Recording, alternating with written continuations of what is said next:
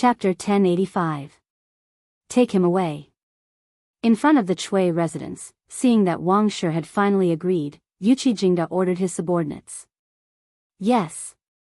2 soldiers of the Right Martial Marquis Guard immediately went forward to capture Wan Jingang. Facing 2 master-level experts, Wan Jingang did not dare to resist and obediently allowed himself to be captured. The rest of the commoners, quickly disperse. Or else we will take all of you back to Wuhou government. Yuqi Jingda turned around to look at the commoners and said loudly. Disperse. Disperse. The commoners had already started fighting. They had also seen the commotion, and after hearing Yuqi Jingda's words, they all dispersed. Yu Deheng cupped his hands towards Li Zishuan and said, Marquis, then this student will take his leave. Li Zishuan nodded and smiled. Next time don't be so straightforward, you won't be so lucky every time. Yu Deheng said awkwardly, this student will remember Marquis' teachings. Today's soul-stirring encounter might be unforgettable for his entire life. It was also the first time he truly understood Li Zishuan. This was a talent in both civil and martial arts, a true dragon and phoenix talent. From today onwards, his idol would completely become Li Zishuan and no longer the so-called 5 surnames 7 sects. After saying that, Yu Deheng turned around and left with the villagers of Yu Family Manor. In front of the Chui residence, which was bustling with noise and excitement, in an instant, only the people of Wuhou government, Li Zishuan, Wang Shi and the defeated soldiers of the Chui residence were left. Wang Shi glared at Li Zishuan with a sinister expression. Just as she was about to say something, she heard Yuqi Jingda say, Xiao Xian, quickly enter the palace, His Majesty has something to summon you. Wang Shi opened her mouth and secretly hated Yuqi Jingda for being such a busybody. Otherwise, the conflict between her and Li Zishuan would not have ended so easily. All right. This nephew will enter the palace right away. Li Zishuan was both happy and worried. He was happy that he was able to escape so quickly, which was far beyond his expectations. Before he came, he had already made preparations to be pestered endlessly by the Chui family, but he didn't think that things would go so smoothly. In the end, it was still because Yuqi Jingda was strong enough. Today, if the right Marquis Fu had been replaced with anyone else, Wang Shi probably wouldn't have given face. As for his worries, he was worried that Li Er had summoned him to the palace because of what had happened today. He had to think of a good excuse on the way there. Hee. Deheng, you're really lucky. You were actually saved by Marquis, and you can even talk so much with Marquis. You're the number 1 person in our village. A group of villagers walked out of Yanqing Gate, the east gate of Chang'an City. Someone in the group sighed with envy. Yu Deheng smiled and said, Uncle Zhong, please don't say that. I was so scared that I almost wet my pants.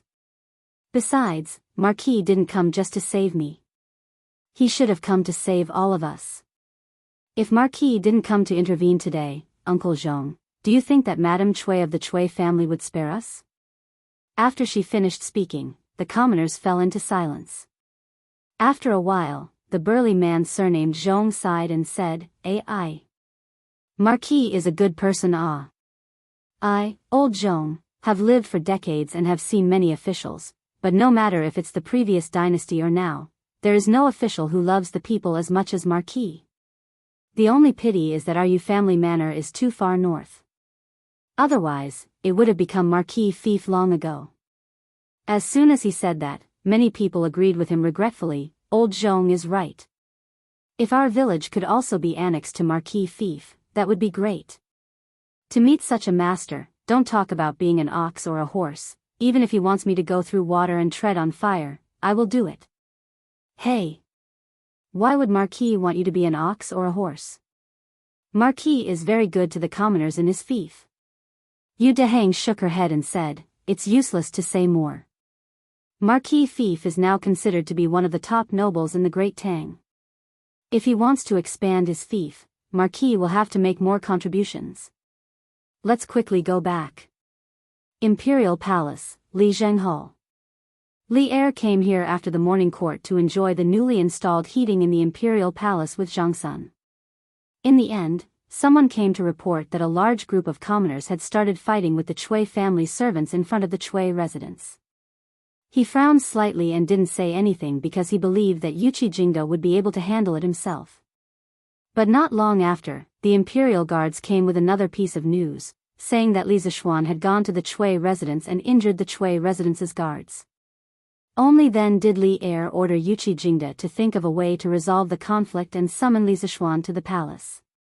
Your Majesty, this concubine is thinking that the commoners suddenly went to the Chui residence to cause trouble. Was it because someone was secretly instigating them? Empress Zhongsun frowned and asked.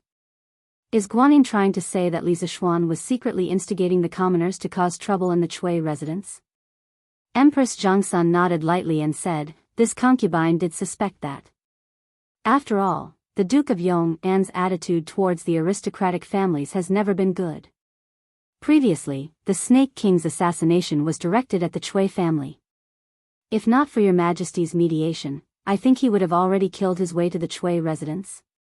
Li Er held his chin and thought for a moment before shaking his head and saying, no. If this kid really wanted to use the commoners to deal with the Chui family, he definitely wouldn't have rushed to the Chui residence alone. Sigh. This kid sometimes has a heart of steel, but sometimes he's indecisive. This is a taboo for a commander. As intelligent as Li Er was, he immediately understood the crux of the problem.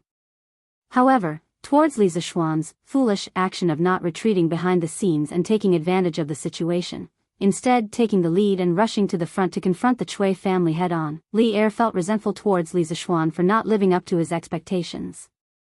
Although he did not intend to touch the Chui family at this juncture, he was still very happy to borrow the strength of the commoners to cause some trouble for the Chui family and reduce the Chui family's reputation among the commoners. However, because of Li Zishuan's momentary soft-heartedness and worry that the commoners would be injured, he rashly acted. Everything was ruined. If he wanted to form such an advantage in public opinion next time, it would not be easy. Haha. Your Majesty, humans are not saints. How can they be perfect? This concubine feels that this flaw of the Duke of Yong and is his true nature. It also shows that he values relationships and righteousness. Only such an upright official cannot be used by foreign countries and can achieve great things for the Great Tang.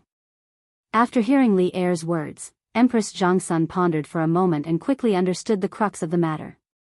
She smiled faintly and said, Your Majesty, the Duke of Yong and has arrived at the Sweet Dew Hall. At this moment, an eunuch entered the hall and cupped his hands towards Li Er. He's finally here. Li Er's spirit jolted. He said to Empress Zhongsun, Guanin's servant, please take a seat here. Zhen will go and teach that fellow a lesson. This official pays his respects to your Majesty. Within the Sweet Dew Hall, Li Zishuan was dressed in casual clothes and bowed towards Li Er. Yuchi Jingda had spoken to him in a hurry, so Li Zishuan did not return home to change into his court attire. Instead, he rushed straight to the palace. Dispense with the formalities. Li Er's emotionless voice came from above. Li Zishuan straightened his body and raised his head. He saw Li Er sitting on the seat of honor, glaring at him like a tiger watching its prey. You're getting more and more daring. You actually dared to smash the Chui family's door. If Chui Junchuo joins forces with the Shandong landowning households to deal with you, let's see how you deal with it. Li Er's face was expressionless, but Li Zishuan could hear a hint of blame in his words. Replying to your Majesty, no matter what the outcome is, this official does not regret what he has done today. The Chui family's matriarch instigated the family's warriors to use weapons against the common people. If this official had come one step later, there would have been casualties. This official does not regret it. Li Zishuan said in a low voice. AI. You. Li Er sighed. He stood up with his hands behind his back and walked down from above. You're also a smart person. You should understand that right and wrong is no longer important. Now that you've smashed the Chui family's door, the Chui family that has stood tall for 1,000 years has been disgraced by you. Do you think they'll let this go? The scholars who rely on the Shandong landowning households account for almost half of the scholars in Great Tang. If the Chui family is determined to take revenge on you, these scholars will spit at you and tarnish your reputation. At that time, who would dare to come to your Yanhuang College? Who would want to learn from your engineering? Who would want to buy things from your workshop? Li Zishuan furrowed his brows. He had only thought that the Chui clan would send some assassins to take revenge on him. He had never thought that they would use public opinion to tarnish his reputation. However, he was not afraid.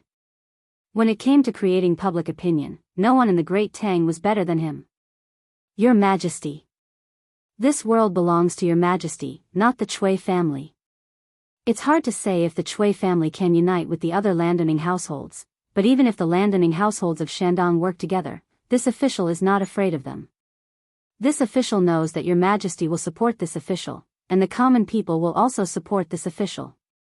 Li Zishuan clasped his hands and said in a clear voice. Li Er glared at this guy in annoyance. He thought to himself, am I so easily tied to the same boat as you? In your dreams. But thinking about it carefully, he had to be on this pirate ship even if he did not want to. Because the royal family and the aristocratic families were destined to never walk together. Empty words are useless. Do you have any countermeasures now? Li Er paused and said. Li Zishuan clasped his hands and said, Your Majesty, this official does not have any countermeasures. Different situations call for different measures. The Chui family has not made a move yet. Even if this official has a countermeasure, it is useless. I can only wait until the time comes to deal with it. Li Er fell silent. The hall fell into silence. It was so quiet that one could even hear people's breathing. Li Zishuan lowered his head and began to count ants. If Old Li did not ask him, he would not speak. Anyway, this kind of scheming was not something he liked and was not good at. He would leave it to Old Li to slowly weigh the pros and cons. After a long time, Li Er raised his head and said, Before the Turks are destroyed, I do not want the aristocratic families to fall into chaos. Do you understand? Li Er knew very well that today's matter could not be blamed on Li Zishuan. However, if Li Zishuan and the Chui family went to war, he would have to make a choice and help Li Zishuan deal with the Chui family. However, when that time came, other than the Wang family of Taiyuan, the other aristocratic families would definitely join forces. This would be very disadvantageous for Li Er. For the Tang Empire, it would also be an extremely serious internal friction. Li Zishuan's heart moved. He replied, This official obeys the decree. Good. Li Er nodded his head in satisfaction. Then, he smiled casually and said, The heating that you taught the general is very good. You should be rewarded, but now that you've made such a big mess for me, forget it. You can go back first. Remember what I said to you. It was not that he did not want to reward Li Zishuan, but it was mainly because Li Zishuan had just destroyed the Chui family. If he gave him a reward, wouldn't it be a blatant mockery? If the Chui family were to get angry at this time and fight to the death, the imperial court would be in trouble.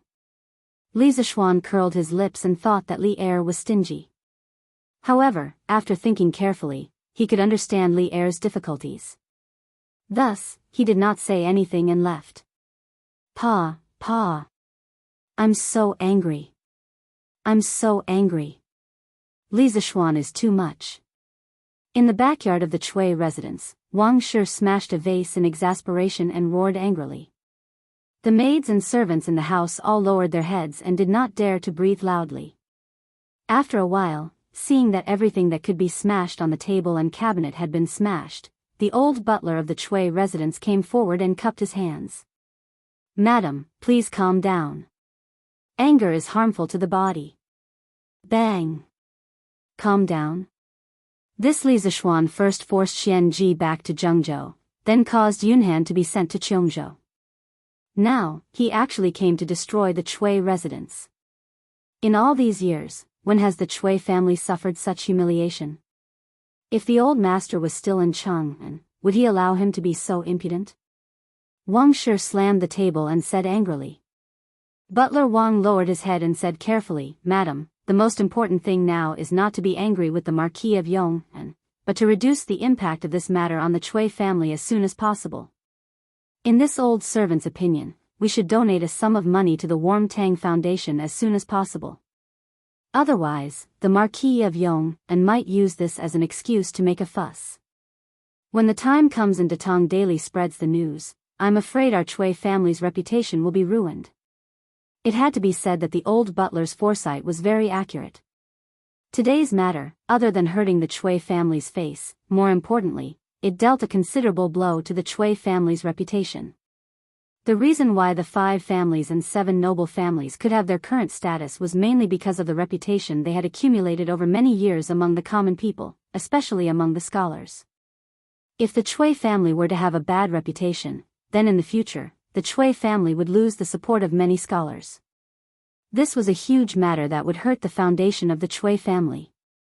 Donate money? In your dreams. That Warm Tang Foundation might be under the name of the Imperial Court and the Empress's name, but who doesn't know that the real person in charge is Li Zishuan's family? This brat wants to use such underhanded means to force the Chui family to donate money, no way. Wang Shi, who was in a fit of anger, refused without hesitation. Madam, Butler, you don't have to say any more. I've already made up my mind. Not only will the Chui family not donate money, today's matter will not be settled so easily. The old butler still wanted to say something, but Wang Shi did not want to hear any more. She threw down this sentence and left immediately. The old butler opened his mouth and was filled with helplessness. He could only secretly pray that the old master of the Chui family, Chui Junchuo, would receive the news as soon as possible and rush back to preside over the situation. Chapter 1086. The old butler of the Chui residence was right. In the afternoon, Li Zishuan directly went to the workshop to discuss with Ma Zhou whether they should publish the conflict between the commoners and the Chui family in the Great Tang Daily. Marquis, forgive me for being blunt, but today's incident has already caused a huge uproar. There are definitely many people who know about it. Moreover, Marquis, you have already smashed the door of the Chui family.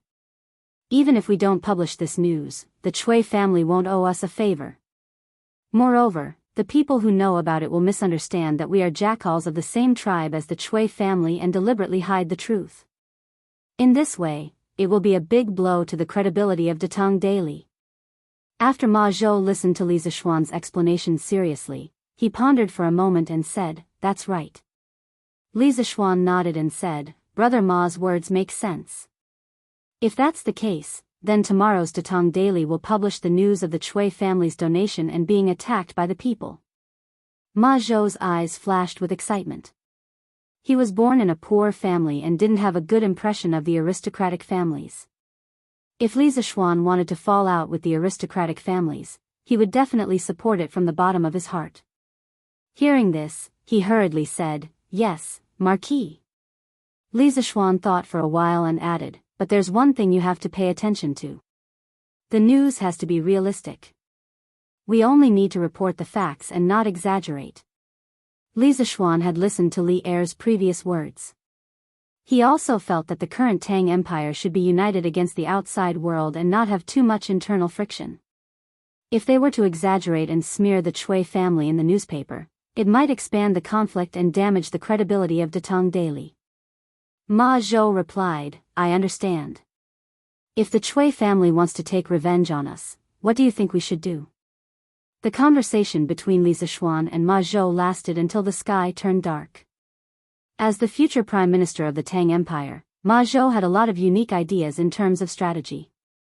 After this conversation, Li Zishuan had some ideas about the future path of the battle with the Chui family. At night, Li Zishuan stayed in the Yunshan residence. At 9:45 p.m., the study in the residence was still lit by candlelight.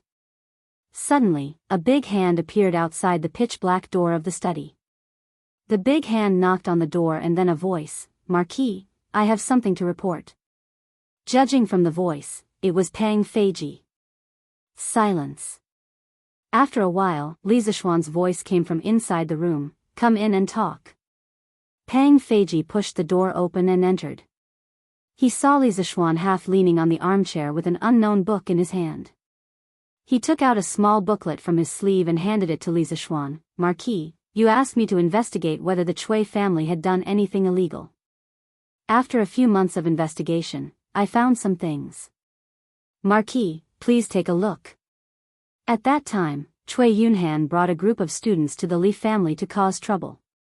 Coincidentally, Li Zishuan had just destroyed the 7 cultivators sect. Under the combination of the two, Li Zishuan felt that the Cui family might be behind the 7 cultivators sect. Cui Yunhan innocently took the blame and was exiled to Cheongzhou. The eldest son of the Cui family in Qinghe, Cui Xuanji, was also sent back to his hometown in Zhengzhou by Cui Zhenshuo. Li Zishuan originally wanted to kill Cui Yunhan. However, Li Er didn't allow him to kill Cui Yunhan for the sake of the overall situation. He could only send Pang Feiji to secretly investigate the Cui family's illegal activities. After such a long time, Li Zishuan had almost forgotten about it. He didn't expect Pang Feiji to suddenly bring it up today. His gaze hardened as he looked deeply at Pang Feiji. Then, he took the booklet from Pang Feiji's hand and flipped through it.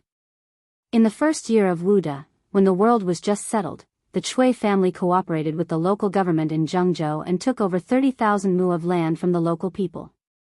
This caused thousands of people to have no land to farm and become homeless. In the 7th month of the 3rd year of Wuda, the current emperor killed Wang Shichong in Luoyang. Due to the war, Luoyang city was severely damaged and lacked order. The Cui family took the opportunity to take over 40% of the shops in Luoyang city and forcibly expropriated 70,000 mu of land from some of the people at a low price. Countless people in Luoyang city sold their sons and daughters. The Cui family took advantage of the situation and robbed them. They didn't spend a single copper coin and took away nearly 100 beautiful women from the people. From the 4th year of Wuda to the 9th year of Wuda, the Cui family's direct descendants and branch descendants had been taking over the land in Hunan province. Sometimes, there were even cases of people bullying people. There was evidence that a total of 16 poor peasant girls were raped. Most of these girls couldn't bear the humiliation and committed suicide. Due to the Cui family's power and the fact that the victims' families didn't report it, the local government turned a blind eye and allowed the Cui family's descendants to continue their evil deeds. Reading up to this point, Li Zishuan's face was filled with unconcealable anger. Pang Feiji, who was standing beside him, could even feel that the air in the study room had become colder. Murderous intent. Pang Feiji, who used to be a servant in Wuhou government, knew that this was the murderous aura of an expert. He had felt it before when he was beside Yuqi Jingda. He didn't dare to look directly at Li Zishuan's face and quickly lowered his head. In the 9th year of Wuda, after Cui Shanfu got drunk, he took over a servant named Nianyu. After that, Nianyu became pregnant with his child. When Cui Shanfu found out, he wanted to take her as his concubine. When Wang Shi heard the news, she was furious and ordered people to tie up the servant, Nianyu, and torture her to death. According to some rumors from the servants of the Cui family, every night that year, the cries of women and the cries of babies could be heard. After that, the Cui family even specially invited an eminent monk to perform 2 rituals. At this point, Li Zishuan had finished reading the contents of the small booklet. His face was filled with frost. After a long silence, he opened his mouth and asked bitterly, "What is torture?" Pang Feiji was shocked because Li Zishuan's voice had become hoarse. It sounded like a demon from the abyss. In this cold and quiet night, it was so horrifying. Inexplicably shivering, Pang Feiji hurriedly cupped his fist and said, Marquis, this torture is to turn a person into a human swine. First, they chop off the limbs, dig out the eyes, inject copper into the ears to make them deaf. Then, they pour poison down the throat and cut off the tongue to make them unable to speak. After that, they still have to cut off the nose, shave their hair, and finally throw them into the latrine to let them die slowly. Bang. Just as Pang Feiji finished speaking, Li Zishuan couldn't take it anymore. He angrily slammed the table and stood up, saying coldly, "What a Cui family! What a vicious and venomous woman!" Pang Feiji instantly felt a bone-piercing chill. Then, He saw the table beside Li Zixuan turn into a pile of powder. Chapter 1087. Swine, or swine, was a pig. Human swine was a form of torture that turned people into pigs. Different from death by dismemberment, human swine was a form of punishment used in court battles. The ancients often said that no poison was a great man, and the most poisonous was a woman's heart. In the imperial palace, there had always been a lot of fights between concubines. Once a woman with no sense of security gained power, her revenge would be more ruthless than a man's. Human swine was invented by Empress Lu. When Lu Bang became the emperor, he gradually stopped favoring the old Empress Lu and started favoring the peerless beauty Madame Qi. Empress Lu didn't dare to do anything because Lu Bang was in power. After Lu Bang passed away, Empress Lu took power. Her jealousy couldn't be erased, so she sent people to catch Madame Qi, beat her severely, dug out her eyes, cut off her limbs, shaved her hair, and finally threw her into the toilet. Even so, Empress Lu was still not satisfied. In the end, she called her son, the Hui Emperor, to see the human swine. The Hui Emperor had never heard of the name human swine. He was very curious, so he followed the eunuch out of the palace and went to see it. The eunuch took him to a toilet, opened the door, and said to the Hui Emperor, "The human swine is in the toilet." The Hui Emperor looked into the toilet and saw a human body. It had no hands, no feet, and no eyeballs. There were only 2 bloody holes. The body could still move a little. It opened its mouth wide, but no sound could be heard. After looking at it, he was shocked and scared. He couldn't help but shrink his body and ask the eunuch, "What is it?" The eunuch didn't dare to say. When the Hui Emperor returned to the palace and forced the eunuch to say it, the eunuch said, "Madame Qi." Before the eunuch could say anything, the Hui Emperor was so scared that he almost fainted. Not long after, he passed away. Marquis, calm down. In the study room of the Yunshan residence, Pang Feiji looked at the wooden table that had turned into sawdust. His pupils could not help but shrink. Ever since he had followed Li Zixuan, he had never seen Li Zixuan so angry. Pang Feiji, who was trembling with fear, hurriedly cupped his fists and comforted him. "Humph. Calm down, calm down. Ask the mother and son who were tortured to death whether they could calm down or not. People say that the big families are the most ruthless, but I didn't expect the Chui family to be so ruthless and dirty. They were born as human beings, yet they are human beings in vain." Li Zixuan's face was full of anger. At this moment, he really regretted not killing Wang Shi earlier in the day. That servant girl named Nianyu was originally a victim, but in the end, she still had to suffer a second persecution from Wang Shi. Moreover, this kind of persecution was really not something a human could do. It was too light to describe Wang Shi as a venomous woman. Earlier in the day, Li Er had told him to bear with it and wait for the Great Tang to resolve its external threat before dealing with the aristocratic clans. But at this time, Li Zixuan really couldn't take it anymore. He felt that the longer he endured, the more the maidservant who was cruelly killed by Madame Wang in the netherworld would be able to rest in peace. Hell was empty, and the devils were in the human realm.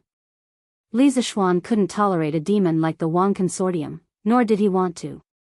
Marquis, the Chui family has a deep foundation and has many connections with other families. You have to think twice. A complicated look flashed across Pang Feiji's eyes. He cupped his fists towards Li Zixuan and said, Li Zixuan suddenly realized that something was wrong. He turned around abruptly and stared at Pang Feiji with a burning gaze. He stared at Pang Feiji for a long time until Pang Feiji was at a loss for what to do. Only then did he open his mouth and say, "Feiji, this information, with just the people in your hands, could you have found it?" A trace of undetectable panic flashed across Pang Feiji's eyes. "Marquis, if you think that I have treated you well, please tell me the truth." Li Zixuan turned around and said coldly with his hands behind his back. Pang Feiji's body trembled. The words that were about to leave his mouth could no longer be said. After a moment of silence, he said in a low voice, "I am guilty." This information was found out by me with the help of the right Marquis household. Then when did you find out about this? Li Zishuan said expressionlessly. It had been almost half a year since the last time he ordered Pang Feiji to find out about this information. He did not believe that Pang Feiji just happened to find out about this information in these few days. Marquis, I found out about this 3 months ago. Pang Feiji's expression changed. He hesitated for a moment and finally gritted his teeth and said, 3 months ago. Hearing this, Li Zishuan's eyes flashed with a strange light. He turned around and looked directly at Pang Feiji. He asked word by word, then why didn't you tell me about this 3 months ago? What are your intentions? Pang Feiji's face instantly turned pale. He hurriedly knelt down on one knee and said, Marquis, I am guilty. I am asking you why you didn't tell me about this earlier. Don't King kowtow and beg for forgiveness and pretend to be pitiful. Li Zishuan was in a fit of anger. Seeing Pang Feiji like this, he was burning with rage. He could not help but violently smash the book in his hand towards Pang Feiji's head. Pang Feiji could have dodged, but he did not. The book that was originally not heavy, under the influence of Li Zishuan's angry strike, instantly left a big bump on Pang Feiji's head. Marquis, Pang Feiji opened his mouth but did not say anything. It was Uncle Yuchi who ordered you to do this, right? The room was silent for a long time. Li Zishuan suddenly opened his mouth. In his tone, there was a trace of sadness. It was the kind of sadness that came from being betrayed by a friend or brother. Pang Feiji was as if struck by lightning. He was stunned for a while and finally said, Marquis' guess is correct. However, General Yuchi only suggested it. In the end, I made the decision not to tell Marquis in advance. Please punish me, Marquis. Why? Li Zishuan's voice gradually turned cold. It was so cold that Pang Feiji felt like crying. Yes, he felt like crying. Replying to Marquis, when I received this news, General Yuchi told me in person that if you, Marquis, were to know the contents of the book, based on your usual kind heart, you would definitely be furious and kill the Chui family regardless of the consequences. At that time, Marquis, your wings were not fully grown. Moreover, you had just established Yanhuang College. I'm afraid that your position in the Emperor's heart was not stable. If the Chui family were to fight back with all their strength, it would very likely cause you, Marquis, to suffer a great loss. Moreover, at that time, Marquis would not have the time to take care of Yanhuang College. Therefore, General Yuchi advised me to wait until the time was right to pass this news to Marquis. Ever since Feiji had followed Marquis, everyone knew that Marquis treated his brothers well. Marquis treated his brothers as family. This kindness, even if Feiji were to die 1,000 times, he would not be able to repay it. From the beginning to the end, Feiji only hoped that Marquis and his family would be safe and prosperous for generations to come. He had never been disloyal to Marquis. Feiji also knew that Yanhuang College was a foundation that Marquis valued greatly. In order to prevent Marquis from recklessly attacking the Chui family, and also to allow Marquis to focus on developing the college, Feiji acted on his own initiative and suppressed this information until today. Feiji, please punish me for not reporting it. Chapter 1088. You mean to say that now is the right time to make a move on the Chui family? Pang Feiji's words of loyalty touched Li Zishuan, but at the same time, he was also a little angry. Superiors didn't like their subordinates to make decisions on their own. Although Li Zishuan came from the modern world and received the education of everyone is equal, he still didn't like others making decisions for him. It could be said that if Pang Feiji's actions were placed in other big families, he would have been sentenced to death by the head of the family, although he was also considering the long-term interests of the family. Li Zishuan couldn't be so cold-blooded, but he was also very unhappy with Pang Feiji's decision. The main thing was that when he thought of the servant girl who was turned into a human swine by Wang Shi, his heart was filled with anger. Marquis, it's the people who offended the Chui family today that made me feel that the Chui family is currently divided. On Marquis' side, the people's hearts can be used. Compared to the past, Marquis's chances of winning are definitely much higher now. Pang Feiji knelt on the ground and cupped his fists. Li Zishuan laughed lightly and said, "This is also what your General Yuqi told you, right?" He called him General Yuqi, and not Uncle Yuqi like before. Obviously, he was very uncomfortable with Yuqi Jingda's arrangement of Pang Feiji behind his back. Pang Feiji understood the meaning behind Li Zishuan's words. He said with a bitter face, "Marquis, these words were indeed said by General Yuqi to me. The general also said that if Marquis and the Chui family were to start a war, the Yuqi family is willing to live and die with Marquis, advance and retreat together." Yuqi Jingda was just a blacksmith in his early years. He didn't have a good impression of the aristocratic families. Moreover, he had always thought highly of Li Zishuan, a junior with limitless potential. Therefore, on this matter, Yuqi Jingda would unconditionally stand on Li Zishuan's side. When Li Zishuan heard that Yuqi Jingda was willing to live and die together, advance and retreat together, his expression finally loosened a little. When Pang Feiji saw that Li Zishuan did not say anything, he quickly added, "Marquis, regarding this matter, your subordinate acted on his own initiative and is indeed guilty. However, this has nothing to do with General Yuqi. When I learned of the Chui family's actions over the years, your subordinate also hesitated whether or not to inform Marquis. Enough. I know everything." Li Zishuan waved his hand and interrupted Pang Feiji.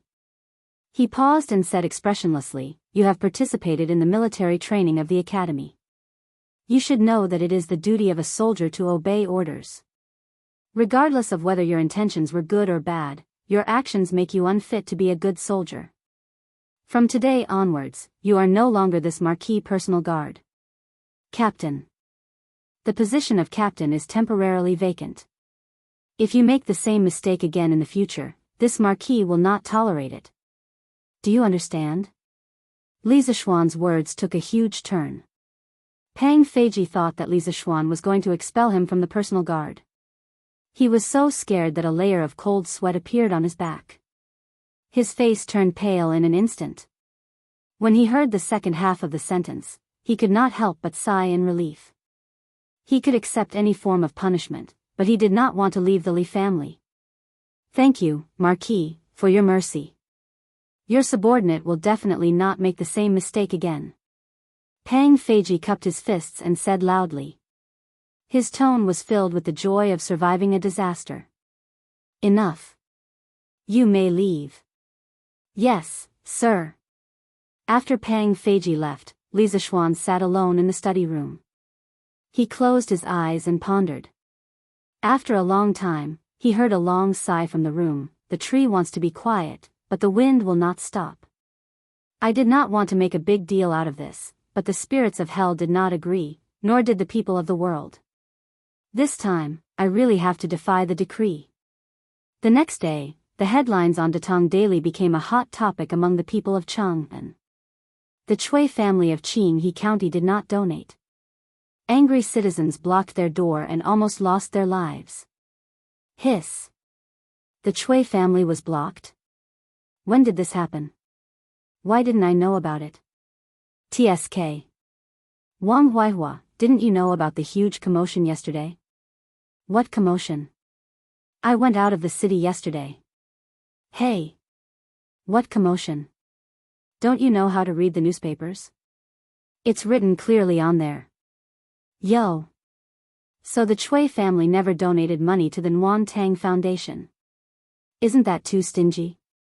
Although I'm not rich, I still donated 500 copper coins. No wonder the Chui family was blocked. If I was in the city yesterday, I would have spat in front of the Chui family's door. Don't brag.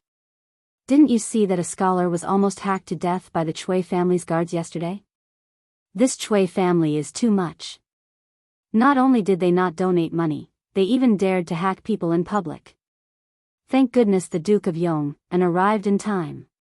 Rich but not benevolent, two-faced, that's exactly what the Chui family is like. What kind of family is this? They're even worse than us commoners who have never read the books of the saints. That brat of mine is always thinking about how he can rely on the Chui family and marry a girl of the 5 surnames to bring glory to his ancestors. What the hell? I'm going to beat him up when I get back. Rely on the Chui family? Marry a girl of the 5 surnames? How can it compare to the glory of getting into Yanhuang College and becoming a student of the Duke of Yong'an? Old Wang, you're right.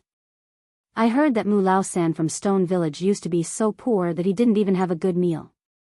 But after his son got into Yanhuang College, the landlord in his village even wanted to marry his daughter to his son. Unknowingly, the commoners' values had changed slightly.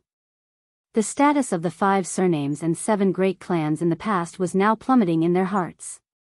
Silent nourishment. Not only did it refer to the spring rain, but it also referred to human kindness. Li Zishuan's good deeds for the commoners this year were engraved in everyone's hearts. Compared to the Chui family, Li Zishuan represented justice and the people's will more. Now that the negative news about the Chui family was out, the commoners directly voted with their feet and stood on Li Zishuan's side without thinking. You bunch of foolish commoners only know how to listen to slander. The Chui family has been glorious for 1,000 years. Who knows how many good deeds they've done and how many poor people they've helped? How can a small Duke of Yong'an compare? A group of commoners were loudly discussing the Chui family when a middle-aged scholar suddenly passed by. After hearing their conversation, the middle-aged scholar couldn't help but speak out in dissatisfaction. TSK. You say that the Chui family has done good deeds, then how many can you list? I've heard people say that the Chui family's disciples bullied people in Hunan. That's right. The Chui family is rich but not benevolent, everyone knows that. But you're here speaking up for the Chui family. I think you're in cahoots with them? I was wondering who it was. Isn't this the Chui family's right-hand man, Mr. Zhu Wentao? No wonder you're speaking up for the Chui family. Speaking against your conscience, to think that you're a scholar. Bah. Beat him up. The scholars related to the Chui family used to be high and mighty existences, but at this moment, they were completely despised and became street rats. The storm of public opinion quickly spread from the commoners to the circle of scholars. At Yanhuang College, the students were sending warmth to the poor as they discussed. Little Ku, you say that Yamacho is too mean. They didn't even call us to fight.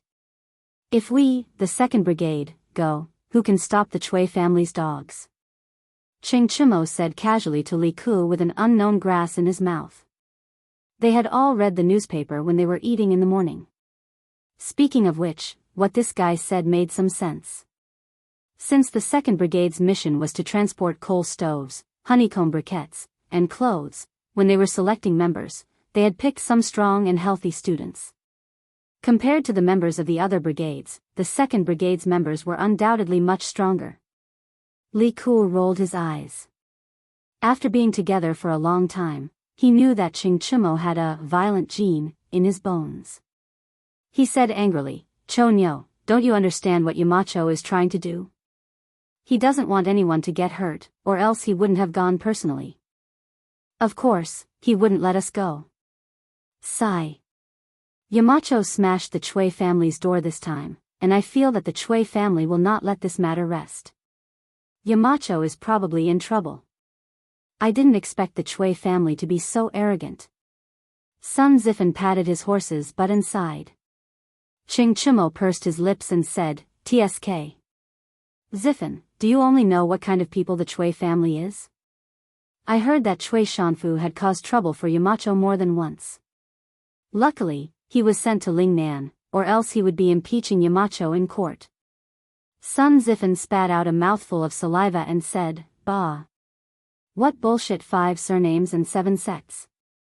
I used to want to marry a girl with 5 surnames to bring glory to my ancestors. Now, I only want to marry a girl with 5 surnames to be my concubine, hee hee. Li Ku laughed, ha. Zifen, aren't you afraid of biting your tongue? In a restaurant in Chang'an City, a few young people were sitting together and eating while discussing. Brother Wang, this Chui family is too much. They are rich and heartless just because they have 5 surnames, and they even killed people on the street. They have no respect for the law, and we, the disciples of the saints, should hate them. That's right. The Chui family has been glorious for thousands of years, and they are the leader of the scholars, attracting countless talents to join them. But their current actions are not worthy of their position, and they are hated by everyone. I heard that Brother Chow wants to join the Chui family in a few days, so I have to go and persuade him. Yes. That's right. That's right. Anyone who associates with such a Chui family will be despised by the world. I have a good friend who joined the Chui family 2 years ago, and I have to persuade him to leave the Chui family. As the saying goes, repent and be saved. That's right. People like us who have diligently studied the books of the sages should be deeply righteous. At this moment, no matter whether these scholars supported the Chui family or not, they all expressed their opposition to the Chui family's actions without exception. This had nothing to do with the academic faction, because the sacred knowledge they studied also taught them to be kind to others. Inside the Chui mansion, the old housekeeper was holding the latest issue of Datong Daily, and said to Wang Shi worriedly, "Madam, this is bad. Marquis Yong and really published yesterday's incident in Datong Daily, and now the people in the city are saying that the Chui family is rich but heartless." Wang Shi took the newspaper, and her expression suddenly changed. She said coldly, "Humph. This kid is really despicable, and he only knows how to stab people in the back. Since he is heartless, then don't blame me for being heartless. Housekeeper, tell the gentleman in the residence to immediately write articles attacking Li Zishuan. I want to completely ruin this kid's reputation." The old housekeeper said anxiously, "Madam, this old servant thinks that the best thing to do now is to donate some money to the Warm Tang Foundation, so that we can stop the people's mouths. Otherwise, the Chui family's 1,000 years of reputation will be destroyed." "Shut up." Wang Shi's expression suddenly became ferocious, and she roared, "Shut up. Let the Chui family give money to that kid? Don't even think about it. Last time, the Chui family was tricked by that kid, and until now, we still haven't earned back the capital of 3,000 strings of coins. You want me to donate money? No way. Humph. In my opinion, you should be the one to shut up." At this moment, an old but energetic voice came from outside the house. Wang Shi's face turned pale, but the old housekeeper's eyes lit up with joy. He quickly turned around and bowed, "Greetings, old master." "Greetings, father." Wang Shi took a few deep breaths and bowed as well. That's right, the person outside was the Chui family's old master, Chui Junchuo. The old man received the news and rushed back from the manor outside the city early in the morning. "Humph. If I didn't come back, would the Chui family have been ruined by you?" Chui Junchuo walked into the house, and with the help of a maid, he sat on the sandalwood chair at the head of the table. Then, he glared at Wang Shi and said angrily. Wang Shi quickly bowed and said, "Father, please calm down. This is all because of Li Zishuan. It has nothing to do with me." Bang! Chui Junchuo slammed the table. Although he was old, he slammed it hard. Wang Shi was so scared that she didn't dare to say another word. "Then let me ask you, why did you order Wan Jin Gang and the others to kill the people yesterday? The capital is under the feet of the emperor. Who gave you the courage to use your weapons? Do you think the Chui family is still the Chui family from 10 years ago? Also, why didn't you send someone to donate money to the Nuan Tang Foundation after the people left yesterday? Is that money more important? Or is the Chui family's reputation more important? Why don't you ask around and see if the other families are secretly laughing at us? You short-sighted thing. Shanfu marrying you is really a misfortune for the Chui family." These words were a bit harsh. Wang Shi could order people around all these years because she was the Chui family's legal wife. Now that she heard Chui Junchuo's words, her face immediately turned pale. "Father, I know my mistake. I know my mistake. Please calm down." "Humph." Chui Junchuo snorted and hurriedly took 2 deep breaths. It was obvious that he was tired after saying so much. At this time, he ignored Wang Shi and looked at the old housekeeper. "Wang Yong, go to the accounts room and withdraw 2,000 strings of coins. Donate it to the Nuan Tang Foundation now." The old housekeeper hurriedly replied, yes. Grandfather. Cui Junchuo looked at Wang Shi and was silent for a while. Then, he said, let's put aside the grudge between the Cui family and Li Zishuan for now. When the storm calms down, I will settle the score with him.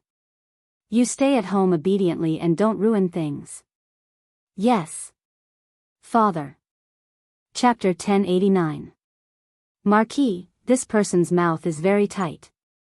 From yesterday until now, he hasn't said anything. General Yuchi said that he would be sent to the Supreme Court tomorrow. In a dark little room in the Right Marshal Marquis mansion, Wang Jingang's hands and feet were tied and he was hung on a beam. His hair was disheveled and he was in a very sorry state. A soldier of the Right Marshal Marquis mansion was currently explaining the situation to Li Zishuan in a low voice. The Right Marshal Marquis mansion did not have a prison, so Wang Jinggang could only be temporarily locked up in this little room. The Supreme Court of the Tang Dynasty as well as the various prefectures and counties all had prisons. The Ministry of Justice, the Supreme Court and the Imperial Censorate were the three major judicial organs of the Tang Dynasty. The Supreme Court was the central judicial organ of the Tang Dynasty. It was responsible for investigating the crimes committed by the central officials as well as cases of imprisonment in the capital. The Supreme Court's trials usually took the form of a direct trial. Therefore, the Tang Dynasty followed the tradition of the northern and southern dynasties and set up the Supreme Court prison as a place to detain criminals. As the central prison, the Supreme Court prison was mainly used to detain officials who committed crimes and important crimes in the capital.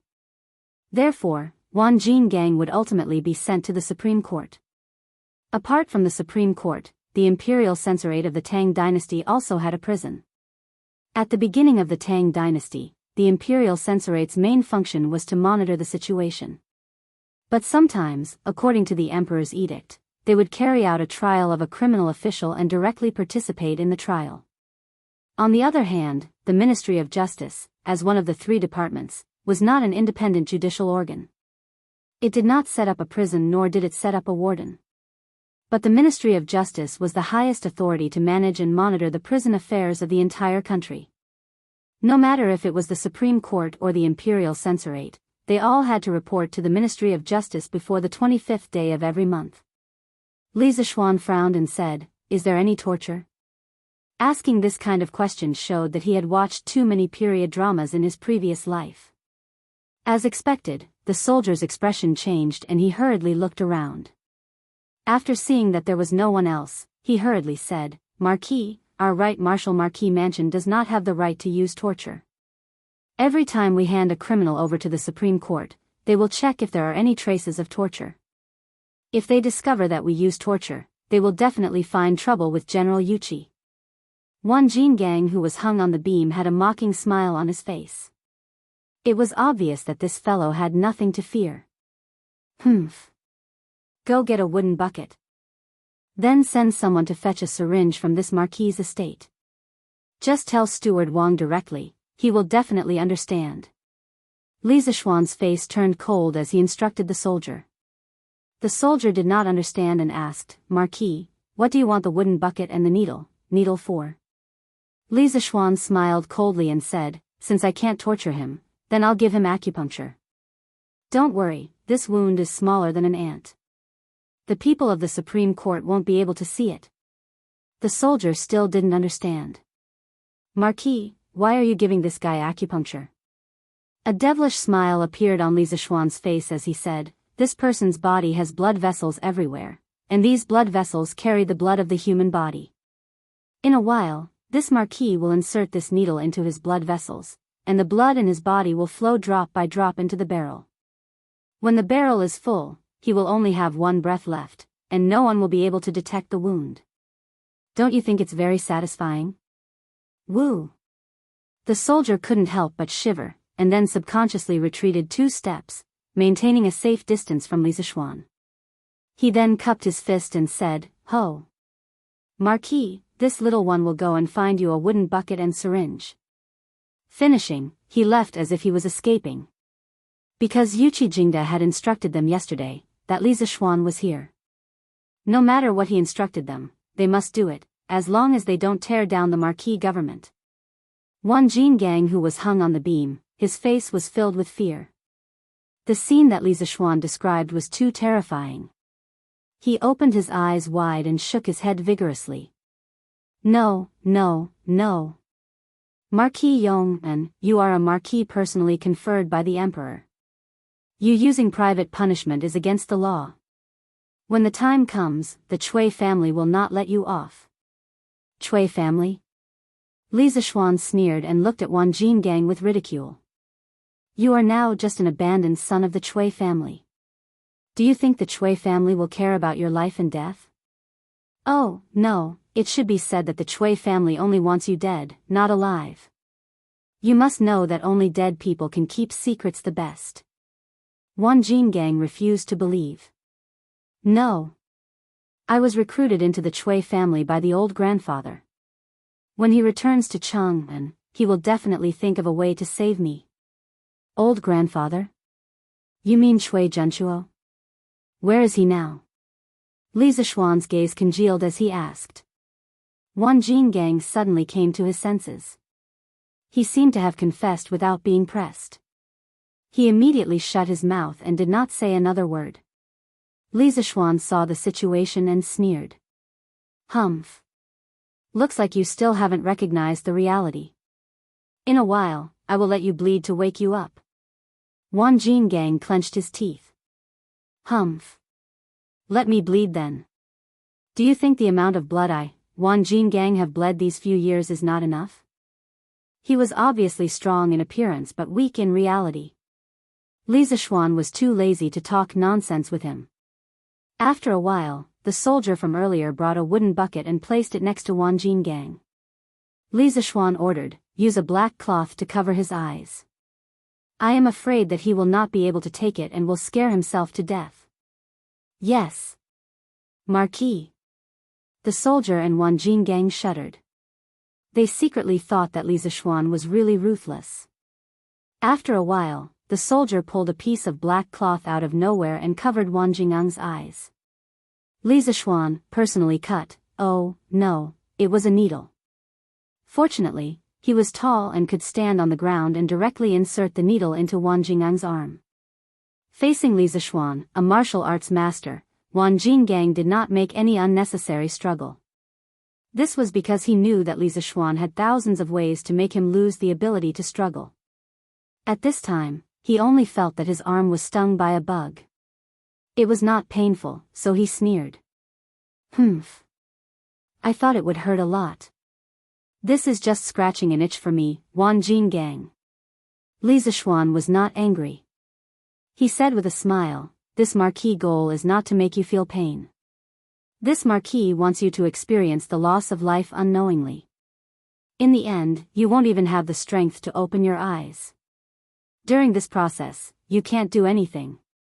You can only wait for death slowly. Wan Jingang trembled.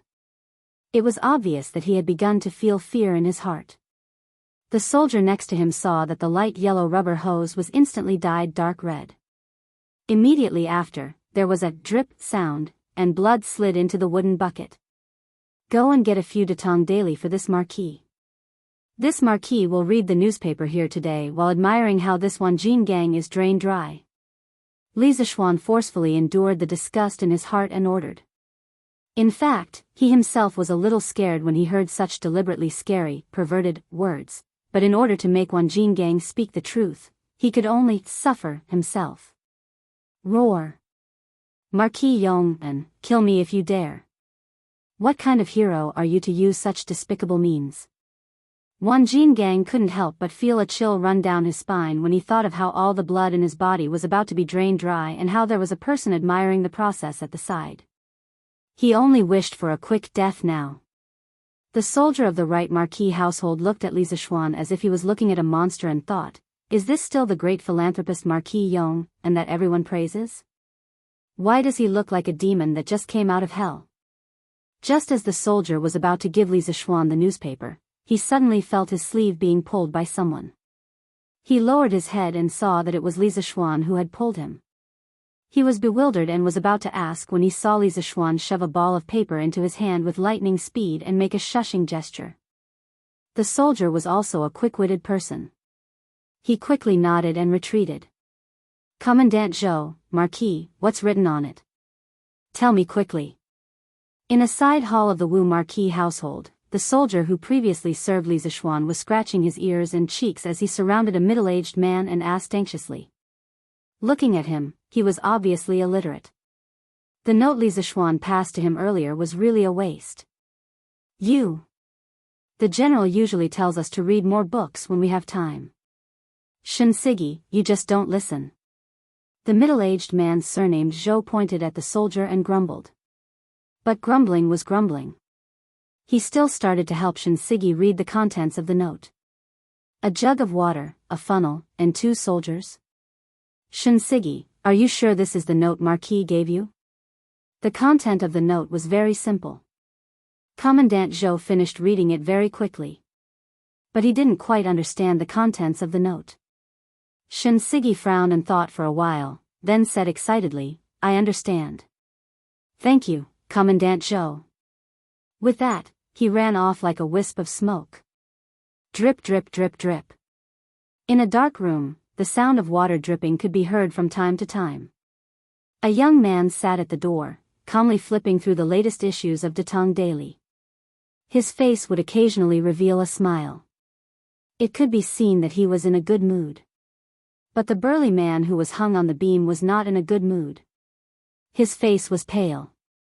Because he wanted to break free, his wrists and ankles were left with deep purple marks. His lips were dry. He didn't shout or shout. Because he had shouted for a long time, but it was useless. The young man was unmoved by his shouts. But it couldn't be said that he was completely unmoved. When he cursed, the young man would fiercely kick him in the stomach. It was so painful that he couldn't even breathe. Marquis, it's already noon. Why don't you go and have your meal first? I'll help you watch. When it was close to noon, Shinsigi ran over and asked carefully.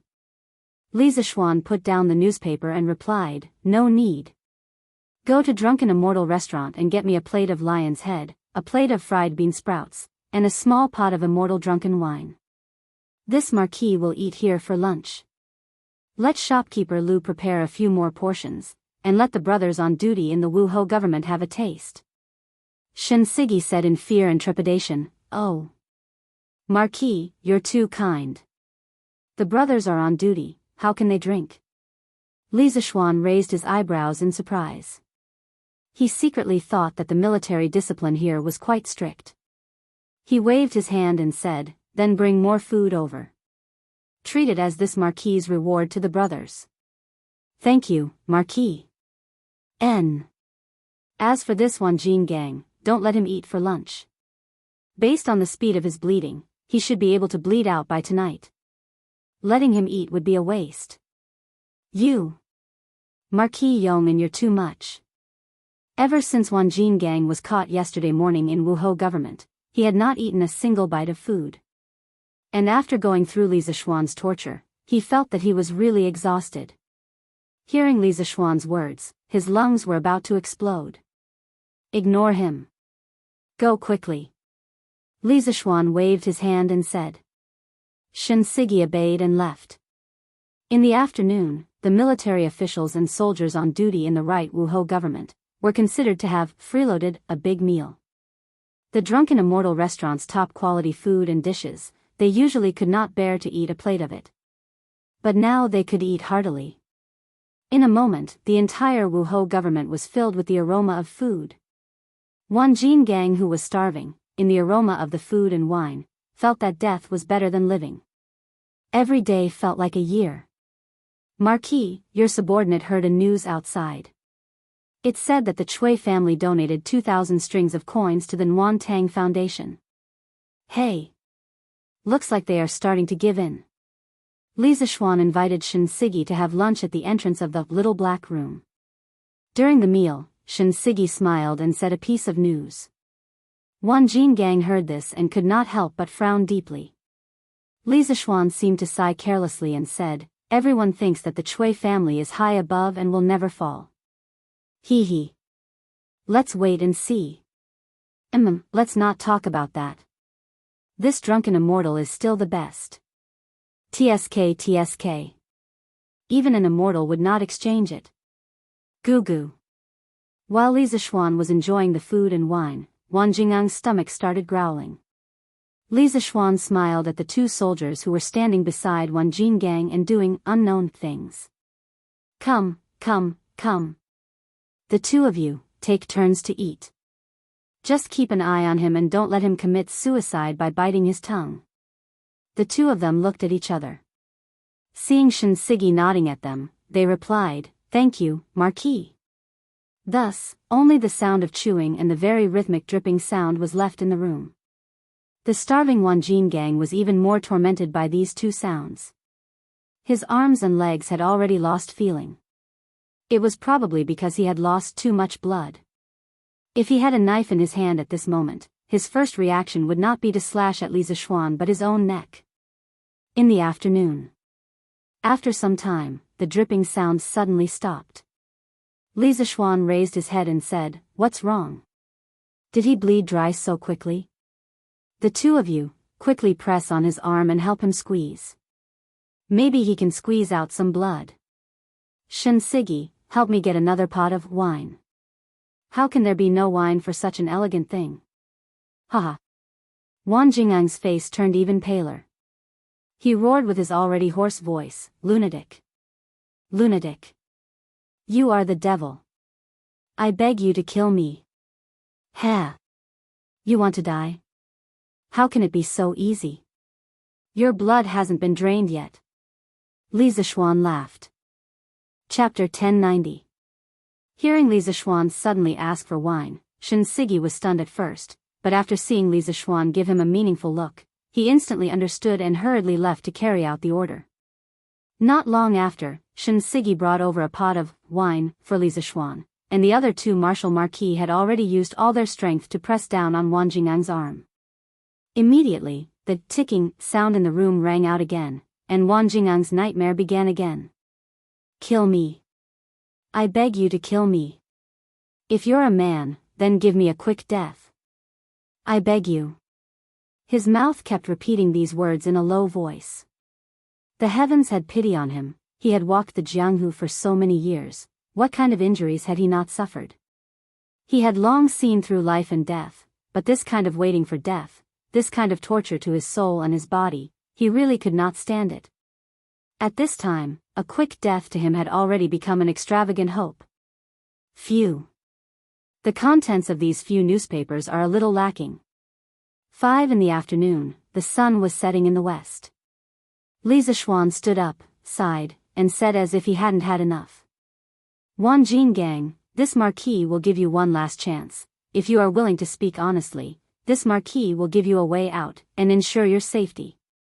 If you are not willing to speak, then this marquis will leave now, and tomorrow the people of Wuhou government will send you, who is on your last breath, to the Supreme Court. TSK TSK. I reckon that by that time, you will become a dried corpse. Do you know what is a dried corpse? Just like a dried fish." Li Zixuan looked at Wang Jinggang, and said in a cold tone.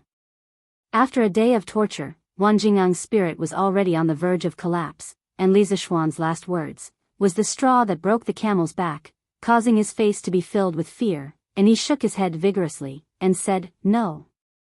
I don't want to become a dried corpse. I don't want to become a dried corpse. I'll speak. I'll speak. What you want to know, I'll tell you everything." Li Zixuan laughed, and his heart heaved a sigh of relief. He sat down again, and said, "Good. A wise man submits to circumstances. If you had cooperated earlier, you wouldn't have suffered so much, right? Marquis Yong and you, pull out the needle first, otherwise I will really turn into a mummy." Wang Jinggang said with trembling lips. "No rush, no rush. This marquis knows what to do. Answer a few of my questions first. You. Ask away. What did you do before?" "I used to be a bandit in the Qinling Mountains, and then I became a blacksmith." "When did you enter the Chui family?" "For years, no, it should be 5 years ago." I heard that the Chui family was recruiting a large number of pugilistic experts, so I went to try my luck. In the end, old Master Chui took a liking to me, so I became the Chui family's guard. Then have you heard of a maidservant named Nianyu? Hearing this question, Wan Jingang was stunned. His face was once again filled with fear, and he said in a trembling voice, "You? How do you know her name? Could it be that the female ghost is still lingering around?" Cut the crap. Let me ask you, how did Nianyu die? Li Zishuan scolded coldly. She was raised into a human swine by Madame Anne. She was tortured to death. Wan Jingang said the answer with a trembling voice. Sure enough. Li Zishuan heard, and the cup in his hand was crushed into pieces with a bang. Then tell me, why didn't Nianyu's parents report it to the authorities? Li Zishuan asked again. Wan Jingang thought for a moment and replied, as far as I know, Nianyu's parents sold her to the Chui family a long time ago, and they rarely had contact with each other. After Nianyu's death, the family head ordered people to send 100 strings of cash to Nianyu's parents. It was said that their daughter was pregnant with the Chui family's flesh and blood, but she unfortunately died in childbirth and was buried in the Chui family cemetery. Nianyu's parents didn't suspect much, and accepted the fact that Nianyu had passed away. Humph. 100 strings of cash. Madame Chui is a good-for-nothing. This Chui Shanfu is also a good-for-nothing. Wan Jingang, you're loyal to such a master, I don't know if you'll feel ashamed after you die. Li Zishuan heard and sneered. Wan Jingang couldn't help but lower his head at this moment, and kept silent. Li Zishuan continued, how did the Chui family deal with Nianyu's corpse in the end? I presume that with the couple's behavior, they definitely wouldn't bury her in the Chui family cemetery, right? There was no answer to this question in the information provided by Pang Feiji. Marquis guessed correctly. Nianyu's corpse was buried in the 10-mile slope outside the city. Wan Jingang replied. Are you sure? If there's half a lie, I will not only turn you into a human swine, but also cut you into pieces. Everything I said is true. Li Zishuan's mood suddenly became heavy. Apart from this matter, has the Chui family done any other heinous things in recent years? After a long pause, Li Zishuan asked again. Marquis, this, I can't remember clearly. Wan Jingang thought for a while and finally replied. Humph. Then let me ask you. How much fertile land has the Chui family seized in recent years? Li Zishuan asked with a cold face. Wan Jingang was silent for a long time and replied, the Chui family has seized a lot of fertile land in recent years, but I can't say exactly how much. But it should be more than 100,000 mu. Do you know all the illegal things the Chui family has done in Hunan province? This, I know a little. Tell me everything you know. Don't leave out a single thing. The interrogation went on until the third quarter of the evening. The Chui family's old debts were gradually dug out. Although these were not all of the Chui family's evil deeds, but what Wan Jingang said was enough to shock everyone. Encroaching on land, kidnapping women, forcing women into prostitution, oppressing the poor, and even robbing and killing people. The Chui family, who had been glorious for thousands of years, actually did all of these things in the dark. It was not an exaggeration to say that they were full of evil. Humph. If the Chui family is not destroyed, the heavens will not tolerate it. If the Wang family is not destroyed, the wronged souls will not be appeased. Shen Sigi, bring it over and let him sign it. Li Zishuan had always had a fire in his heart. Following Wan Jingang's narration, the fire in his heart burned brighter and brighter. But he did not lose his temper here. He wanted to wait until the Chui family was destroyed, then he would release it completely. Yes. Marquis. When Wan Jingang confessed, Shen Sigi quickly found a document from the Wuhou government. So, Wan Jingang's confession was recorded. After all, there were no tape recorders or cameras in this era. They could only use pen and paper to record the criminal's confession. Marquis Yong and you, pull out the needle from my body, you can't go back on your words. Chapter 1091. At this time, Wan Jingang suddenly realized that there was still a needle in his body. If this continued, wouldn't his blood be sucked dry? Pull out the needle from his body, then take this bucket of blood out. Don't scare him to death. Then get him to sign his name. Li Zishuan felt that it was funny. Just the sound of water droplets could scare this guy to this extent. He had been in the martial arts world for so many years.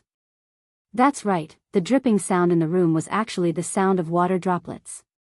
At first, the needle was indeed inserted into Wan Jingang's blood vessels, but after Li Zishuan secretly stuffed a note into Shinsigi's hand to get a pot of water and a funnel, the dripping sound in the room became the sound of water.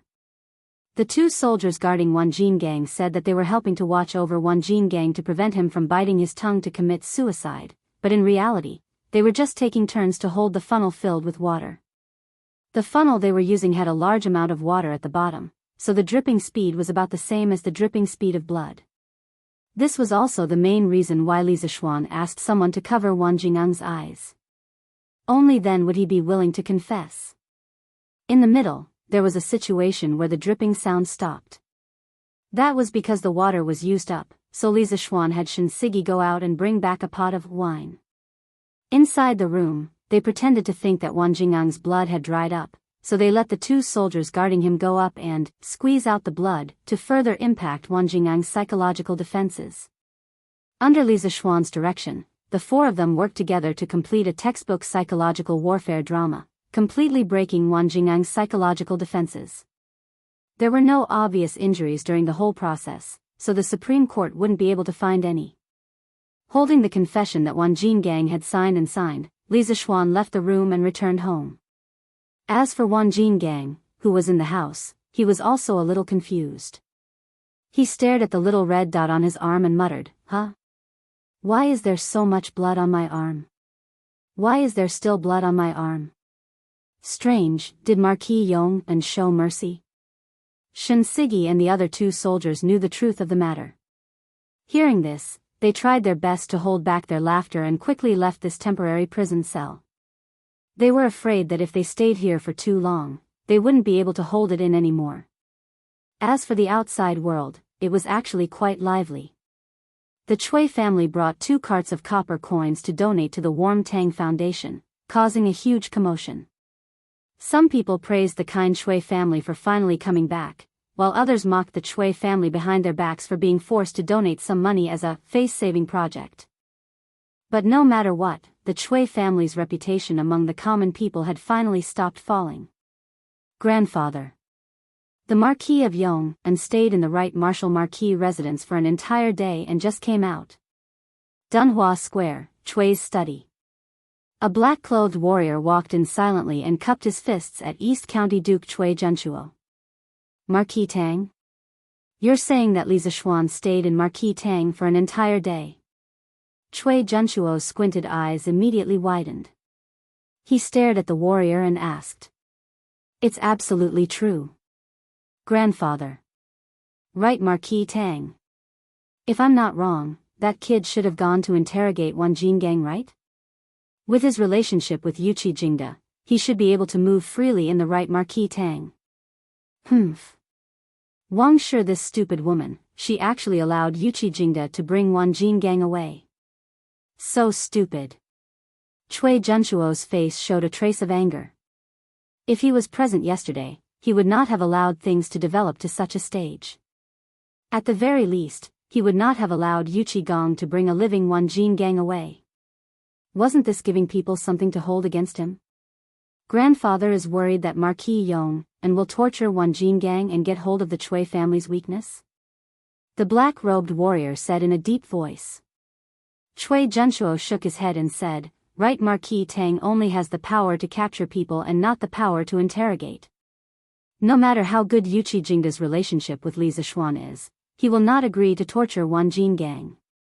I'm only worried that after Wan Jingang is handed over to the Supreme Court in 2 days, he might say something that should not be said. At this critical juncture, if such a situation occurs, the Chui family will most likely be consigned to eternal damnation. The black-robed warrior was silent. Obviously he knew that the Chui family's disciples had done many dirty things in the dark. Grandfather, Qi Li is willing to make a trip to Marquis Tang tonight to shut Wanjin gang up. After a long silence in the house, the black-robed warrior cupped his fist and said. A cold light flashed past Chui Junchuo's eyes.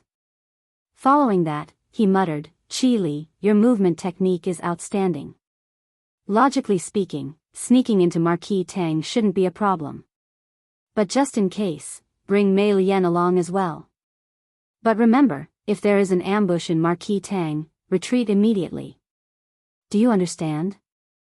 Qi Li obeys. After the black-robed warrior left, Chui Junchuo squinted his eyes.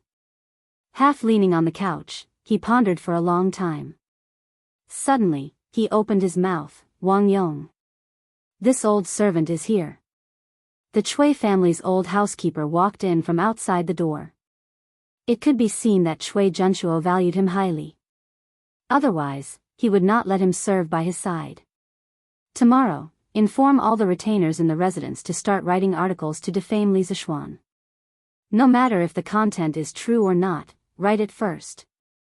Chui Junchuo said in a low voice. He could send people to assassinate Wanjin gang, but he could not send people to assassinate Li Zishuan. Because if he did that, the Chui family would become the enemy of the entire kingdom. By then, the group of people in the capital would definitely not be able to leave Chang and city. So, towards Li Zishuan, he could only use the literary method to settle it. The Chui family had been in control of the world for thousands of years.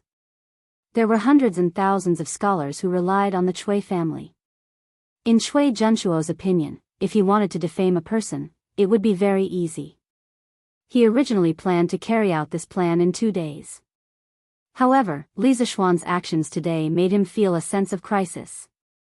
So, he had to bring forward the plan. Tai Gong, this old servant has something to say. Wang Yong hesitated for a moment before he said. Speak. The old housekeeper cupped his hands and said slowly, recently, the people have been spurning the Chui family. The public opinion is fierce. Many retainers in the residence have thought of leaving the Chui family.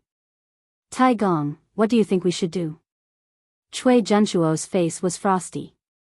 He snorted coldly, humph. A group of ingrates. The Chui family has raised them for so many years. How can they leave just because they want to? Tell them that if they leave the Chui family, this old man will not let them have the chance to stand out in this lifetime. Aristocratic families were merciless. They were even more merciless to those who betrayed them. At this moment, Chui Junchuo finally tore off his hypocritical mask in front of the world, revealing the ferocious fangs under the mask. Yes, Tai Gong.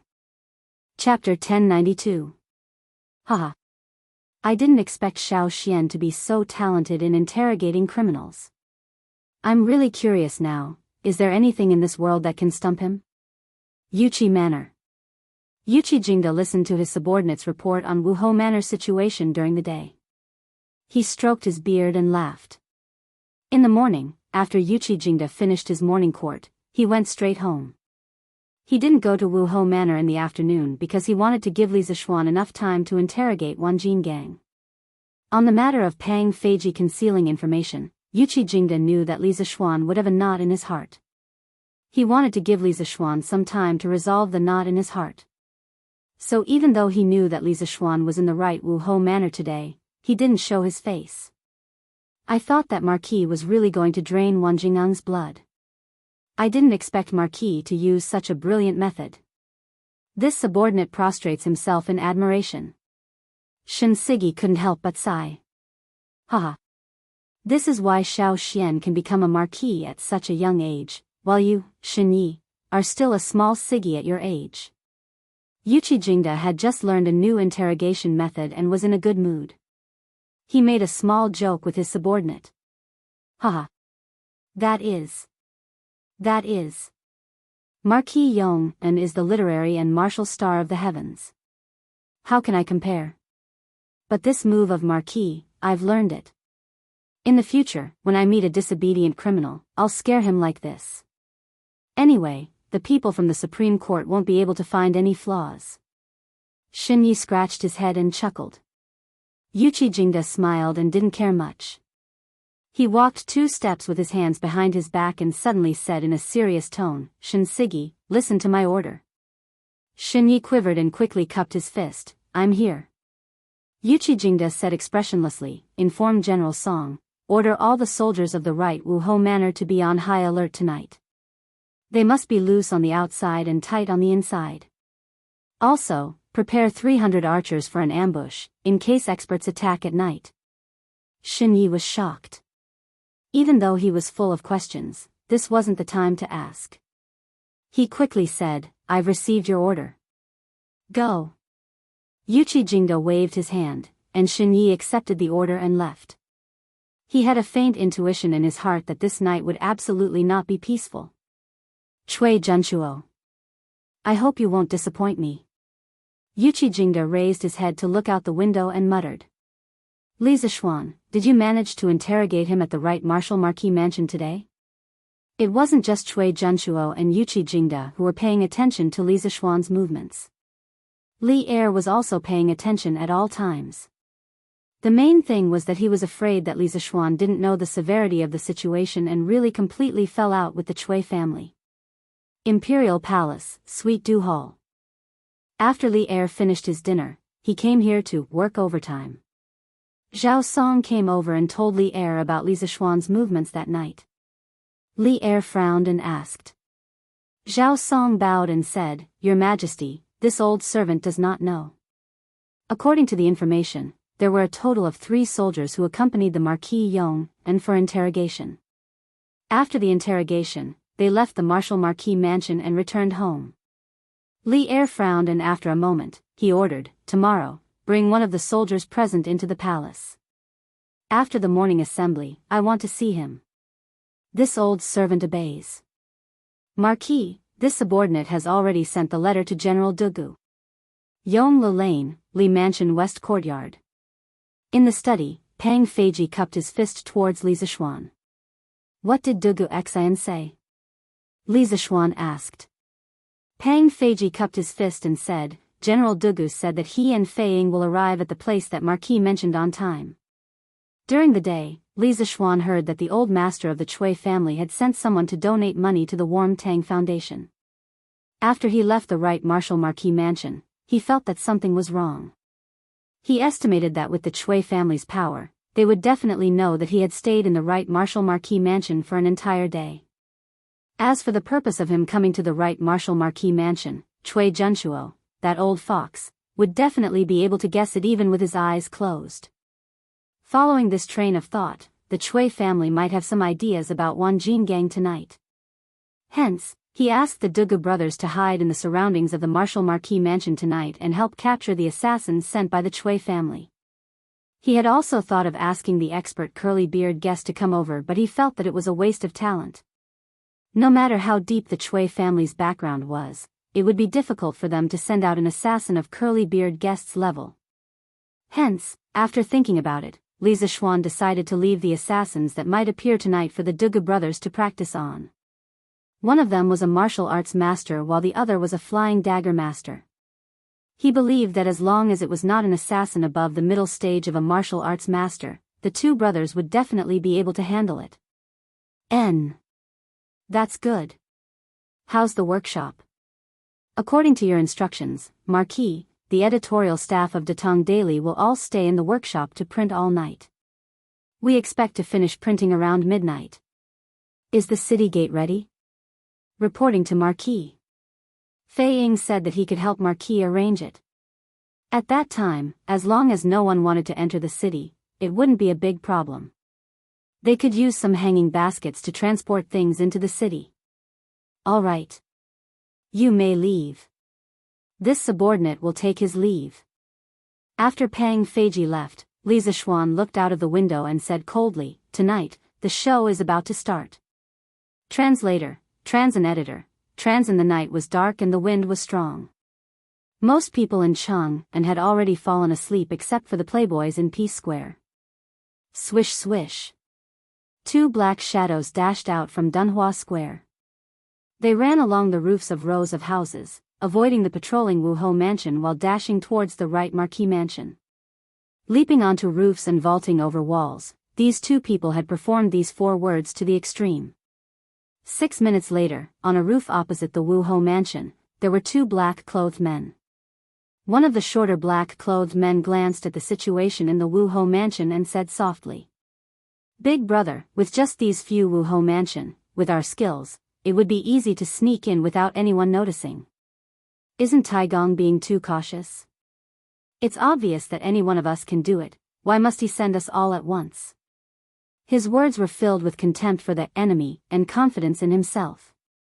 The other man frowned and reprimanded, "Second brother, don't let your guard down. This is Chang'an City. If we are not careful, we will be wanted by the entire city. In a while, you will be in charge of keeping watch outside. At the crucial moment, you can make some movements and help me attract the attention of these Wuho mansion. I will go in and take care of Wanjin gang. I will be out soon." This black-clothed man was Qi Li. The other one should be Mei Lian. "Big brother, why don't I go? Anyway, these Wuho mansion can't do anything to me." Chapter 1093. Mei Lian, who was rubbing his palms together, did not realize the danger lurking in the darkness. He did not take Qi Li's warning to heart at all. Instead, he eagerly volunteered. "No. Second brother, if you meet an expert with your movement technique, you might be in trouble. It's better for me to go." Qi Li shook his head and flatly refused. "Big brother, it's so late at night, how can there be an expert? Besides, even if there is an expert, isn't there still you? Big brother, are you going to abandon me?" Mei Lian did not give up and continued to persuade him. "That's fine. Second brother, if you find something wrong, retreat immediately. Safety first." Unable to resist Mei Lian's pestering, Qi Li thought for a moment and agreed. "Hey. Got it. Big brother." Mei Lian excitedly replied and then jumped down from the roof. In the night, he jumped left and right, dodging a few groups of Wuho government patrolling the night. Suddenly, a sense of pride rose in his heart. "Hey. Seems like grandfather and big brother are overthinking. It's almost midnight, how can there be an expert?" After knocking out a few Wuho guards without anyone noticing, Mei Lian could not help but mutter softly.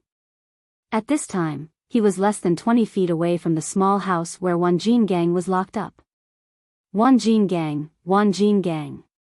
You're usually so arrogant, today I'm here to send you on your way." Mei Lian volunteered. Other than being bored and wanting to show off his skills, another important reason was that he and Wanjin gang had a grudge. Once, when he was doing something good with a servant girl in the Chui family, Wanjin gang bumped into them and even told Chui Junshuo. Although Chui Junshuo did not punish him and even gave the servant girl to him, this kind of experience of being stabbed in the dark would make anyone unhappy. Bang bang. Outside the room where Wanjin gang was locked up, there were also 2 martial marquis guarding it. Mei Lian flashed, and before the 2 martial marquis could see who it was, they were knocked unconscious by Mei Lian. Creak, the door opened. "Who is it?" Wanjin gang, who was hanging from the beam in the room, suddenly opened his eyes and asked aloud. "Hee hee. Guess who I am?"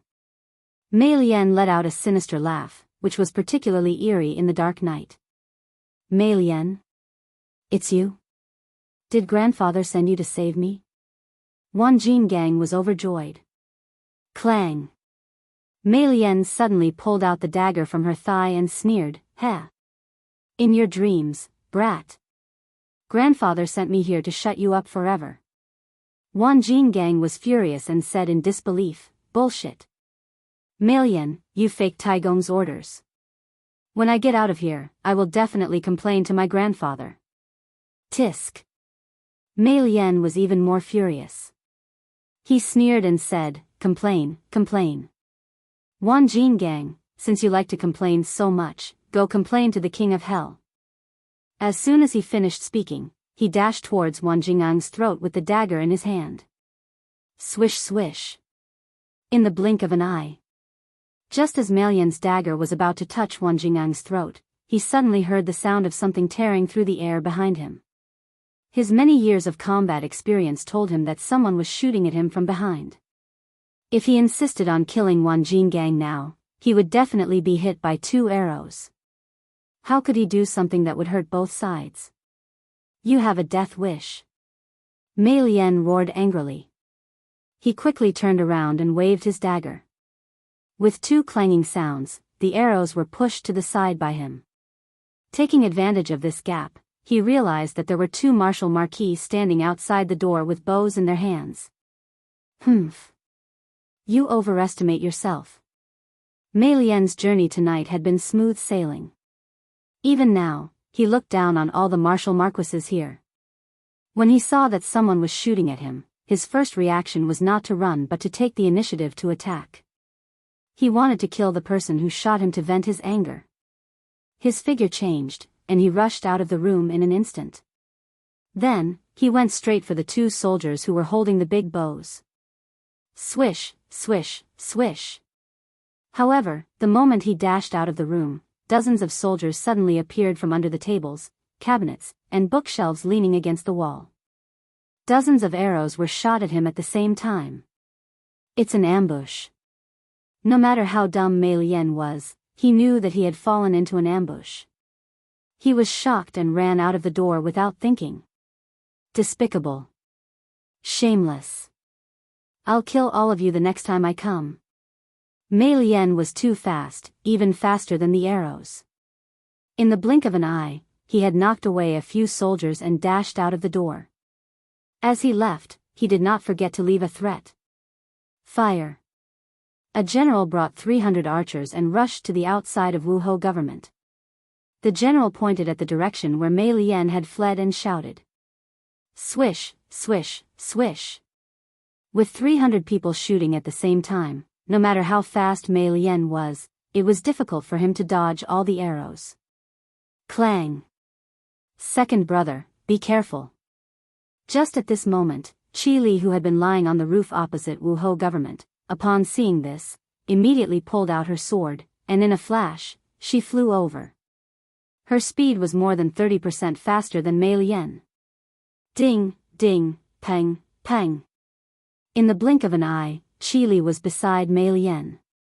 He danced with his sword, and after a series of ding, ding, pang, pang sounds, all the arrows fell to the ground, and the brothers were unharmed. General Song, there are 2 assassins. When the Wu Marquis saw that there was an extra person on the battlefield, they quickly said in fear. Fire. All of you, fire for me. Those who hit will be heavily rewarded. The general surnamed Song roared. Second brother. Let's go. Qi Li and Mei Lian retreated as they fought. In a short period of time, no one could do anything to them. The main reason was that their martial arts were too powerful. Humph. Want to leave? Not so easy. 9 swords beyond the swords, broken sword style.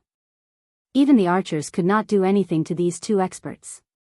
Seeing that they were about to fly away, General Song was anxious. At this moment, in the dark night sky, there was an extremely clear sound of a sword. Then, a young man with a sword in his hand was heading straight for Qi Li. So fast. So powerful. This was also a master expert.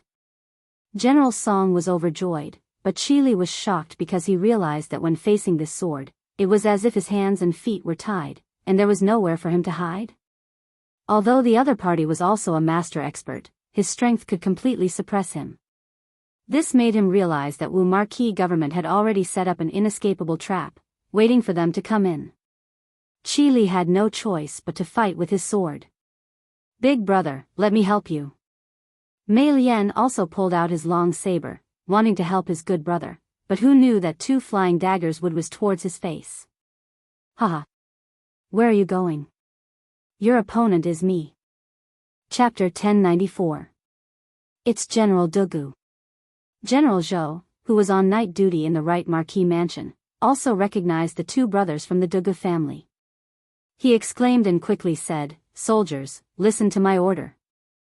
Set up the formation and surround the enemy. Tonight, no one is allowed to leave. Yes, sir. Nearly 1,000 soldiers of the right Marquis Mansion answered loudly and quickly got into formation. The infantrymen held swords on the inside, while the archers held swords on the outside. The military formation quickly pressed down on the two black-clothed assassins. Second brother. Don't fight. Leave if you can. Otherwise, none of us will be able to leave tonight. Chili did not expect the right Marquis Mansion to be surrounded by nearly 1,000 marquises, and the two Dugu brothers. These two had become famous after fighting Li Zishuan at Snake Spirit Mountain. The three of them were actually able to fight Badian, who was at the peak of the Grand Master realm. Now that Dugu Xian had already entered the Grand Master realm, and Dugu Feiying's flying dagger skill, which could threaten a martial Dao Grand Master, must have improved as well. Under such circumstances, Chili almost did not want to fight. That was what he thought, and that was what he did. He shouted at Mei Lian as he dashed left and right. He wanted to escape before the Marquis Mansion's soldiers completely surrounded him. He did not want to fight Dugu Xian head-on. His body movements were very strange. He was like a shadow, drifting in and out of the crowd, but he could always find the best path and the best time to quickly pass through the gaps between people.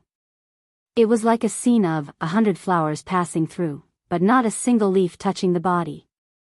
The lethality of Dugu Xian's swordsmanship was quite high, but it was difficult to use it in the crowd. In such a restricted state, he could not target Chili with his swordsmanship. In the blink of an eye, Chili was about to escape the encirclement of the right Martial Marquis soldiers. Seeing that Chili was about to leave, the soldiers of the right Marquis Mansion quickly released arrows under the command of their general. For a moment, arrows rained down, but it was difficult to hit Chili's body. What a strange movement. Seeing this, Dugu Xian was surprised. Immediately, he decided not to pursue Chili, and turned to join forces with Dugu Feiying to encircle the other assassin who was weaker in martial arts. Mei Lian, who was already no match for Dugu Feiying, felt even more pressure. Not long after, her body was cut a few times. Big brother, leave quickly. Leave me alone. Mei Lian saw that the Wuhou army had also turned around and surrounded him. Furthermore, he still had two experts by his side attacking him with all their might. He knew that he had no hope of breaking out of the encirclement. Hu asked his movement technique to be inferior to his big brother's. Thus, he roared at the night sky. Whoosh! In the dark night, a roar of unwillingness and anger could be heard. Second brother, big brother will bring our brothers to save you. It sounded like Chi Li's voice. After that, there was no more sound in the darkness. Hey! You see, your companions have all run away. I think you should just surrender. Maybe I'm in a good mood and won't kill you. Dugu Feiying glanced at the direction where Chi Li's voice came from, and then smiled at Mei Lian. Although Mei Lian had already touched the threshold of Grandmaster realm, and his actual strength was slightly higher than normal martial Dao Grandmasters, Dugu Feiying was a man who had just surpassed Grandmaster Pinnacle in a head-on battle. He could completely suppress Mei Lian. Not to mention that his big brother Dugu Xian had also come to help him. Humph. Surrender without a fight? Dream on. Even if I die, I'll drag someone down with me. 7 arrows. Mei Lian laughed coldly. Then, he swung his sleeves, and 7 short arrows with a cold glint could be seen flying toward Dugu Feiying from 7 different directions. Obviously, Dugu Feiying was the scapegoat he was talking about. Who asked this guy to have such a big mouth? F***CK. You think I'm easy to bully, don't you? You didn't shoot my big brother, but you shot me?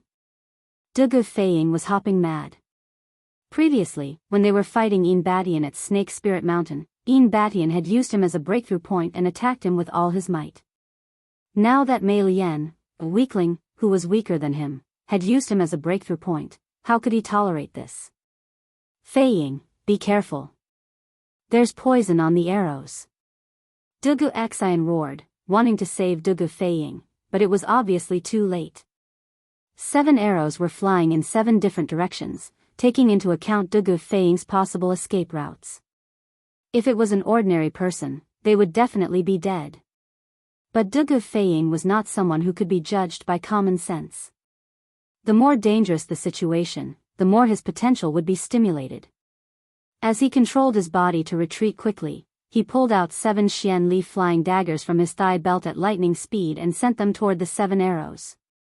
It could be said that it was done in one smooth motion. During this process, others could not even see the trajectory of his palm. Half a year ago, when he was fighting Yin Badian, he could only use 3 Xian Li flying daggers at the same time. Although strictly speaking, there was still some time between these 7 daggers. To be able to do this was enough to show that Dugu Feiying's current strength was many times stronger than before. Ding! Ding! Ding! 7 crisp sounds were heard, and all 7 arrows were hit by Dugu Feiying's Xian Li flying daggers. Seeing this, Dugu Xian heaved a sigh of relief and used the Lonely Wind sword to slash at Mei Lian with all his might. Mei Lian was only good at hidden weapons and assassination. How could she be a match for a martial Dao master like Dugu Xian? In less than 3 rounds, she had already been stabbed. Dugu Xian saw a loophole in Mei Lian's defense and changed his move instantly. His long sword was finally less than an inch away from Mei Lian's throat. Put down your weapons and surrender. The noisy right martial marquis household's entrance quieted down instantly, leaving only Dugu Xian's cold voice. Guards! Tie up the assassin. Martial Marquis Household's General Zhou waved his hand and ordered. Ha! Tie me up? Dream on.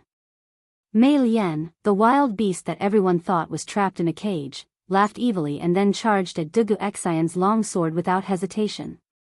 Shing! That was the sound of a sharp sword piercing into flesh. Things happened too suddenly, and it was also too unexpected. Dugu Xian did not even have time to retract his sword before Mei Lian killed himself in front of everyone. Doctor! Call the doctor. General Zhou was shocked and quickly went to check on the situation before shouting loudly. It's too late. He's not breathing anymore. Dugu Xian said coldly as he placed his finger on Mei Lian's nose to check. There was even a hint of frustration in his tone. Ha! I didn't expect this kid to be so decisive. How ruthless. Dugu Feiying muttered in surprise. Chapter 1095. Young master, there's movement at the right martial manor. At midnight, Li Zixuan had already let Han Yushi sleep while he was reading in the study room. Outside the room, Pang Feiji's low and hurried voice sounded. Come in. Li Zixuan's eyes flashed and immediately said. Creak. Pang Feiji walked in quietly. The Chui family sent experts to the martial manor? Li Zixuan hurriedly asked. Pang Feiji cupped his fists and replied, Marquis' prediction is godly.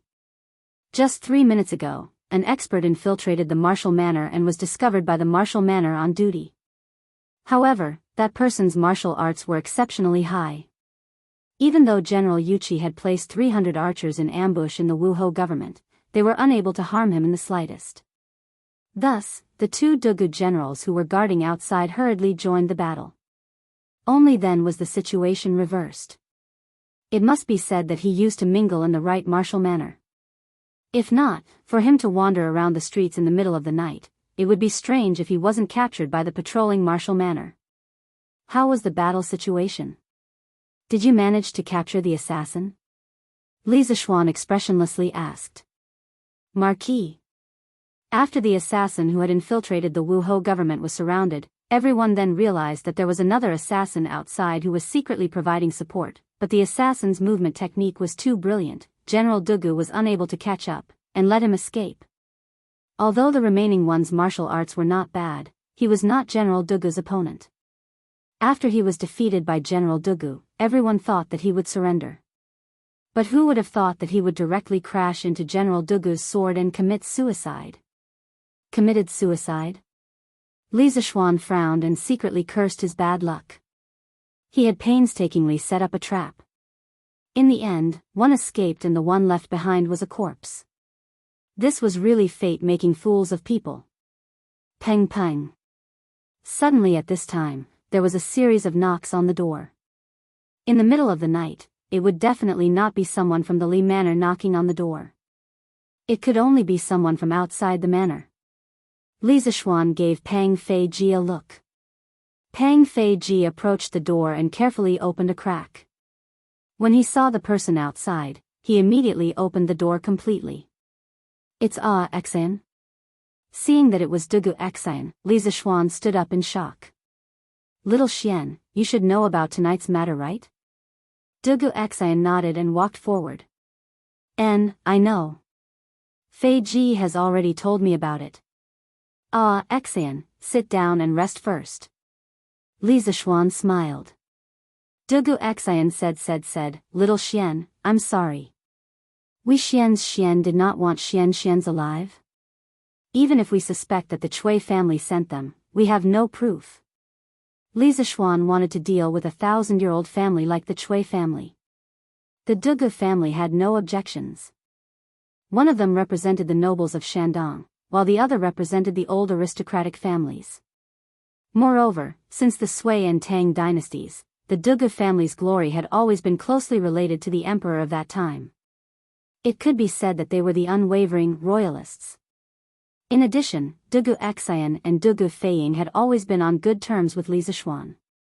When they heard that Li Zishuan wanted them to help, they agreed without hesitation. It's fine, it's fine. No one expected that the assassin would suddenly commit suicide. It's not your fault. Moreover, it doesn't matter if we can capture them alive. As long as Wan Jinggang is still alive, it's fine. Li Zishuan smiled and comforted them. Although he said that to comfort them, it was actually the truth. Even if there were no assassins tonight, he would still make a move against the Chui family. But I think I know a little about the identities of these two assassins. Dugu Xan shook his head and said hesitantly. Oh. Just where did they come from? Li Zishuan was also very curious about what kind of assassins they were. They could actually beat Dugu Xan in terms of movement techniques. Dugu Xan frowned and said, the leader should be Qi Li. He has 3 brothers, Qi Li, Melian, Wang Liang, and Swan Ni. Because more than 10 years ago, the 4 of them killed and robbed people in the Taibai mountain area and took over the mountain as kings, they were called the Taibai 4 Ghosts. But after the world was peaceful, no one knew where they went. Qi Li, Melian, Wang Liang, and Swan Ni. Together, they became Qi Mei, Wang Liang, and Swan Ni. Calling them the Taibai 4 Ghosts is just right. After Li Zishuan heard this, he muttered to himself. Then he asked, Xan, how do you know that they are the Taibai 4 Ghosts? Dugu Xan recalled, the leader of the assassins, his movement technique was like a shadow. He could always determine the most suitable place to land in the shortest time. At that time, there were thousands of martial marquis around. Not only did they not obstruct him, they became a barrier to help him escape. This movement technique is very similar to the 5 elements ghost steps that I heard from my second uncle. And this 5 elements ghost steps is the unique movement technique of the Taibai 4 Ghosts, Qi Li. Li Zishuan blinked and said in amazement, there is such a magical movement technique in this world? After we destroy the Chui family, we must capture this Qi Li and interrogate him. Dugu Xan was speechless. What did he mean by, after we destroy the Chui family? He spoke as if he was drinking soup. Was the Chui family something that could be destroyed so easily? Although he believed that Li Zishuan would not be at a disadvantage against the Chui family, he would never believe that Li Zishuan could destroy the Chui family. Grandfather. Grandfather. Something bad has happened. The Chui family. It was already midnight. At this time, everyone in the Chui family was asleep. However, an old man rushed to the east courtyard and shouted as he approached the room. There was a rustling sound of clothes being put on in the room. Then, the lights were turned on. Come in and talk. Then, Chui Junchuo's voice came from the room. The old housekeeper quickly went in and bowed to Chui Junchuo. Grandfather, Qi Li and Mei Lian failed in their mission. There were many soldiers in the right Marquis mansion in advance, and the 2 juniors of the Dugu family were also there. Chui Junchuo's expression changed. He coughed twice and said in a trembling voice, "Were Qi Li and Mei Lian caught?" The old housekeeper said bitterly, "Grandfather, Qi Li's movement technique is outstanding. Dugu Xian could not catch up with him, so he escaped. But Mei Lian did not escape and her whereabouts are unknown." Whereabouts are unknown? Chui Junchuo's usually expressionless face finally showed some panic. It's over. If Mei Lian falls into the hands of the imperial court, the Chui family will be doomed. We have to make other plans. Otherwise, we won't even be able to leave Chang and city in 2 days. The old housekeeper opened his mouth and wanted to say something to comfort him, but he realized that he could not do anything in the end. Continue to pay attention to Mei Lian's whereabouts. If there is any news, inform me immediately. Also, where is Qi Li? Ask him to come and see me. Chui Junchuo said after a long time. But his voice seemed to have aged a lot. Chapter 1096. Reporting to Taigong, Qi Li was worried that Wuhou government would track him down, so he sent someone to send the news back, while he went to hide somewhere else. Chui Residence, East Courtyard Wing. The old butler bowed and replied. That's good too. Chui Junchuo stroked his beard and nodded, then he looked at the old butler and said, "Wang Yong, quickly pack up, once there's any movement, we'll leave Chang and immediately and return to Zhengzhou. That's where our Chui family's roots are. Taigong, those articles that you asked the guests to write, do you still want to continue tomorrow?" The old butler suddenly remembered what Chui Junchuo told him a few hours ago, so he asked again. "Forget it. Let's wait first." Although Wuhou government might not have caught Mei Lian, but if Wan Jingang knew that Qi Li and Mei Lian went to Wuhou government to assassinate him, he would definitely betray the Chui family. "I have to plan early. You can leave first." "Yes. Taigong. You should rest early." The old butler looked at Chui Junchuo worriedly and left. "Li Zishuan, Li Zishuan. I've really underestimated you." In the house, Chui Junchuo could not help but sigh. When he had just returned to Chang, and this morning, he was still scolding the Wang family for making so many bad moves, causing the Chui family to fall into an extremely passive situation. But now, he found that he seemed to have made a bad move as well, and the Chui family's current situation was only one step away from despair. This made him regret sending Qi Li to assassinate Wan Jingang, and at the same time, he started to face Li Zishuan as an opponent. At such a young age, he was outstanding in both civil and martial arts, although his scheming was not mature, but he was always able to predict the enemy's moves at the most crucial moment. Such a young man, even Chui Junchuo who had lived his whole life felt a little apprehensive. This kid is definitely a big enemy of the aristocratic families. If the 5 families and 7 hopes do not unite to get rid of this kid, there will be a disaster in the future. In the silent night, Chui Junchuo sighed. This night was very short for ordinary people. It was nothing more than lying in bed and dreaming. However, for people like Chui Junchuo, Li Zishuan, and Pang Feiji, this night was very long. The long Chui Junchuo couldn't sleep because he was worried, the long Pang Feiji couldn't sleep because he was excited, the long Li Zishuan couldn't sleep because he needed to be in command and strategize. Bang bang. "Marquis, your subordinate has something important to report." At midnight, Pang Feiji knocked on the door of Li Zishuan's study room. There was a hint of urgency and excitement in his voice. "Come in." Pang Feiji pushed the door open and entered. "Marquis. The things that you asked for have all been printed." General Feiying informed the city gate officer and used more than a dozen hanging baskets to move them into the city. "It's in the courtyard now." Li Zishuan was shocked. He turned around and said, "Okay. Follow the plan immediately." Pang Feiji was stunned. He pointed at himself and asked, "Marquis, you want your subordinate to go up?"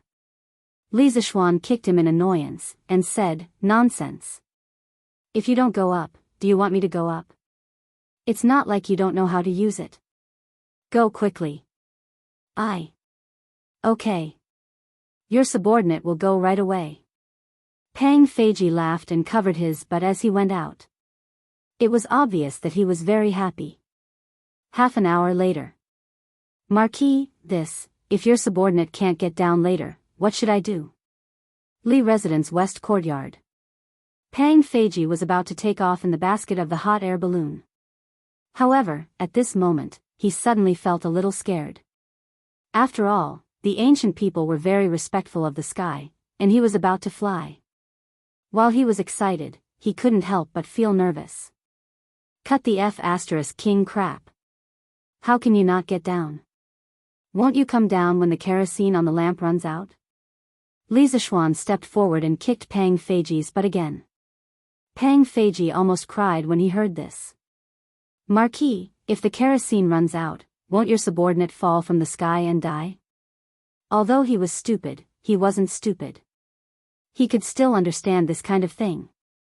Li Zishuan said impatiently, enough. Stop talking nonsense. Go quickly. You have to know that what you're doing tonight might be something that will go down in history. When the Chui family is destroyed, you'll definitely have a part to play. This was a very tempting picture. Pang Feiji's breathing quickened when he heard this. He was just an insignificant bodyguard, but now he was going to participate in such a great undertaking of destroying the Chui family.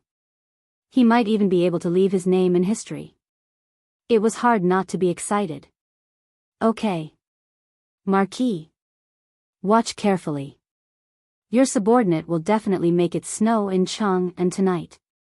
Hee hee. Pang Feiji laughed heroically. Then, he started the fire and untied the rope.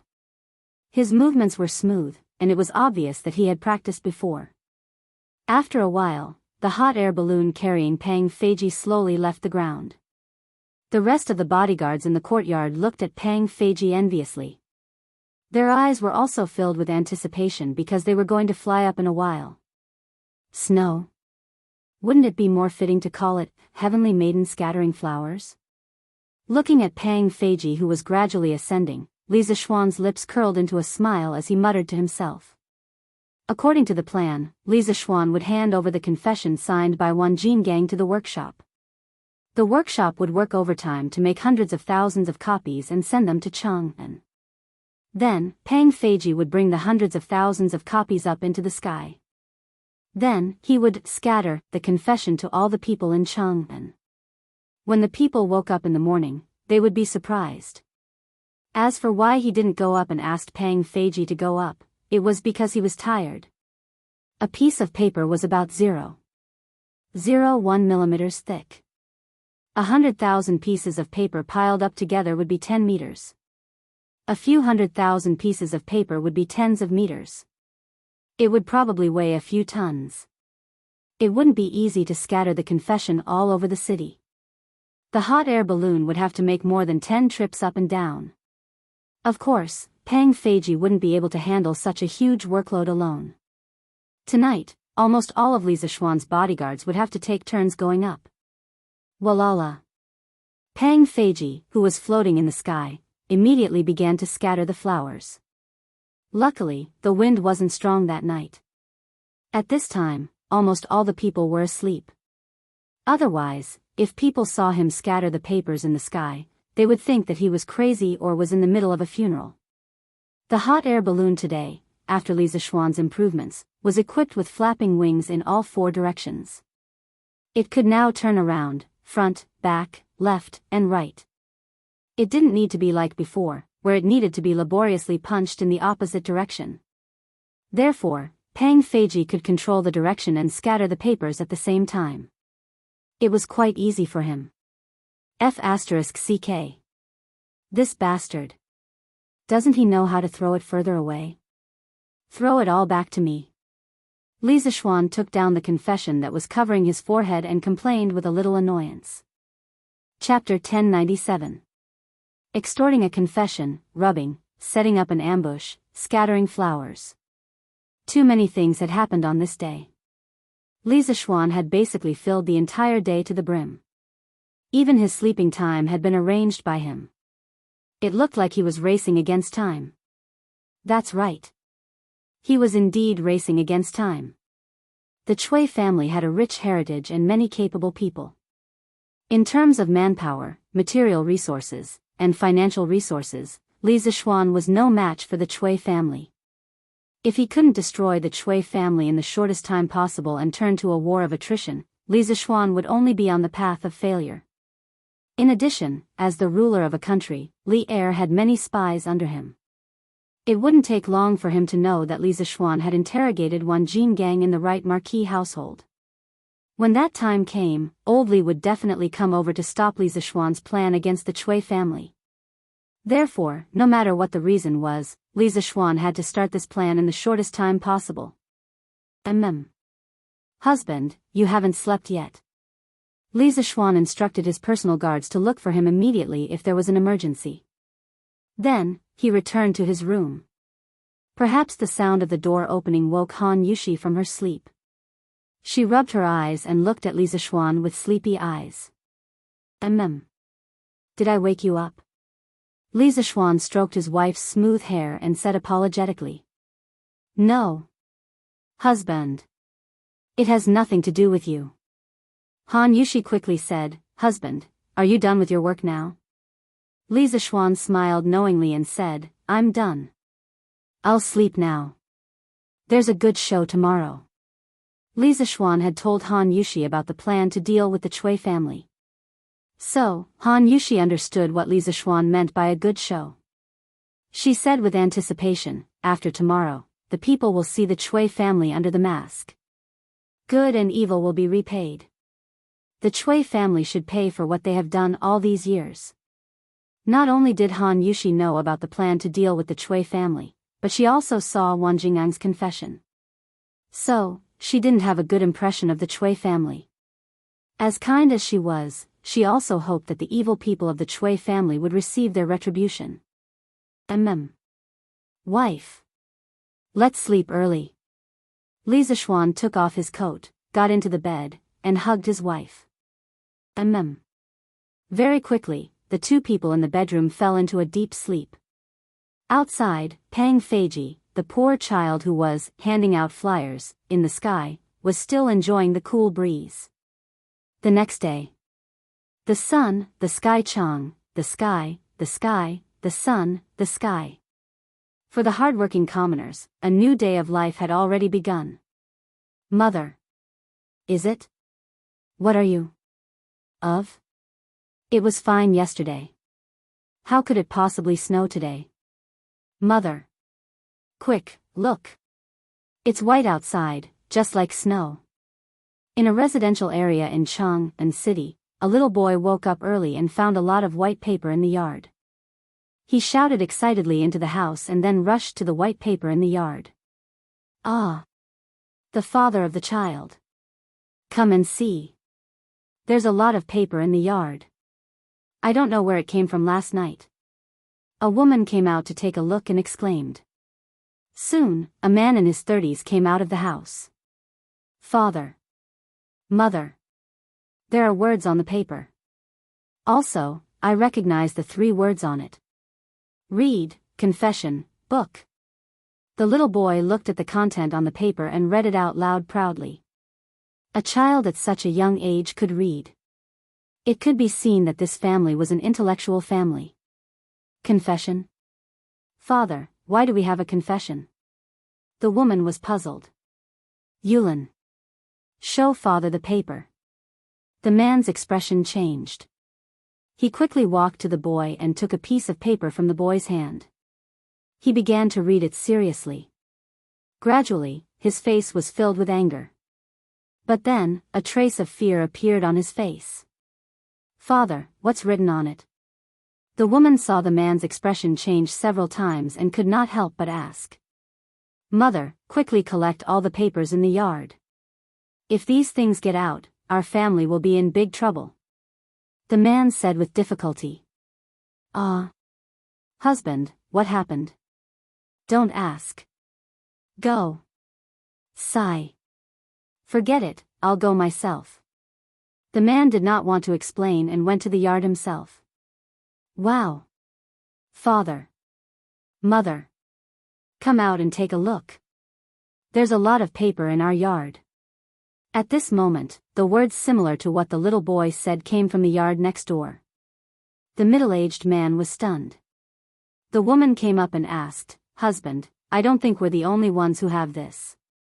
Master Wang's house next door should have it too. Are we still going to pick it up?"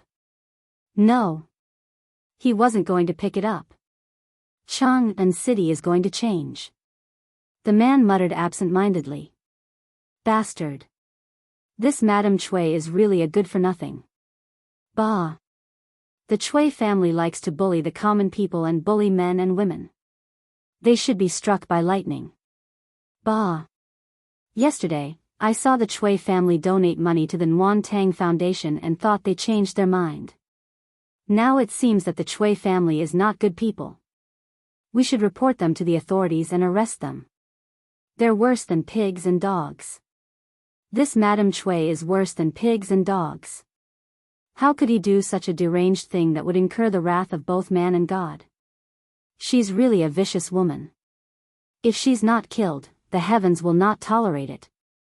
As more and more people found the pieces of paper in their yards, the cursing of the Chui family could be heard everywhere in the 108 streets of Chang'an.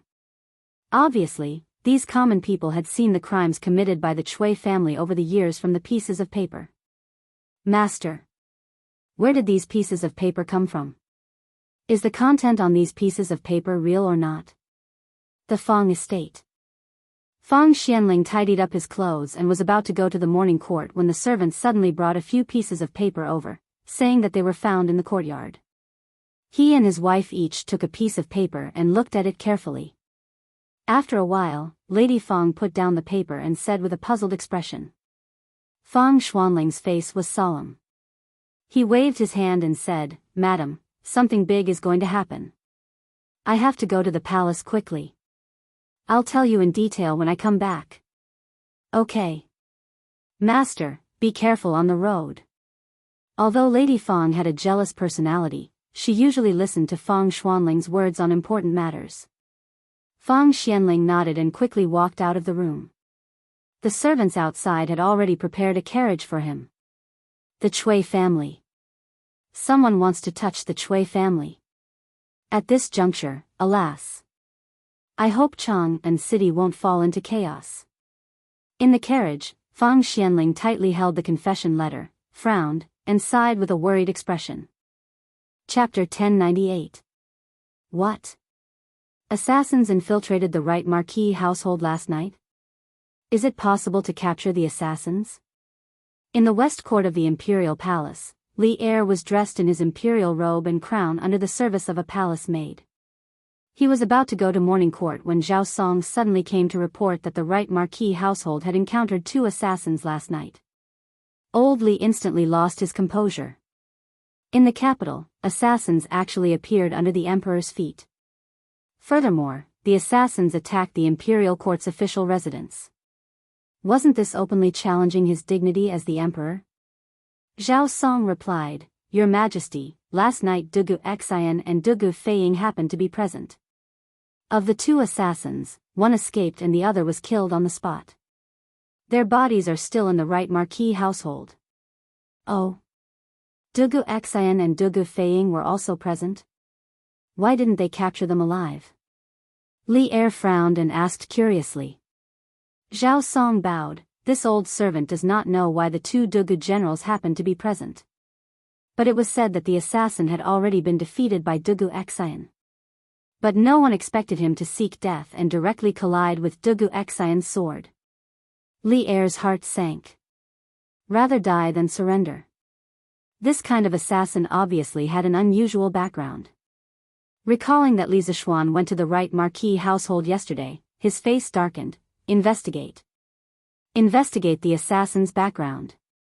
Let Jun Xian pay attention to the Chui family's recent movements. Although he did not want to start a war with the Chui family, but he would not allow the Chui family to jump. Sending assassins to infiltrate the Marquis household had obviously crossed his bottom line. And it was a blatant slap to the emperor's face. This old servant obeys. Zhao Song was not surprised and immediately bowed to receive the order. Your Majesty, not good. Not good.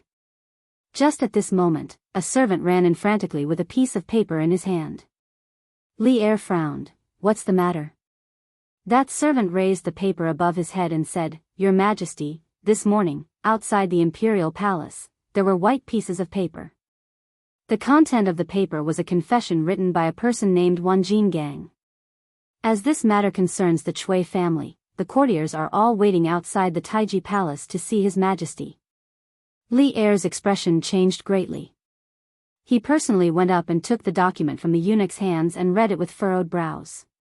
At this time, Empress Zhongsun also walked out from behind the screen. She stood behind Li Er and looked over, also reading the contents. Humph. What a Chui family. What a good Wang Shi. Human swine. For our great Tang to have such a venomous woman, she deserves death. Although Li Er did not intend to touch the Chui family at this time, the more he read the contents of the paper, the more shocked and furious he became. When he saw that Wang Shi had made Nianyu into a human swine and cruelly tortured her to death, he, the emperor of the human world, could no longer hold it in. Your Majesty, ever since Empress Lu murdered Lady Qi, such a tragic incident has never happened in the Central Plains for hundreds of years. I didn't expect that there would still be someone who would be so deranged. It's truly shocking. Empress Zhongxuan's beautiful eyes also revealed a trace of hatred. Clearly, Wang Shi's actions had reached a point where even Empress Zhongxun, who had always been good-tempered, could not stand it anymore. A murderous intent flashed in Li Er's eyes. Then, he turned around and patted Empress Zhongxuan's hand, saying, Guanyin, don't be too sad. If the contents are true, I will definitely punish this evil woman severely. Yes. Empress Zhongxun nodded, but she lamented in her heart, so what if I punish her severely? The dead cannot be brought back to life. Let me ask you, when did this confession letter come out? Li Er looked at the eunuch and asked in a deep voice. The eunuch hesitated and said, Your Majesty, it is said that it came out early this morning. I reckon it should have come out last night. But I don't know who has such great ability to actually receive at least one confession letter from every household. Last night? Li Er's eyes were filled with doubt. Suddenly, he thought of a possibility, and his face immediately darkened. Zhao Song. Order Dugu Xian to bring the imperial army and lock down all the gates of Cheng and city. Today, only entry is allowed, no exit is allowed. Li Er's eyes were like lightning as he looked at Zhao Song and said. The atmosphere in the room instantly became tense. Yes. Your Majesty. Zhao Song smelled a trace of unusual information. He felt that something big was going to happen in Cheng and city today. Also, tell Li Zishuan to come and see me after the morning court. Yes. All right. I will go to the morning court first. The rest will be discussed after the morning court. Outside Taiji Palace. Compared to the past, today was especially lively. Even the word lively was not enough to describe it. Perhaps it was not an exaggeration to say that it was boiling. Preposterous. The Chui family has enjoyed 1,000 years of reputation, but they have committed countless evil deeds. If your Majesty cannot punish the Chui family severely, I, Wei Zheng, will kill myself on the coiling dragon pillar outside the main hall today. Even though Troll Wei liked to scold people, he was a man with a strong sense of justice. Otherwise, he would not have donated so much money to the Nguyen Tang Foundation a few days ago. He had almost sold everything he had. This morning, when he saw the confession letter in the courtyard, he was shocked. After the shock, he was filled with endless anger. He did not even bother to eat breakfast and rushed into the palace in a huff. Left Prime Minister Wei, please calm down. We still do not know if what is written on the letter is true or false. Let's wait for your Majesty's verdict before we talk about other things. An imperial censor saw that Wei Zheng was so angry that his face turned purple. He hurried over to calm him down. Bah! Bullshit. This confession letter is full of facts. Every evil deed that the Chui family has done is recorded in great detail.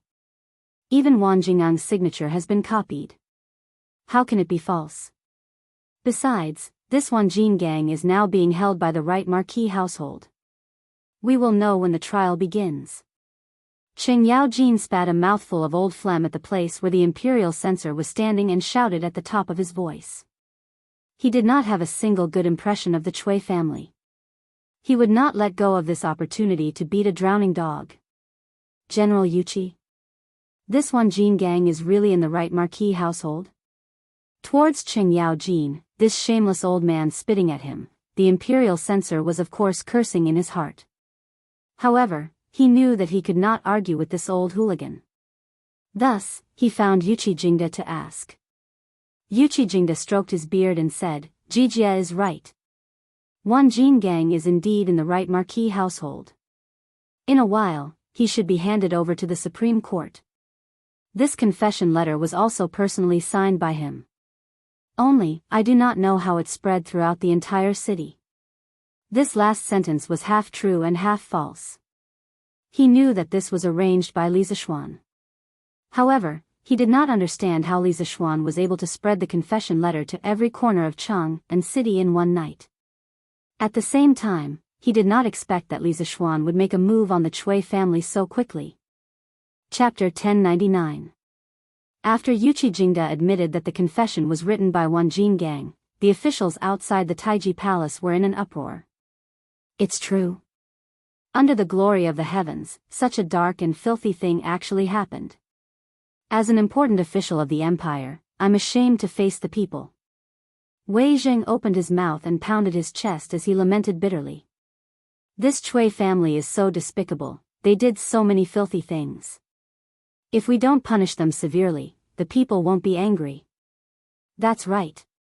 Later, we must ask the emperor to punish them severely. At this moment, no matter if it was the civil officials or generals, all of them were infuriated, and they gave the Chui clan the harshest condemnation. Many of the court officials that were attached to the Chui clan or related to the Chui clan in Qinghe didn't dare speak at this moment, and all of them wished for nothing more than to stick their heads into their clothes as they were deeply afraid of being recognized. Fang Xianling, Du Ruhui, Zhang Sun Wuji, Xiao Yu, these civil officials couldn't help but look at each other. They all sighed in their hearts that today's court would not be peaceful. Duke of Yi, when did the right Marquis Mansion have the right to interrogate? Why didn't I know? Lu Dui, the minister of the Supreme Court, looked at Yuchi Jingda with displeasure. This had nothing to do with personal grudges, it was just his duty. Interrogating criminals should be done by the Supreme Court. If the right Marquis Mansion did it, it would be overstepping their authority. Hee. Dui. You've misunderstood this old man. Ever since Wang Jingang was captured and brought to the Marquis Mansion, no one has interrogated him. These things were voluntarily confessed by his conscience. If you don't believe me, you can go back to the Supreme Court and check his body. See if there are any traces of torture. Yuchi Jingda laughed out loud. This, Lu Dui was suddenly choked. It's time for the morning court. Officials, go to the court. At this moment, the head eunuch came out of the palace and shouted to the civil and military officials below the stairs. The noisy officials immediately quieted down. They carried the imperial edicts and walked into the Taiji Palace. After a round of greetings, the morning court officially began. Without waiting for the officials to start, Li Er directly said, "Dear officials, you must have received Wang Jingang's confession this morning?" The officials all said yes. Fang Xianling stepped forward and said, "Your Majesty, not only have we received it, millions of people in Cheng and have also received it. The most important thing now was to stabilize the hearts of the people. Otherwise, Cheng and would be in chaos. I hope your Majesty can make a decision soon." Fang Mao's reputation as Du Duan was not for nothing. While the rest of the people were arguing about whether the confession was true or false, Fang Xianling had already seen the most urgent and important thing. Li Er nodded approvingly. Official Fang is right. Due to the urgency of the matter, today's morning court session will be temporarily postponed. Men. Present. Immediately, a golden guard in bright armor entered the hall. Li Er said in a deep voice, "Go to the East House of the East County immediately. No matter what method you use, I'll give you an hour to invite Chui Junchuo and Wang Shi over." Now that things had developed to this point, even if he didn't want to touch the Chui family at this time, he had to. Otherwise, there might be civil unrest in Cheng and city, and the losses would outweigh the gains. He had to choose the lesser of two evils. On the way to Taiji Palace, Li Er had already made his decision. Of course, after this matter, he would definitely settle accounts with Li Zixuan. Because to some extent, Li Zixuan's action was tantamount to forcing the emperor to abdicate. However, it was not forcing the emperor, but forcing Li Er to punish the Chui family in advance. "Yes, your majesty." The soldier's face turned serious, and he quickly left. Time was money, and time was life. Li Er continued, "Official Fang." Fang Xianling stepped forward and bowed, "Yes, your majesty." Li Er said in a clear voice, "I order you to immediately draft a notice to pacify the people in the side hall. Inform the people that in the bright and clear universe and with the majesty of heaven, I will not let any evil person off. No matter who it is, once it is verified that they have violated the laws of the Tang dynasty, there will be no tolerance. I will give justice to the ghosts in hell and the people in the world. After the notice is written, immediately take it to make a copy and post it in the city." Fang Xianling bowed and said, "Your majesty is wise." "Your majesty, your majesty." After that, the little eunuch in the hall quickly led Fang Xianling to the side hall. Li Er looked at the officials and said, "Yuqi Jingda." "Your majesty." Yuqi Jingda stepped forward and solemnly cupped his fist. Li Er looked at Yuqi Jingda with a complicated expression. Obviously, Yuqi Jingda's shadow was also in this action against the Chui family.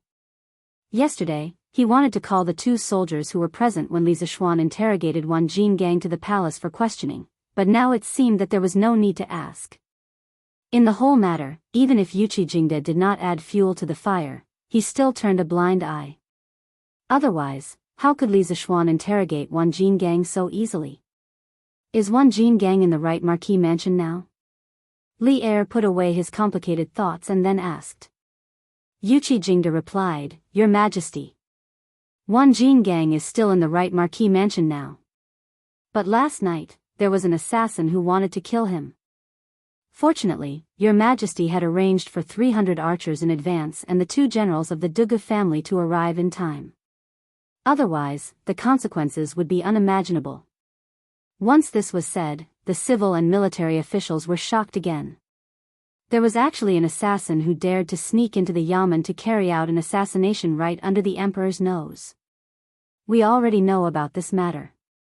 Jingda, you must investigate the identity of the assassin. If necessary, you can ask for help from the Supreme Court. Li Er furrowed his brows and ordered, "Go and bring Wan Jingang over right now. Let him confront the Chui family in a while." "Your majesty." Yuqi Jingda received the order and left. "Where is Duan Zixuan?" "Your majesty." A general in his 30s stepped forward and bowed with cupped fists.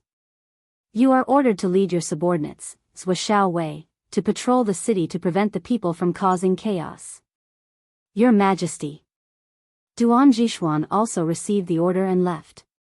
Now that everything had been arranged, Li Er was slightly relieved. Next, he just had to wait for the Chui family to come to the court to confront. At the same time, outside the palace, the people were already in an uproar. Some people woke up in the morning and saw the confession letter in the courtyard. Although they were angry, they did not dare to voice out their anger because the other party was the Chui family.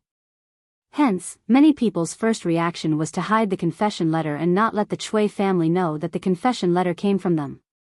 But when they discovered that there were confession letters in other places, the anger that had been suppressed in their hearts for a long time finally did not need to be suppressed anymore. With the example of the people blocking the Chui family a few days ago, today, the angry people called their friends and headed towards the Chui family in groups of 3 to 5. They felt injustice for the wronged souls, so they wanted to eliminate the evil. Their hearts were filled with anger, so they wanted to destroy the Chui family, this place of hiding evil. Chapter 1100. Grand Duke, bad news. Bad news. Half an hour ago, Chui Manor. Old housekeeper Wang Yong held a few pieces of paper and hurried towards Chui Junchuo's room in the east courtyard. After Chui Junchuo let him in, he hurriedly said, "What is it now?" Chui Junchuo did not sleep well last night. When the sky was about to brighten, he barely managed to take a short nap. Now that his sleep was disturbed, he was a little annoyed. Wang Yong said, "Grand Duke. Bad news. When the servants woke up this morning, they found that there were papers everywhere in the manor. And not only our manor, other families also have them." Chui Junchuo frowned and said with dissatisfaction, "It's just a few pieces of paper, how can it make you so flustered?" "Grand Duke. This paper is Wan Jingang's confession." The old housekeeper's voice had a sobbing and sorrowful tone. Confession. These 3 words were like a bolt from the blue, striking Chui Junchuo until he could not find north. Wan Jinggang confessed? How is this possible? He has not been sent to the Supreme Court and the Right Marquis Manor does not have the authority to interrogate him. Could it be that he confessed without being pressed? Chui Junchuo stared and said in disbelief. It was just that he probably didn't expect that his unintentional guess was already close to the truth. Wan Jinggang was more or less confessing without being pressed. "Grand Duke, I received news this morning that Mei Lian was captured in the Right Marquis Manor last night but he chose to commit suicide." This old servant guessed that Wan Jinggang might have known that Qi Li and Mei Lian tried to assassinate him last night, so he revealed the truth to the Right Marquis Manor. The old housekeeper cupped his hands and said, "Suicide?" Chui Junchuo's eyebrows jumped and he rejoiced. But when he thought of the confession from the housekeeper, his mood instantly turned bad. "Show me that confession." "Yes."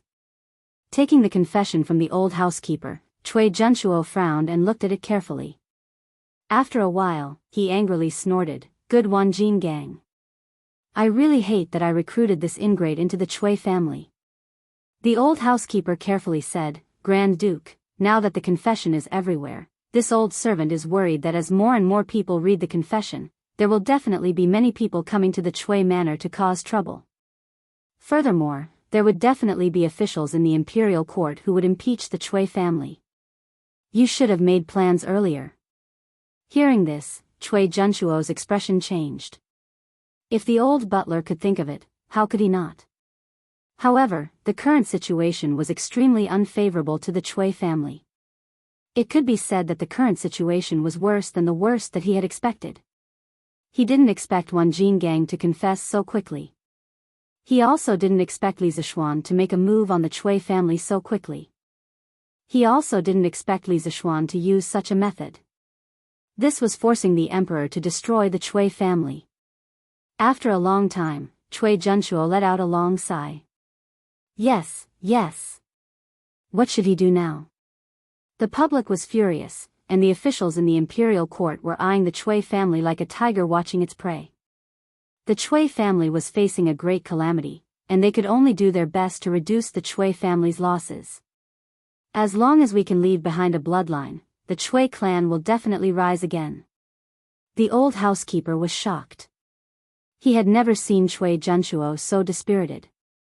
He hurriedly said, "Grand Duke, why don't you and Madam leave Chang, and before the imperial edict is issued? After returning to Zhengzhou, you will be sick at home. I don't think the emperor will make things difficult for you. Once the storm is over, you will be safe and sound. Hand over the Wang family. Hand over the murderer. Hand over the Wang family. Hand over the murderer. Hand over the Wang family. Hand over the murderer." Chui Junchuo was very tempted by the old housekeeper's words. However, at this moment, there was a sudden commotion outside the Chui family's gate. Judging by the sound, there should be hundreds of people. "Grand Duke. Something bad happened. Something bad happened. There are many scholars and common people at the gate." A servant ran over in a panic and shouted as he ran. "Grand Duke. It seems that the common people have already heard the news. You and Madam should leave from the back door. The old housekeeper's expression changed as he hurriedly advised. Sigh. We can't leave. Now the Chui family's reputation has been ruined, and we have completely become a target of scorn. I guess we will be surrounded by the common people before we can even see the gate of Chang'an. Wang Yong. Come with me to take a look. Chui Junchuo sighed deeply and shook his head. Yes, Grand Duke. Confession letter? Bastard. Damn Wanjin gang. Damn a group of unruly people. In the backyard, Madame Wang, who had just woken up, couldn't help but fly into a rage when she heard about the confession letter and the common people at the gate. The servants were afraid and didn't dare to look at her. They didn't say a word. Sun Xiang. Quick. Bring people to the 10-mile slope outside the city and dig out that bitch's body and feed it to the dogs. Otherwise, when the imperial court finds out, they will definitely use that bitch to punish me. Suddenly, Madame Wang screamed crazily. Yes. Madam. The servants in the house hesitated for a moment, but still followed the order and left. The rest of the servants suddenly felt a chill in their hearts. To meet such a vicious and merciless master, it was really a kind of tragedy. Hand over Madame Wang. Hand over the murderer. Hand over Madame Wang. Hand over the murderer. Outside the Chui mansion, there were more than a few hundred people, almost 1,000. The angry common people, led by the students of Yanhuang College, shouted in unison. That morning, the students of the academy came from Cloud Mountain. They planned to gather at the Warm Tang Foundation as usual and continue their charity work. However, when they entered the city, they couldn't help but see the confession papers that were strewn all over the city. Out of curiosity, many students went to pick one up. After reading the content, the 600-plus students of the academy were all enraged without exception. They were doing good deeds every day, but there were people in the city who were doing evil deeds that were devoid of conscience and humanity. How could they tolerate this? Under the shouts of Li Tai, Ching Chumo, and the other students who hated evil, more than 600 people shouted the slogan, "Hand over Madame Wang, hand over the murderer," and directly killed from Yanqing Gate in the east of Chang'an City to Dunhua Square in the southeast of the city. Most of the common people along the way had seen Wan Jingang's confession letter. Some of them wanted to cause trouble at the Chui mansion, but they were afraid that they would be killed by the Chui mansion's guards like the troublemakers 2 days ago. They were full of anger and had nowhere to vent it. Now that they heard the students' slogans, how could they endure it? They all joined the army of anti-Chui. When they arrived at the Chui mansion, the original group of 600 people had become more than 3,000 people. Other common people in Chang'an City were also rushing here after hearing the news. The crowd was increasing. The voices were getting louder. The anger was also getting stronger. It all depended on whether the Chui mansion could withstand the anger of the common people. Chapter 1101. Hand over the Wang family. Hand over the murderer. Hand over the Wang family. Hand over the murderer. Outside the Chui mansion, the students and commoners were shouting loudly. The servants of the Chui mansion were on high alert, but with Wanjin gang as an example, no one dared to come out and attack the commoners. They only guarded the entrance of the Chui mansion, not letting this group of people in. Damn! Why are the Chui family being so cowardly today? I still want to beat up those 2 blind guards. Ching Chumo saw how the servants of the Chui mansion were cowering and could not help but feel bored. He complained to Li Tai and the rest. Pfft! Chumo, you think too highly of this group of people. We are students of Yanhuang College, they dare to come out and lay a finger on us? Sun Zifen sneered. Even if they were not students of the Yanhuang College, this group of people were either rich or respectable, each of them having an extraordinary status. The servants of the Chui family would definitely not dare to act so rudely like last time. But we can't just waste time like this. Qingke, you have a lot of ideas, come up with an idea. Why don't we just charge in? Ching Chumo was a little anxious. Chumo, don't be rash. Li Tai shook his head. He looked at the group of servants who were blocking the entrance of the Chui mansion. His eyes flashed, and he whispered, "Oh right, Cho Nyo, bring a few people to guard the back door of the Chui mansion, see if there's a chance to enter from there." Ching Chumo was overjoyed. He laughed and said, "Hee hee. Qingke, you're still the most cunning one. Then I'll go take a look with Bao Lin and the rest." After that, he did not care about Li Tai rolling his eyes at him. He called a few skilled students and squeezed through the crowd to go to the back door of the Chui mansion. "Grandfather, there are so many people outside. I think you should go to the manor outside the city to lie low for a while."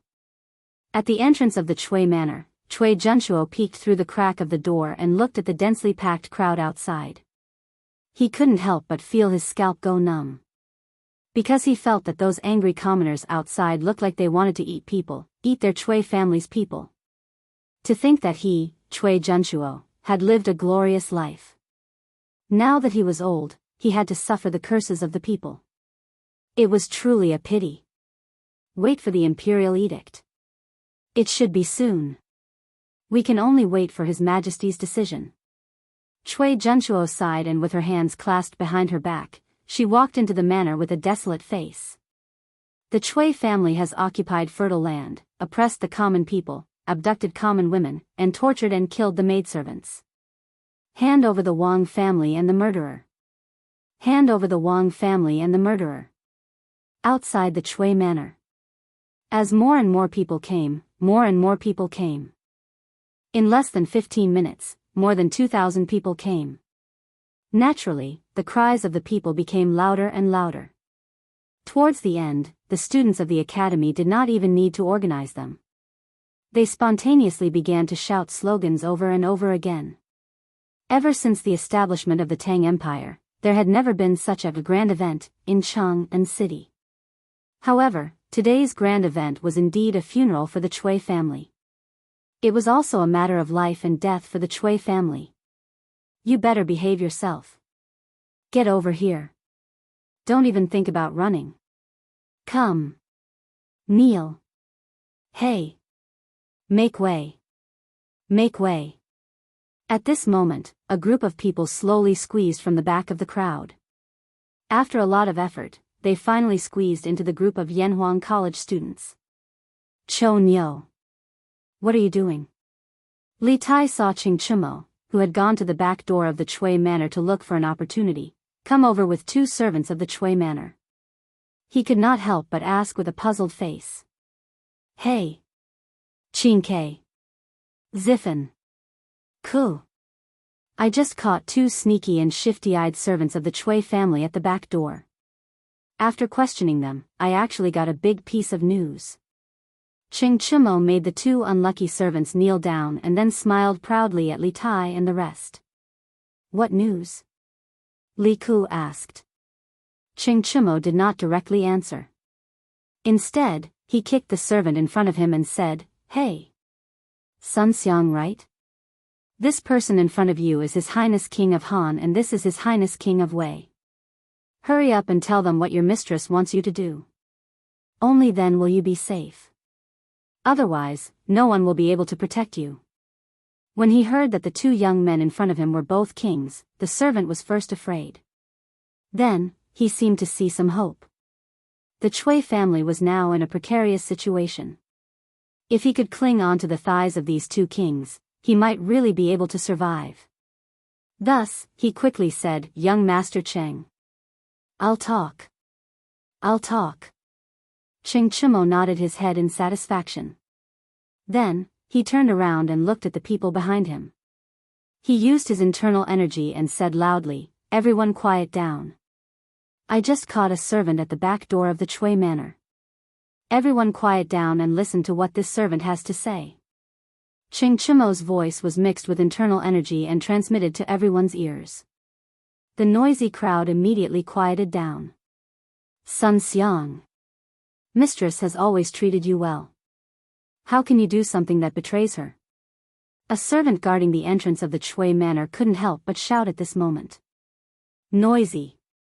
Ching Chumo dashed forward and gave him a big slap on the face. Receiving this angry slap, the servant spat out a mouthful of blood and was no longer able to speak. Sun Xiang, quickly say it. Ching Chimo clapped his hands and said lightly. Sun Xiang shrunk his neck and looked at Ching Chimo, this violent maniac, with some fear. Then, he said, I'm a servant of the Chui Manor.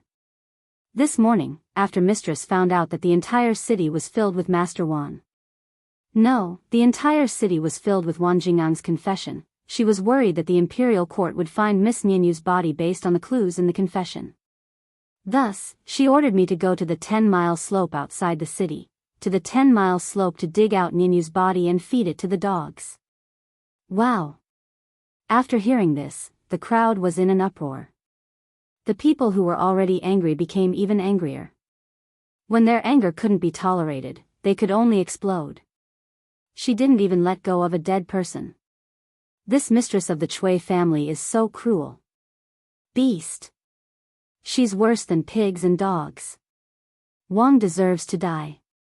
It's really intolerable that such a vicious woman is not killed. Kill Wang. Kill Wang. Thousands of people were about to riot in an instant. The servant guarding the entrance of the Chui Manor suddenly felt the pressure. How can this Mistress Chui be so inhumane? Qin Ke. I can't stand it anymore. After hearing this, Li Kun gnashed his teeth. If it wasn't for his special identity as a prince, he would have already killed his way in. Nianyu. I'm Nianyu. Mother has let you down. At some point, an old woman and an old man squeezed to the front of the crowd. The old woman collapsed in front of the Chui Manor and cried bitterly. Her sobs were like the wail of a dying beast. The people of Chang and at the entrance of the Chui Manor all shed tears. Evil woman of the Chui family, give me back my daughter's life. This old man will not rest until the Chui family is dead. The stooped old man beside the woman also sat down and said with a bitter expression. Chapter 1102. These two people seem to be Nianyu's parents. Look at them. Did they only know that their daughter was killed today? The sudden appearance of a couple in front of the Chui mansion instantly attracted the attention of the people. Old man, are you Nianyu's family? Di Jishuan was closer to the couple, so he squatted down and asked softly. Yes. I'm Zhang Debao, and Nianyu is my poor daughter. My Nianyu. The old man wiped his tears and said sorrowfully. Old man, didn't you know that your daughter was killed before? Di Jishuan saw that the grief on the old man's face didn't seem to be fake, so he was a little puzzled. Before the old man could say anything, the old woman interrupted and said sadly, in the past, the Chui family only said that our daughter died in childbirth because she was pregnant with Master Chui's flesh and blood, but who knew that she was made into a human swine by Madame Chui? My poor you, Hearing the word human swine, Zhang Debao could no longer control his emotions. He beat his chest and said sadly, if I had known that Nianyu was tortured like this in the Chui mansion, I would have rushed into the Chui mansion to save her even if I had to give up my life. Hateful. Madame Chui is a beast in appearance. How dare she mistreat my Nianyu like this? I regret it. I regret that I sold Nianyu into the Chui family, into this den of tigers and wolves. A debt must be paid with money, and a life for a life. I know that I can't do anything to Madame Chui, but I can kill myself in front of the Chui mansion and bring them some bad luck. Before he finished speaking, Zhang Debao's head had already slammed into the stone lion in front of the Chui mansion. Old man, wait. Although Di Jishuan sensed that something was wrong, his reaction was still half a beat slower. He only managed to grab the corner of Zhang Debao's clothes. Rip, perhaps the material of Zhang Debao's clothes wasn't good enough, or perhaps Zhang Debao was running too hard, but the corner of his shirt that was pulled up by Di Jishuan was torn into two like a thin piece of paper. However, his speed didn't slow down at all. Bang! Di Jishuan could not help but close his eyes. To be honest, he couldn't help but secretly wipe away 2 drops of tears when he read about Nianyu's experience in the confession letter in the morning. Now, he really couldn't bear to see Zhang Debao's miserable appearance with his head broken and bleeding. Little Ku. Little Ku, are you alright? It's His Highness, the King of Han. His Highness King of Han saved Zhang de Bao. Great. Di Jixuan, who had his eyes closed, didn't hear the expected miserable cries. Instead, he heard the cheers of the people around him. He couldn't help feeling curious and opened his eyes at once. Zhang de Bao's head was pressed against Li Ku's stomach, and Li Ku's back was leaning against the stone lion. He looked like he was in pain. Obviously, Li Ku had relied on his superior agility to act as a meat cushion at the crucial moment. Otherwise, Zhang de Bao's head would have been smashed. Old man. Old man. If you die, how am I supposed to live? The old woman finally reacted. She rolled and crawled to Zhang de Bao's side and cried loudly. Old woman, if you have any grievances, you can report it to the government. The government will definitely give you justice. But don't do such a thing that hurts your loved ones and makes your enemies happy. I believe that your daughter's spirit in heaven doesn't want you to do this. Li Ku grinned. Although he knew Kung Fu, he didn't learn external Kung Fu such as Golden Bell Shield or Iron Shirt. Just now, he almost vomited out the breakfast he had in the morning. Of course, the main reason was that Zhang de Bao hit too hard in grief and indignation. At this time, Li Ku pressed Zhang de Bao's shoulders and said solemnly word by word. The government? Justice? How powerful is the Chui family? How can the government uphold justice for me? I don't expect it, I don't expect it. Little Lang Jun, get out of the way. I am sorry for my Ninyu. Let me die. Zhang de Bao shook his head gloomily. Old man, you can't die. What will I do if you die? The old woman cried. Li Ku frowned and said in a low voice, Old woman, I am the current king of Han, and this is His Highness King of Wei. Today, this prince promises you that this prince will help you get justice for your daughter. Anyone who violates the Tang Empire's law should be punished accordingly. The Chui family is no exception. That's right. Old woman, don't worry. I will help you get justice for Miss Ninyu. Li Tai also stepped forward and said. The old man and the old woman were shocked and hurriedly bowed to Li Ku and Li Tai. Greetings to Your Highness King of Wei and King of Han. I just offended Your Highness King of Han. I really deserve to die. Li Tai and Li Ku said, You don't have to be so polite. Then Li Ku said, Old woman, look carefully. Today, I will get justice for you. As soon as he finished speaking, Li Ku turned around and stared at the group of servants that were guarding the entrance of the Chui estate as he said, All of you are clearly aware of the Chui clan's actions. Presently, there are only two paths before all of you. The first is to continue following behind the Chui clan and act as their accomplices, and the other is to abandon the darkness for the light and move aside immediately. Choose the first choice, death. The second choice, life. I will only give you half a cup of tea's time to think about it. What happened today was too shocking. Although Li Ku knew that Li Er didn't intend to hurt the aristocratic families, and he also knew that if he interfered in this matter with his identity, it would definitely bring criticism. But some things could be tolerated, and some things could not be tolerated. Especially Zhang de Bao's words and actions before, which touched his heart, made him not want to care about anything else at the moment. He just wanted to help the maid he had never met before to get justice. As soon as his voice fell, the servants suddenly looked at each other.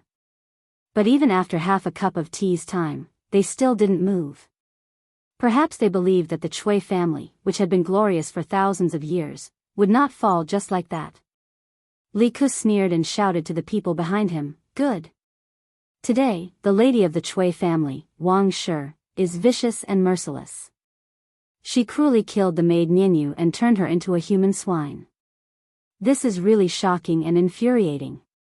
What's more hateful is that after Ninyu died, Wang Shi still didn't let her go. She sent people to dig up her body and feed it to the dogs. Such a wicked woman, who was born as a human, should pay with her life. According to the law, she should be punished. Arrest Wang Shi. Even the dignified king of Han was so moved in his heart, so how could the people who had long been filled with anger, eager to fight, and eager to give it a try remain indifferent? They heard this and shouted, "Arrest Wang Shi! Arrest Wang Shi!" They said so, and at the same time, they did so. When an ordinary man is angry, blood splatters 5 steps. The thousands of people began to slowly press forward. Looking at this posture, it was as if they were going to flatten the Chui family. Chapter 1103. Don't come over. Don't come over. You dare to barge into private residences in broad daylight. Be careful that I don't send you to see the officials. Seeing the army pressing in, the servants of the Chui family started to feel terror. There were only a dozen of them. How could they be a match for thousands of common people and students? Also, many of these students were of noble status. Even if they wanted to attack, they did not dare to. Capture Wang Shi. Capture Wang Shi. At this time, there was no need for anyone to command. Wang Shi had sent people out of the city to destroy the corpses and evidence. Zhang de Bao had angrily hit the stone lion. These 2 matters ignited the anger of the common people. The people of Guangzhou never lacked courage. Previously, they had been angry, but due to the power of the Chui family, they did not dare to act rashly. But when a person's anger could not be suppressed, then they would either die in silence or explode in silence. This group of people filled with courage chose to explode in the end. The anger of the Son of Heaven, millions of corpses, blood for thousands of miles. The anger of an ordinary man, 2 corpses, blood for 5 steps. Even a clay figurine had a temper, much less these strong men of Guangzhou. The prestigious families that had been high up for almost 1,000 years were so insignificant and lowly in front of the angry common people. The servants of the Chui family retreated again and again. In the end, they had no place to retreat because behind them was the gates of the Chui family. Charge! Charge in! Capture Wang Shi! Capture Wang Shi! Someone shouted loudly. The common people threw away their fear and pressed towards the servants in front of the gates of the Chui family. It was really pressing. Facing this enormous flow of people, the servants of the Chui family were like small boats in the ocean, insignificant and powerless. This was the power of the common people. This was the power of the common people that those high and mighty people usually said to be weak. After today, after knowing how powerful they were, there might be fewer people in the aristocratic families and fewer tragedies like Nianyu. Nianyu, today, these common people will help you get justice. While they are late, justice has not been absent. On a beam across from the Chui mansion, Li Zixuan was holding a jug of wine and coldly watching from the sidelines. At this moment, he saw the citizens rushing towards the Chui mansion, so he poured himself a cup of wine and murmured. Of course, the main reason he came here was because he was worried. If the Chui family sent out powerful experts to kill the commoners, he could take care of them. After all, there were many of his students here. Boom! Just at this moment, the Chui Manor's iron gates, which had stood tall for thousands of years, under the impact of the commoners, were basically unable to put up any resistance and instantly collapsed. It was a pity that the door had just been fixed after Li Zixuan damaged it a few days ago. But now, he was being stepped on again. Ah! Run quickly. The people outside are rushing in. The maids and servants of the Chui Manor, upon seeing the manor's door collapsing and countless people rushing in, screamed and screamed as they frantically ran for their lives towards the direction of the backyard. Although the martial artists and guards in the yard knew martial arts, when faced with thousands of commoners, no matter how high their martial arts skills were, they would not dare to rush in and send themselves to death. The qualified martial artists had already flown over the walls of the yard with the advantage of their Qinggong skills. The unqualified martial artists, whose Qinggong skills were not good, could only escape to the backyard with the maids and servants. Instantly, like an eagle chasing a flock of chicks, a flock of eagles was chasing a flock of chicks towards the backyard. As time passed, the space for these chicks to survive would only become smaller and smaller. Capture the Wang family. Capture the Wang family. The flood of 4,000 to 5,000 people pushed towards the backyard while letting out earth-shattering shouts. F***ck. Who is that bastard? How dare he take the opportunity to bully the Chui Manor's maids? Bao Lin. Bring people to capture that bastard. After the commoners rushed into the Chui Manor, although most of them were heading towards the backyard to capture the Wang family, there were still some who wanted to take advantage of the chaos, such as stealing, molesting, or raping the maids of the Chui Manor. The ugliness of human nature was revealed in the chaos. Cheng Chimo's sharp eyes saw a rascally young man hugging a maid and trying to molest her. He immediately roared in anger. Yes. Brother Cho Nyo. Yuchi Baolin responded. Without calling for anyone else, he strode up to the man and lifted him up with one hand, then slammed him onto the ground. Chin K. Virgo. We can't go on like this. Although the Chui family is despicable, there are only a few people who have committed crimes. These maids are innocent. If we don't take any measures, many innocent people will suffer today. When that happens, Father will definitely blame. Yamacho. Li Ku frowned as he spoke to the people around him. Obviously, he had already guessed that the source of this turmoil, or rather, the initiator, was Li Zixuan. It was not hard to guess. Anyone who had interacted with Li Zixuan and knew about his recent activities would be able to guess it. Li Tai nodded and said, Little Ku, you are right. We can't let the commoners do as they please. I think it's better to have all the students of the college spread out in groups of 10 to maintain order. Little Ku, you are skilled in martial arts, so you take command. Li Ku did not decline.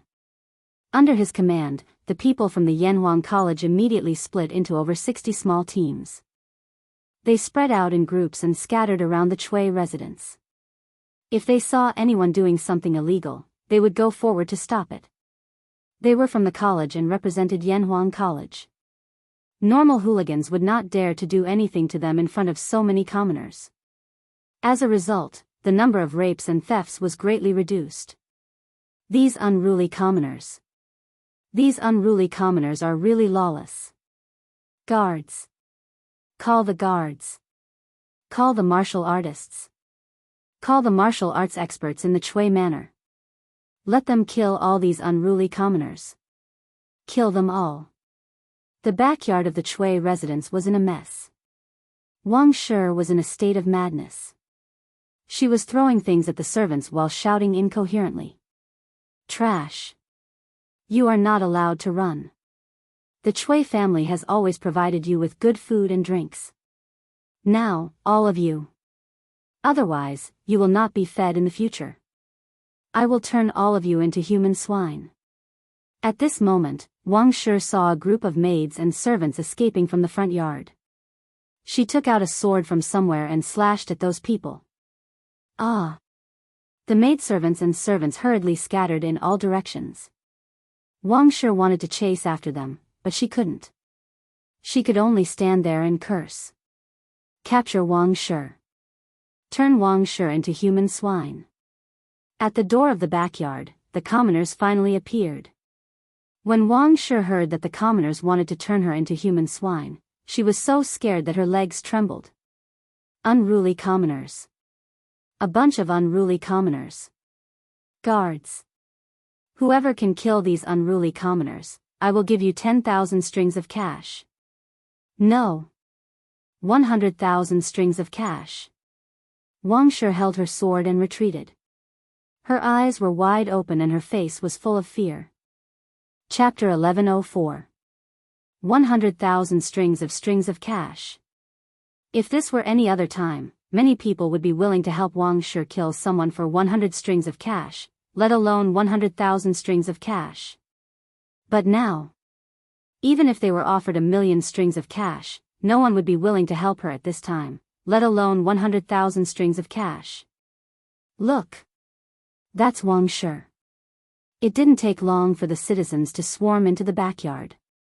Someone recognized Wang Shi, who was holding a sword and hysterical as if she had gone mad, and pointed her out loudly.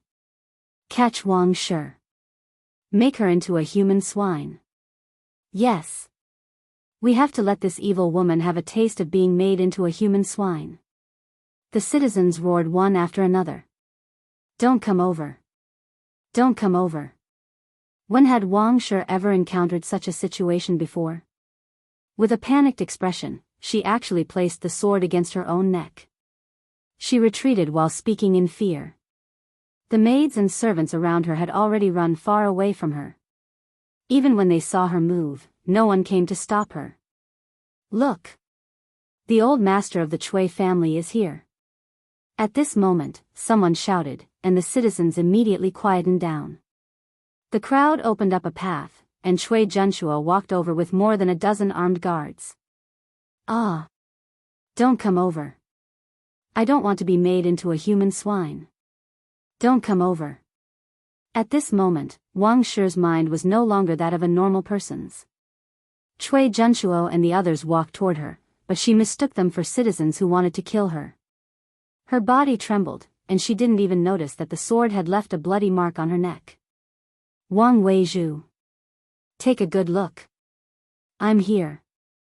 Chui Junshuo growled at Wang Shi with a dark expression. Ah! Don't come over. I don't want to be made into a human swine. Wang Shi was even more terrified. She screamed and exerted force with her hand, and the sword in her hand slit her throat without any resistance. She immediately collapsed to the ground, leaving behind a pool of blood. Bam! Everyone fell silent. No one would have thought that the dignified matriarch of the Chui family would be so frightened by a group of citizens that she committed suicide. Although this venomous woman deserved to die, the commoners felt that such a death was too easy for her. Chui Junshuo took a few deep breaths. He did not expect that the people would invade the Chui residence in such a large scale. Now that the Chui residence had been destroyed, Wang Shi had committed suicide, and the Chui family had become the laughingstock of the world. This result was worse than the worst that he had expected. He glanced at Madame Wang's corpse, then turned to look at the vast crowd behind him. With all his strength, he said in a deep voice, I am Chui Junshuo. He was the former master of the Chui family. The Chui family has indeed done a lot of wrong things in recent years, and Wang Weizhu really shouldn't kill Nianyu privately. It's my fault for not managing the family well. But now that the Wang family is dead and the mastermind has been eliminated, why don't all of you disperse? The East County Duke, Chui Junshuo. Many people knew about this person. Hearing him say this, many people subconsciously prepared to give up. In any case, the most vicious Wang Shi in their eyes was already dead. There was no point in staying here any longer. Although Madame Wang is dead. But what about the people that the Chui family has invaded and kidnapped over the years? Just when some people wanted to leave, someone in the crowd shouted, and the crowd became restless again. That's right. The Chui family has done a lot of evil in the past. They have invaded so much land and kidnapped women. How can the death of Madame Wang solve it? Yes. All the evildoers of the Chui family must be punished. Chui Junshuo frowned, but he was secretly anxious. He was anxious that the people from the imperial court had not arrived yet. That's right, at this time, he would rather go to the imperial court to be judged than to reason with these people. Because most of the civil and military officials in the imperial court were gentle people, and because of the large number of these people, they might directly rush up and kill all the people of the Chui family. Haha. As the saying goes, those who do evil are doomed to destruction. When the Chui family did those evil things back then, did they think that they would be punished today? At this time, a faint voice came from afar. Although the voice was not loud, it reached the ears of everyone present. Who's that? Chui Junshuo's gaze froze as he saw Li Zishuan flying over the heads of the crowd and landing steadily at the front of the crowd. Marquis Yongmen? Did you enjoy watching the show from the side? When enemies meet, their eyes are exceptionally red. At this time, Chui Junshuo of course hated Li Zishuan, but more than that, there was a trace of indescribable complexity. At first, he did not think that he would lose. Yesterday, he even had the thought of turning defeat into victory, and retaliating against Li Zishuan. But he did not expect that after just one night, Li Zixuan had successfully made the Chui family, a 1,000-year-old aristocratic family, into a street rat that everyone wanted to beat up. A 1,000-year-old reputation, in the end, could not win against that thin confession. But in the end, whose fault was this? If the Chui family did not do those dirty things, even if Li Zixuan had a grudge with the Chui family, could he make up something out of nothing? A 1,000-mile dike, collapsed by an ant hole. A 1,000-year-old aristocratic family, in the end, was destroyed in the hands of a pig like Madame Wang. Haha. Watch the show. This marquis is not watching the show. This marquis is using this grand scene to pay tribute to Miss Nianyu in the underworld, to ask her to rest in peace. Li Zixuan stood with his hands behind his back and said in a low voice. At the same time, he was secretly sizing up Cui Junchuo. He had fought with Cui Junchuo several times, but it was always in the dark. Today was their first time, and probably their last time. Hearing this, Cui Junchuo's expression changed several times. After a long time, he said, that Nianyu is just a little maid in the Cui family. If she knew that in the future, she would be able to make the Marquis of Yong, and bring so many people to seek justice for her, she would probably feel lucky, right? Li Zixuan sneered, lucky? The dead cannot come back to life. If possible, who in the world would not want to keep living? Dead is dead. Even if this Marquis avenged her, she would not feel lucky. She should regret entering the Chui family and meeting Madame Wang, this poisonous woman, and Cui Shanfu, this coward. You. Cui Junchuo was a little angry. The Chui family was almost dead, and Li Zixuan still wanted to step on the corpses. This was too much. The imperial edict has arrived. Unrelated people, immediately make way.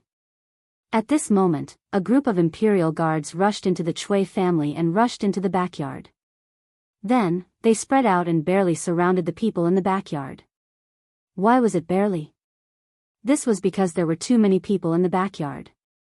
The less than 100 imperial guards that they had brought with them were simply not enough to deal with them. Then, a general in silver armor came forward and said loudly, His Majesty has decreed that all people should immediately disperse. His Majesty will personally deal with the matter of the Chui family. He will definitely give justice to Nianyu and the people of the world. Chapter 1105. The young general in silver armor was Sun Jiping. He had participated in the Battle of Snake Spirit Mountain and could be considered as an old acquaintance of Li Zixuan. After such a long time, he had been promoted from a small leader to a guard with a sword in front of the palace. He could be considered to have a prosperous career. When the people heard Sun Jiping say that Li Zixuan would deal with this matter personally, they did not want to make a fuss and left. The students of the academy did not leave. At this time, Li Ku went to Li Zixuan and whispered a few words in his ear. Li Zixuan nodded gently and did not say anything. Sun Jiping did not have time to chat with Li Zixuan at this moment. He looked at the people of the Chui family and said loudly, His Majesty has an order. Cui Junchuo, East Commandery Duke of the Chui family, and Madame Wang, enter the palace immediately. There must be no delay. Cui Junchuo secretly breathed a sigh of relief. He had been looking forward to it for a long time. Finally, the people from the palace came. It was better for the imperial court to judge the Chui family than the people. After all, the imperial court would be reasonable. It was difficult to reason with the angry people. General, Madame Wang committed suicide a quarter of an hour ago. I'll go with you. Cui Junchuo stepped forward and said. After that, he looked back at Madame Wang who was lying in a pool of blood. Although this woman was really hateful and even dragged the Chui family into the abyss of public opinion, she was still the former Madame Wang of the Chui family. Saving some dignity for her was saving the Chui family's dignity. Sun Jiping frowned. He followed Cui Junchuo's gaze and saw a woman in gorgeous clothes lying in a pool of blood. There was a blood-stained sword beside her. After a moment of silence, he shook his head and said, East Commandery Duke, it's not that I don't understand people's feelings, but His Majesty personally ordered me to invite you and Madame Wang into the palace no matter what. Guards. Prepare an ox cart and carry Madame Wang's body into the palace. Yes. General. After Sun Jiping finished speaking, 2 soldiers immediately stepped forward and carried Madame Wang's body. You. General Sun, can you make an exception? Cui Junchuo could not help but be angry. But after thinking of the Cui family's current situation, he restrained himself. Sun Jiping shook his head. His meaning was self-evident. Therefore, Cui Junchuo could only watch as the 2 imperial guards carried Mrs. Wang's body away. Blood flowed all the way. Most of the members of the imperial army had been on the battlefield before, so they didn't fear corpses and blood. However, the students of Yanhuang College were different. This was the first time most of them had seen a dead body, and it was the first time they had smelled such a thick stench of blood. Many of the students bent down and vomited. Li Zishuan did not say anything. He felt that there was nothing wrong with letting the students see the light of blood earlier. Perhaps some of them would have to go to the battlefield in the future. East County Duke. Please go ahead as well. After Wang Shi was loaded onto the ox cart, Sun Jiping pointed to a prisoner's cart next to him and said to Cui Junchuo. There was no other way. Li Er had given him a strict order. There was only 1 hour in total. He couldn't possibly let Cui Junchuo run behind the horses but, right? Or let Cui Junchuo ride a horse behind him. If the criminal got lost, how was he going to explain himself? After thinking about it, only the prisoner's cart was more reliable. It could guarantee the speed and ensure that the criminal wouldn't escape. Anyway, in Sun Jiping's opinion, the Cui family would definitely not be able to make a comeback this time. There was no need to be afraid of Cui Junchuo's identity. Cui Junchuo's expression changed. After hesitating for a moment, he finally sighed and walked toward the prisoner's cart. Before entering the prison carriage, he looked at Li Zishuan with a complicated gaze and said, "This old man never thought that there would be a day when I would become a prisoner. This old man also never thought that I would be defeated by you. Marquis Yong, and I have underestimated you after all. You are the variable of the aristocratic families, and also the variable of the Tang Empire." Li Zishuan shook his head and said expressionlessly, "East County Duke, you are not a stupid person. You should understand that the Cui family's ending today is not because of me, but because the people of the Cui family don't know how to respect and do all kinds of evil." Hearing this, Cui Junchuo sighed and then got on the prisoner's cart. Sun Jiping waved his hand, and the imperial guards quickly left the backyard of the Cui family. At this time, he had time to say goodbye to Li Zishuan. "Marquis, His Majesty's order is urgent. I will chat with Marquis another day. I will leave first today. General Sun, please wait." Li Zishuan smiled and cupped his fists in return.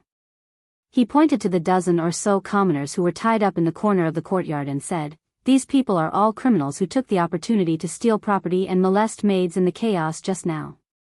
They have been tied up by my students. Now, I'll have to trouble General Sun to bring people to send them to the Supreme Court." Sun Jiping was a little surprised and said, "There is such a thing? Marquis, please help me catch these criminals. I will report it to His Majesty and ask for a reward for Marquis." Li Zishuan waved his hand and said, "No need. This has nothing to do with me. It was all done by the students of the academy. If you want to ask for a reward, you should ask for a reward for them. General Sun, you should quickly return to the palace and report."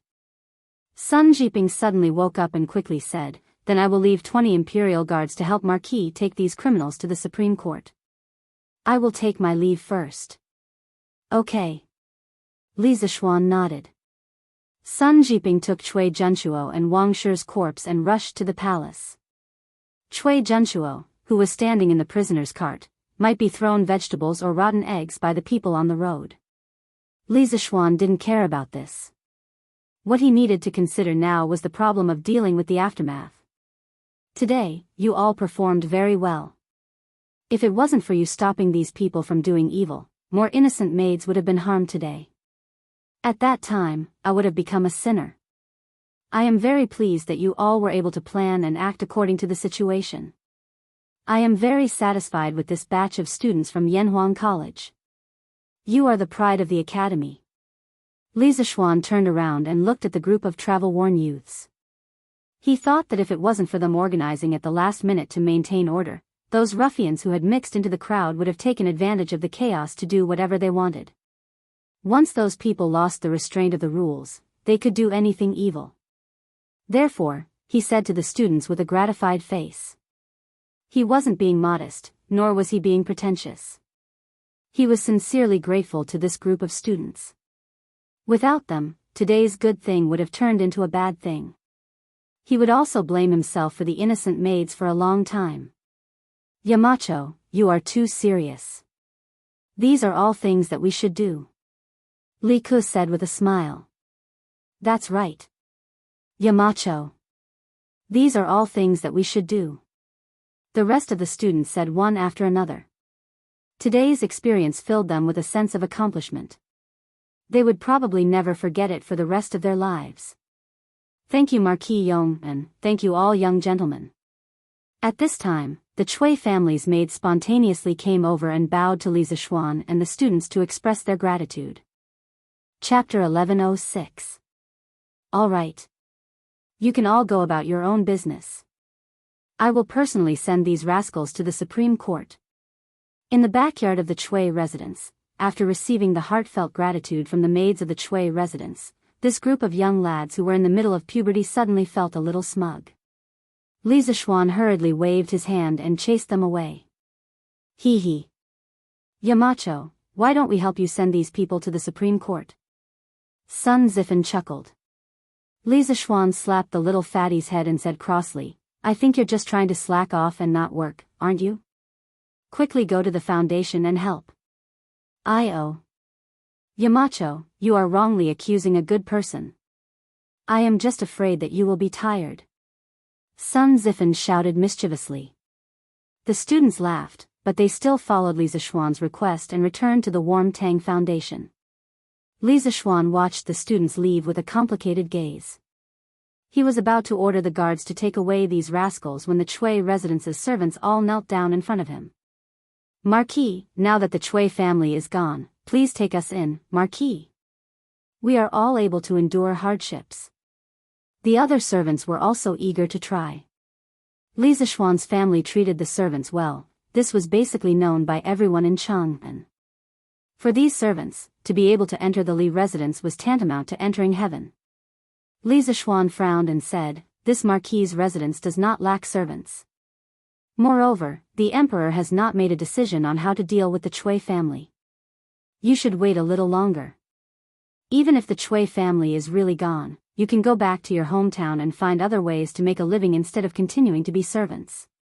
Now that the world is peaceful and the emperor is very kind to the people, this Marquis believes that as long as you are hardworking, your life will not be bad. Marquis. But we are all slaves, how can we make a living? Everyone says that Marquis is unparalleled benevolence. I hope that Marquis can be kind and take us in. The crowd hesitated for a moment, and a slightly beautiful servant girl said pitifully to Li Zishuan. In ancient times, there were 5 types of household registration. The first was noble registration, usually for aristocratic families. The second was good registration, which was for ordinary people. The third was merchant registration, which as the name suggested, was for merchants. The fourth was slave registration, which was the status of slaves. Once sold, they may be slaves for life. Unless the master was generous and was willing to give the government a large sum of money. The fifth was cheap registration, which was for prostitutes, entertainers, and so on. And so on. Li Zishuan's frown deepened. Not to mention that his residence didn't lack maids and servants. Even if he did, he wouldn't hire them here. First of all, who knew which of these people were loyal and which were traitors? Furthermore, that maid's way of talking about moral coercion made him feel disgusted.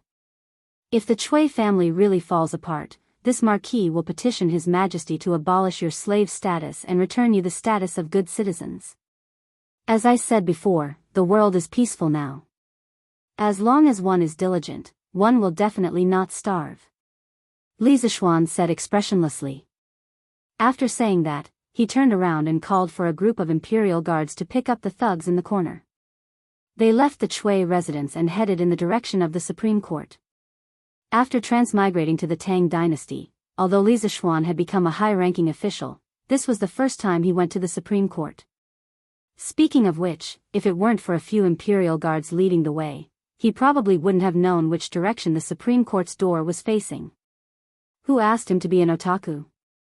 Unless it was absolutely necessary, he would definitely not go out, let alone wander around aimlessly.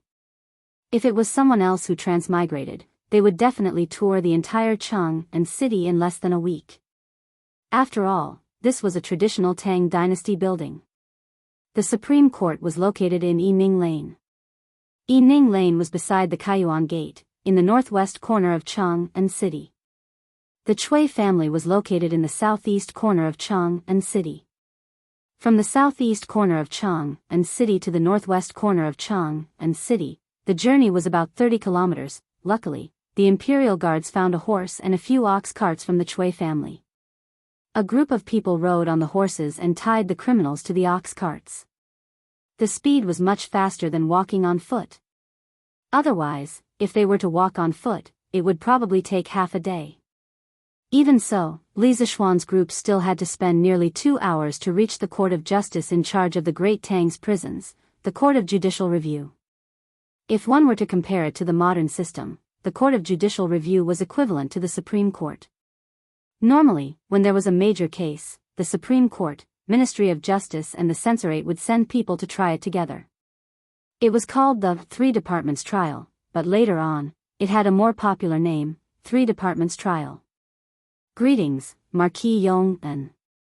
Seeing Li Zixuan and the rest walking towards the Supreme Court, the two soldiers at the door hurriedly bowed. Although Li Zixuan did not know them, they recognized Li Zixuan. After all, this fellow was the man of the hour in Cheng and city this year. Is Lu Tingwei here? Or is Sun Shaoqing here? Li Zixuan nodded and asked. The current minister of the Supreme Court was Lu Dui, and the head of court was another title for the minister of the Supreme Court. Normally, people would not directly address him as the Minister of Court X, but as the Head of Court X. This was because when the Supreme Court was first established in the Han Dynasty, the highest official in it was called the Head of Court. Although the title was changed to the Minister of the Supreme Court during the Northern and Southern dynasties, the Tang people were still used to calling him the Head of Court. This was a common knowledge that Li Zixuan had learned after being in the officialdom for so long. There were two Shaoqing in the Supreme Court. One was Sun Fujia, who was an old acquaintance of Li Zixuan. The other was Dai Zhou, who was promoted by Li Zixuan in October this year.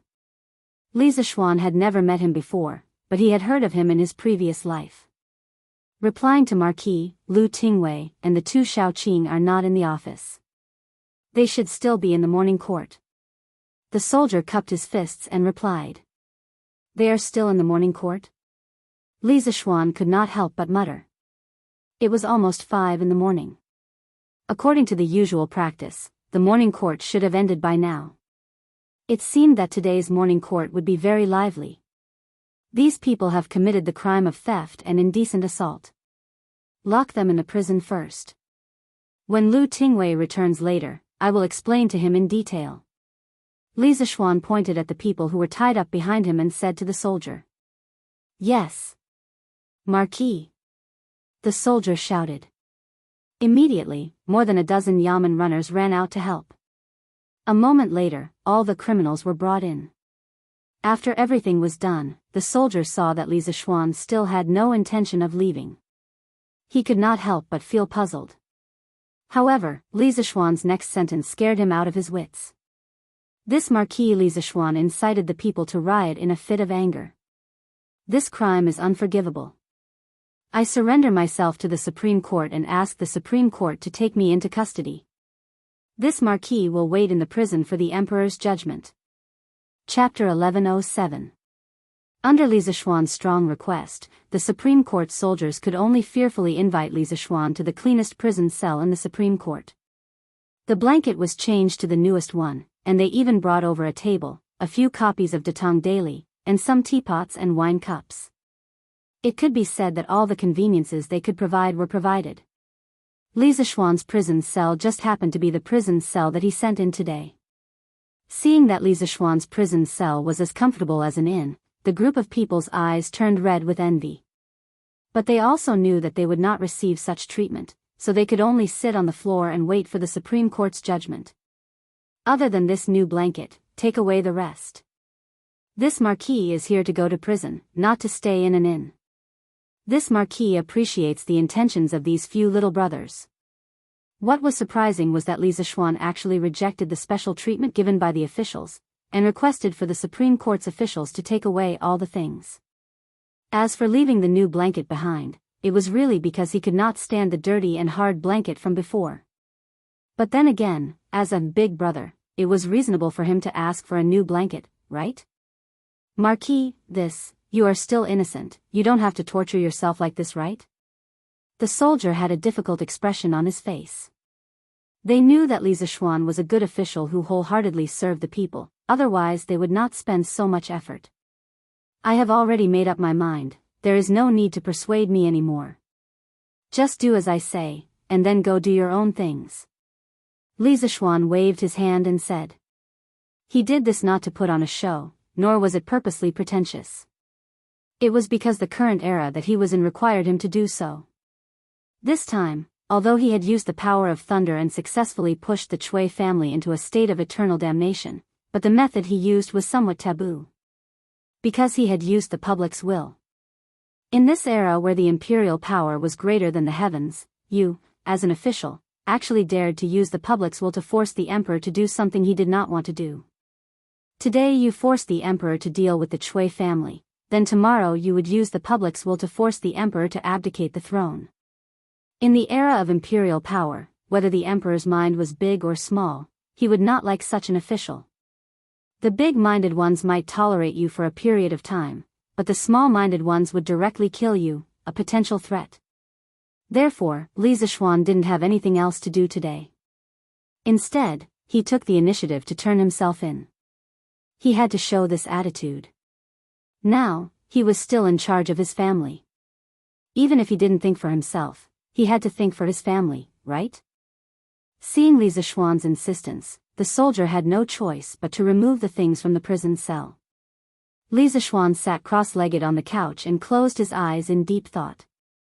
After an unknown period of time, a series of footsteps suddenly came from outside the prison cell. Li Zixuan opened his eyes and saw a middle-aged man wearing a dark red official's robe with a dark blue belt around his waist walking over with a few soldiers. The man had a head full of black hair, a pair of indifferent tiger eyes, and a straight figure. He could be considered to have a dignified appearance. This official, Dai Zhou, greets the Marquis of Yong'an. The middle-aged official asked someone to open the cell. Then, he cupped his hands and bowed to Li Zixuan, who was sitting cross-legged on the bed. Although he was older than Li Zixuan, his official position was lower than Li Zixuan's. Since he was in the officialdom, he should follow the rules of the officialdom. So it's Dai Xiaoqing. Nice to meet you. Li Zixuan stood up and cupped his hands in return. This marquis's body is guilty, Dai Xiaoqing shouldn't be so courteous. Dai Zhou shook his head. Whether Marquis is guilty or not, His Majesty has yet to make a conclusion. But just based on the fact that Marquis is willing to seek justice for a maid he doesn't even know, this Dai Zhou still admires Marquis. This Dai Zhou dared to say anything. Now, the officials in the imperial court who had some brains basically knew that the confession letter was related to Li Zixuan. But Li Zixuan's methods were obviously taboo. Under such circumstances, Dai Zhou still dared to publicly praise him. If it fell into the ears of someone with ulterior motives, it might become a weakness. Dai Xiaoqing must be joking. This marquis is young and impetuous, I don't know the severity of the matter. Fortunately, this marquis didn't cause any big trouble. Otherwise, I'm afraid my conscience will not be at ease for the rest of my life. Li Zixuan shook his head and sighed with emotion. Then he asked, May I ask Dai Xiaoqing how His Majesty dealt with the Chui family in the morning court today? Dai Zhou replied expressionlessly, Madame Wang killed people. Although she had committed suicide, her behavior was so vile that it angered people and gods alike. His Majesty ordered the Chui family to bury Madame Wang's body in the wilderness. They are not allowed to enter the Chui family's ancestral mausoleum, and they are not allowed to look for a place with good feng shui for her. East County Duke Chui Junchuo didn't manage his family well. He allowed his family to embezzle the land of the common people and allowed his family members to kidnap women. His Majesty decreed that he was stripped of his title of East County Duke and sent back to Zhengzhou. He was ordered to return all the land that he had embezzled in the past 10 years to the common people within a month. Those who kidnapped women must also be handed over to the local government within a month. In addition, His Majesty sent the left Prime Minister Wei Zheng to Hunan Province to thoroughly investigate all the officials who have covered up or colluded with the Chui family in Zhengzhou in recent years. He wanted to clean up the local government and return the common people to the common people. Hearing this, Li Zishuan was relieved. Old Li was finally willing to completely deal with the Chui family. His plan was not in vain. Moreover, sending Wei Zheng to Hunan Province was the most ruthless move. Didn't your Chui family get wind and rain in Hunan Province in the past? Wasn't it all because the local government took care of you? Now I will remove those officials who took care of you. Let's see how you can continue to be lawless in Hunan Province.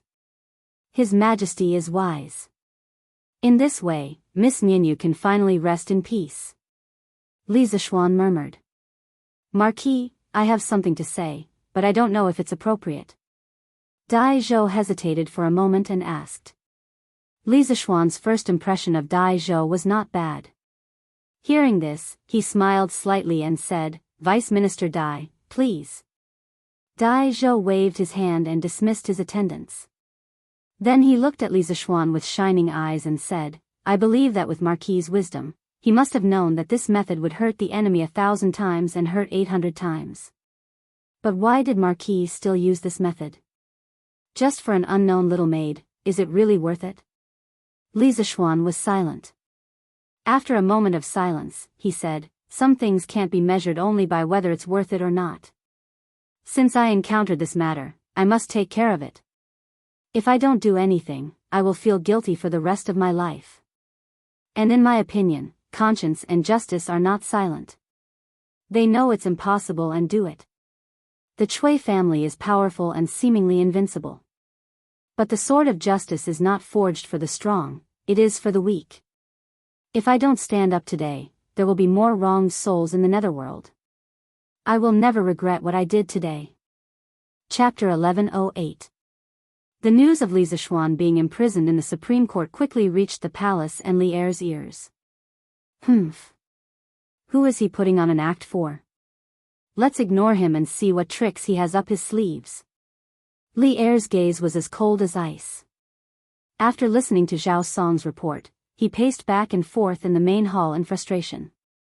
His hands behind his back were clenched into fists and then completely unclenched in the next moment. He would never have thought that the high and mighty Chui family would collapse before the imperial power could even show its might. He did not feel the joy of getting rid of the aristocratic family. Instead, he felt some fear because the power Li Zishuan could mobilize was too terrifying. It was so terrifying that it could even threaten his imperial power. Kill? Or not kill? At this moment, Li Er's mind was filled with all sorts of thoughts. In the end, he waved his hand and said angrily. Yes. Zhao Song sighed in his heart and cupped his hands in acknowledgement. Li Zishuan disregarded his own glory and got rid of evil for the people. Zhao Song admired him from the bottom of his heart.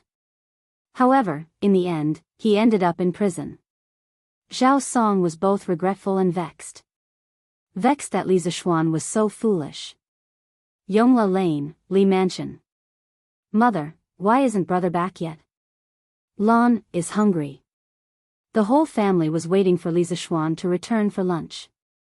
However, after waiting for a long time, he was still nowhere to be seen. Lan could not help but rub her stomach and said pitifully. Soon. He should be back soon. Mrs. Li had been feeling uneasy since the morning. When she saw that Li Zishuan hadn't returned yet, the ominous premonition in her heart grew even stronger. She patted Lan Er's little head and called out, San Bao, didn't you say 4 hours ago that the Chui family's turmoil had ended? Why isn't Xian back yet? San Bao said anxiously, Madam, the Chui family's turmoil had ended 4 hours ago. However, the young master took a group of people to the Supreme Court. The Supreme Court is far away from Dunhua Square. The young master is probably still there. Madame Li nodded, but the ominous feeling in her heart did not dissipate. Father. Mother. Not good. I found a letter left behind by my husband in the room. At this moment, Han Yushi hurriedly ran in with a letter in her hand and said anxiously. Yushi, what happened to Xian? What does he mean by leaving a letter? Mrs. Li immediately panicked. She subconsciously thought that something had happened to Li Zixuan. Li Jingma had always been calm. He patted his wife's hand and said, Yushi, what did the letter say? Han Yushi looked around and said softly, San Bao, little he, you all go down first. It wasn't that she didn't trust the servants in the residence, but the fewer people who knew about this, the better. Yes. Young madam. Although San Bao and the rest wanted to know what had happened, they had to listen to their mistress.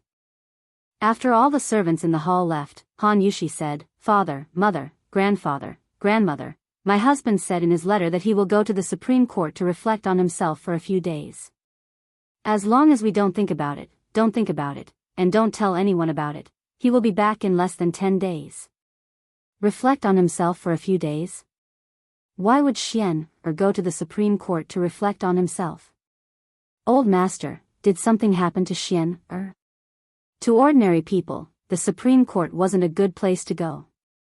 After all, most people didn't want to be involved in a lawsuit. Therefore, Mrs. Li was at a loss after hearing this. Sigh. In the end, it's a loss of 800 to hurt the enemy. Yi Guizhong was old and experienced. How could he not understand the meaning behind this letter? He sighed heavily and said to Mrs. Li, Yuzhu, you and Jingma don't have to worry. Although Xian destroyed the Chui family, the hidden danger is also quite big. Now that he has tied himself up in the Supreme Court, retreating in order to advance, he might be able to resolve the danger for himself. We can only do as he says. Don't think about it, and don't tell anyone about it. This is the only way to help him. Li Jingma understood immediately. Although he was worried about his son, he couldn't say it out loud. He could only force himself to calm down and comfort her, that's right. Don't worry, madam. Xian has always been very confident. If he says nothing will happen, nothing will happen. We'll just do as he says in the letter. Let's eat. Li Zixuan quietly lived in the Supreme Court. Of course, there were very few people who knew about it. His family didn't say anything. The officials who knew that he was in prison were basically the big shots in the court. Naturally, they wouldn't be so bored as to spread rumors. The collapse of the Chui family made the common people unable to adapt for a while. Of course, this matter also became the most talked about matter in the first year of Zhengguan. It could also be said that it was the biggest news in the first year of Zhengguan. 3 days had passed, but the enthusiasm of the commoners in their discussions about the Chui family had not diminished in the slightest. The commoners who had participated in the Chui family operation had been bragging to the people around them for the past 3 days, but they still enjoyed it. After all, they were the awesome people who had defeated the Chui family, a 1,000-year-old family. Of course, in these 3 days, the common people didn't know that Li Zixuan had been locked up in the Supreme Court's prison. The students of Yanhuang College also didn't know. The upper echelons of the Tang dynasty, without exception, chose to deal with this matter coldly. They chose the 3 no's policy: don't talk, don't ask, and don't say anything. The people of the Li family firmly followed Li Zixuan's 3 no's policy: don't think, and don't say anything. As a result, it was naturally difficult for others to know that Li Zixuan was in prison. However, it didn't mean that everyone didn't know. Father. Is Arya Macho locked up in the Supreme Court by you? That night, Sun Zifan returned home and found his father. He asked angrily, "What's wrong with you?" When the students of Yanhuang College participated in the warm winter operation, in principle, the students who lived close to the school could go home at night. Sun Fujia raised his eyebrows and said in a deep voice, Fan, where did you hear this news from? Asking this meant that Sun Fujia tacitly agreed that Li Zixuan was in the Supreme Court.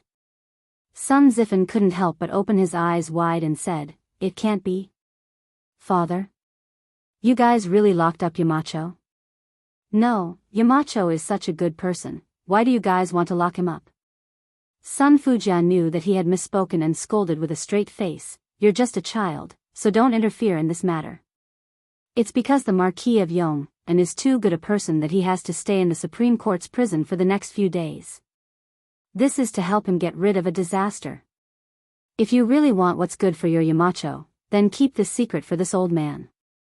If this is made public, only death awaits your Yamacho. Do you understand? Chapter 1109.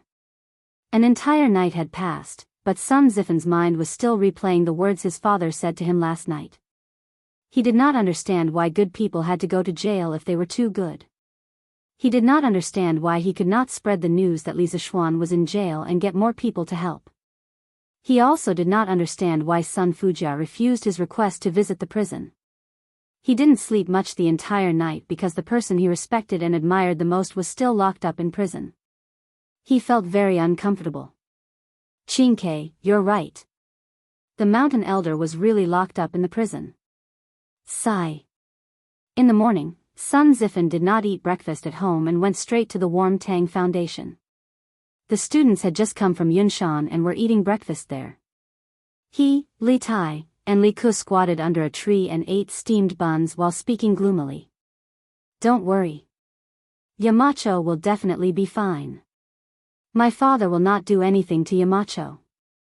Li Tai patted Sun Zifan's shoulder and said while chewing something in his mouth. Obviously, Sun Zifen had heard the news about Li Zixuan from him. But I don't understand, why did my father tell me? Sun Zifen hesitated for a while and finally asked the question in his heart. After he finished speaking, Li Tai and Li Ku were silent for a while. In the end, Li Ku said, Zifen, your father is right. At this time, the fewer people who know that Yamacho is in jail, the better. Why? Li Ku paused for a moment and said, because with Yamacho's reputation among the people, if the people know about this, they might cause a huge commotion. At that time, Yamacho will become a treacherous official who forced the emperor to abdicate and will never be able to rise again. Sun Zifen could not help but be stunned. He was not stupid and quickly understood the crux of the matter. Then, a layer of cold sweat suddenly appeared on his back. He finally understood the seriousness of the matter and that his father did not lie to him last night. The fewer people who knew about Li Zixuan's situation, the better. Gulp. Sun Zifen nervously swallowed a mouthful of saliva and said in a low but serious voice, Chinke, little Ku, we have to think of a way to help Yamacho hide this matter.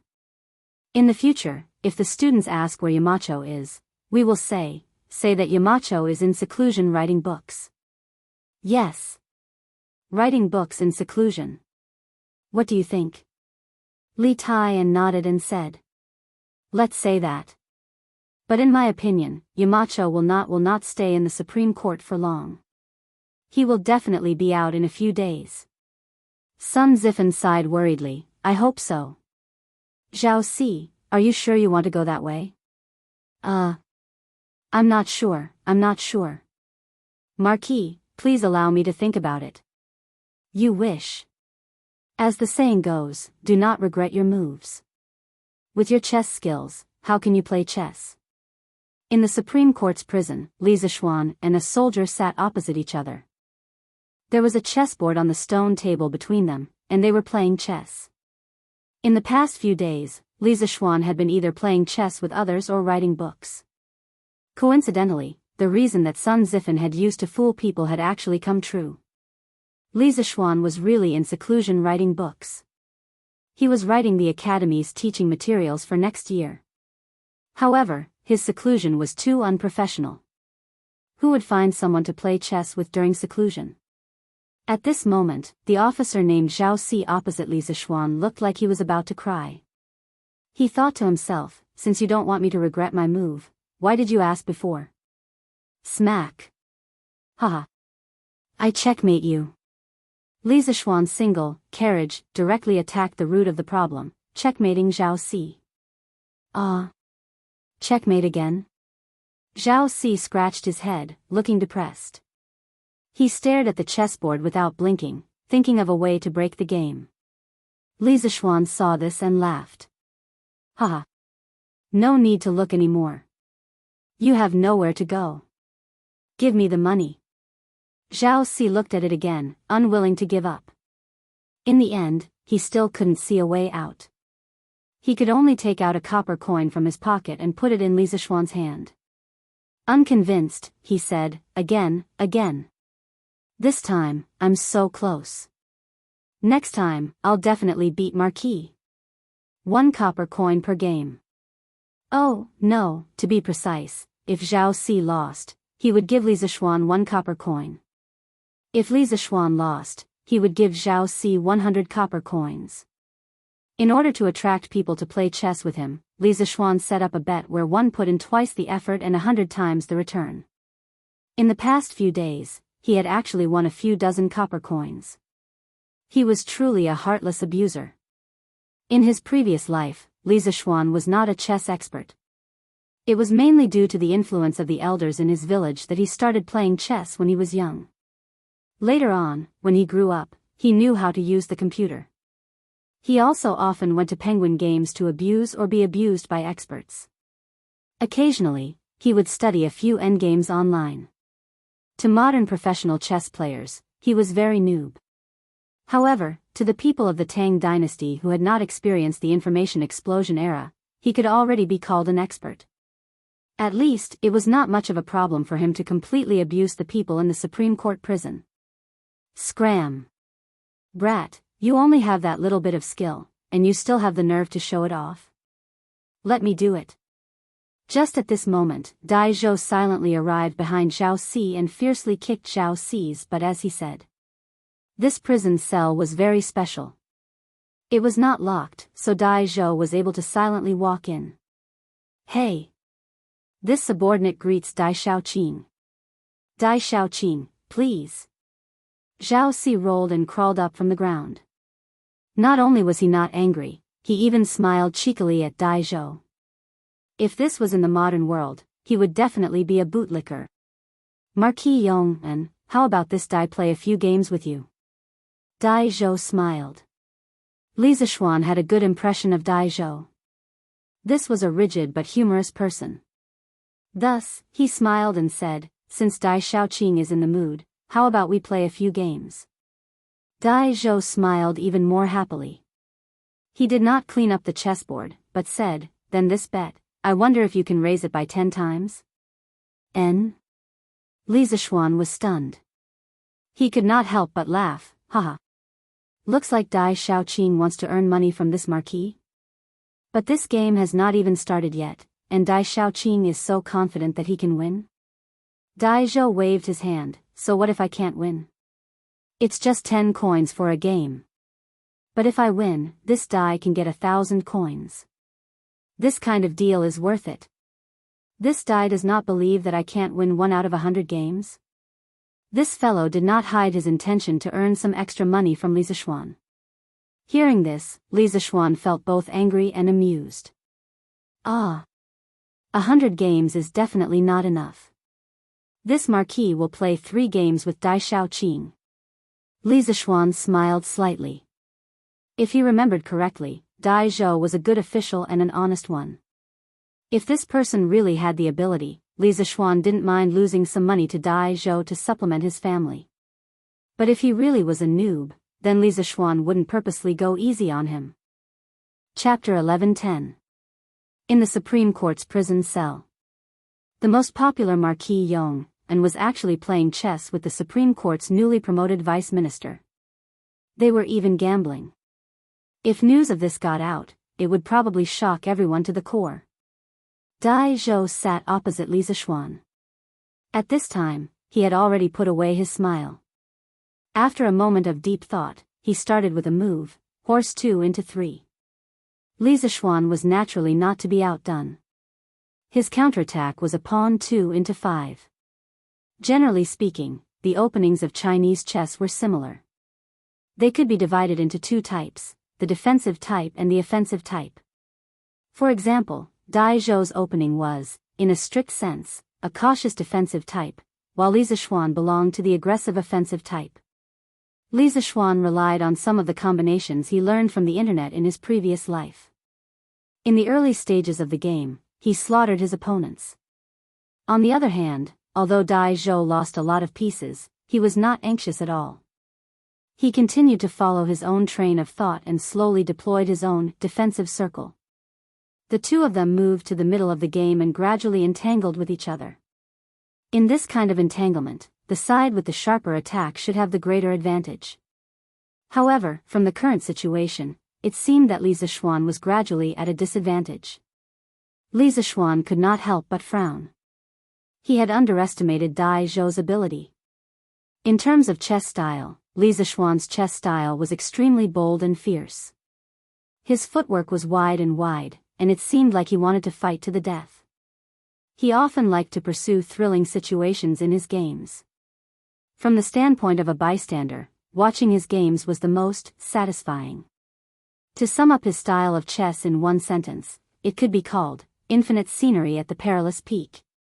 On the other hand, Dai Zhou's chess style was steady and his footwork was solid. Under his moves, the originally disadvantaged chess game was revived by him. Not only that, as the game progressed, he made the changes in the board very complicated. It was as if he had set up a Dragon's Gate formation.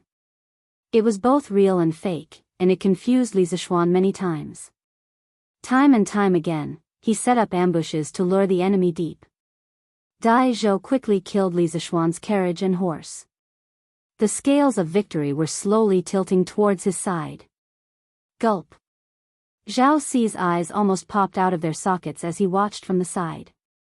Such an exciting game made him feel like he was watching two peerless experts exchange blows. The flashes of swords, the neighing of horses, it was very intense. Only then did he realize that Li Zixuan hadn't used his full strength when they were playing chess. Haha. Thank you for letting me win. Marquis, you have lost the first round. Under Dai Zhou's careful planning, all the advantages that Li Zixuan had gained in the beginning were finally wiped out. Moreover, in the process, Li Zixuan suffered heavy losses. After the final battle, all the escape routes of Li Zixuan's commander were blocked by Dai Zhou. Finally, Dai Zhou raised his head and chuckled. He was as happy as a child in his 30s. Humph. One is a vice minister of the Supreme Court, while the other is a marquis of the current dynasty. Yet, they are actually gambling and playing chess in this prison. If news of this were to spread, would you feel honored? Or would I feel honored? Unknowingly, Li Er was standing outside the prison cell with his hands behind his back. It seemed that he had been standing there for a long time. Beside him was Xiao Song, who was gasping for cold air. His forehead was sweating in the middle of winter. The three unlucky fellows in the prison cell quickly came over to greet him. Li Er directly said to Dai Zhou, "Minister Dai, you are in such a good mood. You can leave first. I will look for you later." Dai Zhou's forehead was full of sweat. He thought to himself that today was really an unlucky day. In his own territory, playing chess to earn some extra money, he actually met Li Er. How unlucky. Most importantly, he was about to get the 1,000 copper coins when Li Zixuan came. How should he ask Li Zixuan for money later? Yes. Your Majesty. Dai Zhou was thinking about how to get the 1,000 copper coins back.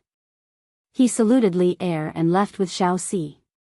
At the same time, to prevent the other prisoners from affecting Li Er and Li Zixuan's conversation, he also ordered the prison guards to transfer all the prisoners in the nearby prison cells away. I heard that you were reflecting on yourself here. But now, it seems that you are living quite well here. Li Er stood in front of Li Zixuan and said expressionlessly. Li Zixuan smiled helplessly and sighed, 3 feet of land without any sunlight. I am just trying to find joy in hardship. Li Er's gaze froze and said, "Are you blaming me?" "No." "Then, do you feel wronged?" Li Er's face was expressionless as he spoke again. Also no. Li Zishuan shook his head and said in a low voice, eating from the monarch and sharing the monarch's burdens is the duty of a subject. But what I did this time, not only did I not share your majesty's burdens, but I also added trouble to your majesty. If it was in any other dynasty, my head would have already left my body. How could I still have a place to play chess and write books like now? So, I do not blame anyone, nor do I feel wronged. Instead, I am filled with gratitude. Hearing this, the depression in Li Er's heart dissipated a little. With his hands behind his back, he paced around the cell and said, "Do you know that in these 3 days, the Empress has come to find me 3 times, Chang'e has come to find me 5 times, and Qingqian has come to find me 3 times. They were all speaking on your behalf. In the end, if I did not let you go, I would become a fatuous monarch in their eyes." Li Zishuan was moved. He hurriedly said, "I am grateful for the friendship of the Empress, the Crown Prince, and the Princess. But entering the prison to reflect on myself was my own choice. I feel very uneasy for causing trouble for your majesty. Haha. If I had known that you were such a troublemaker, I would not have placed you in the imperial court." Li Er shook his head and scolded unhappily. Then, he did not speak again. At this time, he noticed a thick stack of manuscripts on the bed and asked casually, "What are these?" Li Zishuan cupped his hands and answered, "Your Majesty, these are the teaching materials of the academy for next year. I happen to have nothing to do in the prison, so I settled down to write books." "So many? You wrote all of them in the past few days?" Li Er's face was suddenly shocked. This was because even if 3 scholars worked together to compile this thick stack of manuscripts, they would not be able to write so much in 3 days. Subconsciously, he went forward and flipped through it to see if the contents were scribbled by Li Zishuan to make up the numbers. But when he opened it, the word "awkward" was written on old Li's face. This was because he had flipped through some of the contents in the 2nd volume of chemistry. He could not understand the equations in it at all. Ahem. I did not expect you to be so concerned about your academy. Even in prison, you did not forget to compile teaching materials. In order to hide the embarrassment on his face, Li Er hurriedly coughed and said. Chapter 11:11. Your Majesty, what do you mean by my academy? That's your academy. You're the dean of the academy. I'm just a gardener, using the academy to realize my dreams. The one who really uses it is your Majesty, and the one who benefits is Tang Empire. When these seedlings of Yanhuang College grow up, they will definitely hold up the vast blue sky for Tang Empire. In the Supreme Court's prison, Li Zishuan cupped his hands and said to Li Er. He had no choice. Being born in such a feudal society, if he wanted to develop the academy well, he had to hug the thigh of the royal family. Li Zishuan didn't want to rebel against Li Er. This boss was too strong, and he couldn't do anything. Whoever didn't want to do it, he wouldn't do it anyway. Even in the modern world, if you want to do well, don't you need to hug the thigh of others? Li Er's gaze was deep. He was satisfied with Li Zishuan's attitude. Although what happened a few days ago made him angry, Li Zishuan still knew when to advance and retreat most of the time. Brat, if you had always been so sensible, how could you have fallen to the point of being imprisoned? If it weren't for the fact that the Empress and Chang'e were pleading for you, I would have beheaded you long ago. Li Er said resentfully. Li Zishuan said with a smile, Your Majesty is magnanimous and wise. Naturally, it's not something that ordinary people can compare to. I believe that under your Majesty's leadership, Tang Empire will definitely be able to catch up with the era of Qin Huang and Hanwu. Since old Li was willing to come to the prison, it meant that he had no intention of killing Li Zishuan. He was only here to find a way out. For the sake of his family, Li Zishuan was willing to give old Li a way out. Besides, he wasn't bragging. The golden age of Zhenguan in history was indeed catching up with the era of Qin Huang and Hanwu. Now that he, a transmigrator, joined, Tang Empire would only be stronger. Ha! When did you learn how to flatter? If Wei Xuanqing was here, he would definitely accuse you of flattering the emperor. Li Er pointed at Li Zishuan and said unhappily. However, the slight smile at the corner of his mouth showed that he did not reject this kind of flattery. Brat, your intelligence is outstanding. In all of the Great Tang, there's probably no one who can compare to you. But why was he so muddle-headed this time?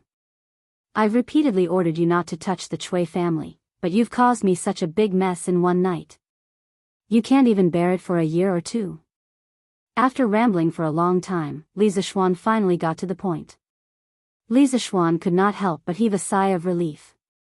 Anyone who had quarreled with friends before would know that under normal circumstances, if the other party didn't even pay attention to you after a quarrel or kept talking about other things, it meant that the other party was really angry. However, if the other party was willing to talk to you about the source of the quarrel, it meant that the other party wanted to resolve the conflict and eliminate the differences between them. Your Majesty, you have the world at heart, so of course you have to consider the big picture. However, I don't have to think so much every time. The Chui family is heartless and has killed so many people. Since I've seen it, I can't stand it anymore. Otherwise, I'll definitely dream of the cries of the ghosts in hell. I know that I've let my emotions affect my decisions, but if I were given another chance, I would still do the same. Even if I'm punished by your Majesty, I won't regret it. Li Er fell silent. For some reason, he suddenly recalled what Empress Zhongsun had said to him last night, Your Majesty. The Marquis of Yong, and inciting the anger of the people to destroy the Chui family was indeed a little impulsive. However, I don't believe that with the Marquis of Yong and's intelligence, he wouldn't have not thought of the severe consequences. However, he still did it in the end. This shows that he dares to love and hates evil. He isn't an ambitious and scheming person. Thus, I believe that your Majesty's worries are unnecessary. The Great Tang needs a righteous hero like the Marquis of Yong, and your Majesty also needs a loyal and capable official like the Marquis of Yong, and moreover, the Marquis of Yong and's own initiative to bind himself to the Court of Judicial Review was for your Majesty's sake. He knew that with his current reputation among the people, if your Majesty were to punish him, your Majesty's reputation among the people would definitely be affected. With such a straightforward official, I don't wish for your Majesty to make the wrong decision because of some groundless suspicions. I implore your Majesty to reconsider. After a long silence, Li Er finally recovered from his contemplation. He inwardly breathed a sigh of relief, but at the same time, he also felt an inexplicable sense of loss. He looked at Li Zixuan with a complicated gaze and said, The Chui family is truly abominable, but you, a brat, inciting the people to riot is also unforgivable. If not for the imperial court doing its best to clean up your mess, Chang, and would have been thrown into chaos in the next few days. Seeing that you were able to reflect on your actions in the last few days, we will punish you with 2 months of seclusion. While you're at it, you have to submit a letter of self-reflection within 3 days. Hearing the light punishment of 2 months of seclusion, Li Zixuan couldn't help but rejoice, thinking that old Li was finally willing to let this matter pass. However, when he heard the letter of self-reflection, Li Zixuan's eyes widened and his forehead was covered in black lines. What's wrong? You're not willing to write? That's fine too. Li Er glared at Li Zixuan and was about to say something, but Li Zixuan quickly interrupted and said, No, no, no. Your Majesty. I'm willing to write. I'm very willing to write. In his heart, he was silently criticizing old Li Zixuan for forcing his son, Li Tai, to write a letter of self-reflection. Humph. Li Er snorted and finally dropped the subject. After a pause, he sighed deeply and said, Obtaining the world has the Tao. Obtaining the people is the same as obtaining the world. Obtaining the people's Tao and obtaining their hearts is the same as obtaining the people. The collapse of the Chui family overnight can be considered as a wake-up call for me. Li Zixuan secretly nodded. Li Er was indeed Li Er. After realizing the power of the people, the first thing he thought of was not to suppress them, but to obtain their hearts and use them for himself. What a bold spirit. Your Majesty, as the saying goes, a ruler is a boat, a commoner is water. Water can carry a boat, but it can also capsize a boat. The Chui family thought that the people were weak and powerless, so they wantonly oppressed the people and harmed the servants. They had no respect for the people and finally died in the vast ocean of the people. Your Majesty is diligent and loves the people. You are wise and mighty, and will definitely be supported by the people. The big boat of Tang Dynasty will also be carried by the people and will never sink. Li Zishuan clasped his hands and said with emotion. He could only say sorry for unintentionally stealing someone's famous words. Li Er's eyes lit up and said, water can carry a boat, but it can also capsize a boat. Haha. Well said. Well said. Hearing this, my trip today was not in vain. Li Er, who had a clear mind, laughed and walked out of the prison. The power of the people united was indeed great, but as long as the people became the water that carried the boat, what was there to fear? Chapter 11-12. Many people subconsciously thought that it was Li Er's famous saying, water can carry a boat, but it can also capsize a boat. Actually, it was not. This sentence first came from the chapter of Sun Zi, Duke Ai. It was Sun Zi narrating a conversation between Confucius and Duke Ai of Lu. At that time, Confucius said, Qiu Wenji, a ruler is a boat, a commoner is a river. Water can carry a boat, but water can also capsize a boat. If a ruler thinks of danger, how can danger not come?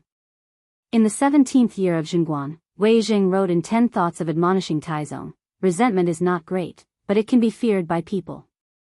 Water can carry a boat, but it can also capsize a boat. Wei Jing also said this. Li Er often used this saying to warn people. After a long time, it became Li Er's famous saying, exclamation point. Haha. Dai Xiaoqing, thank you for taking care of me these past few days. After Li Er left, Li Zishuan patted his butt and also left.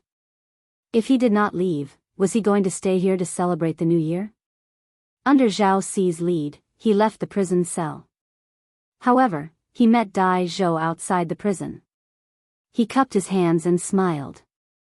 When Dai Zhou saw Li Zishuan come out from inside, he did not look surprised at all. Obviously, he had already guessed that this would be the result. Marquis, you're too polite.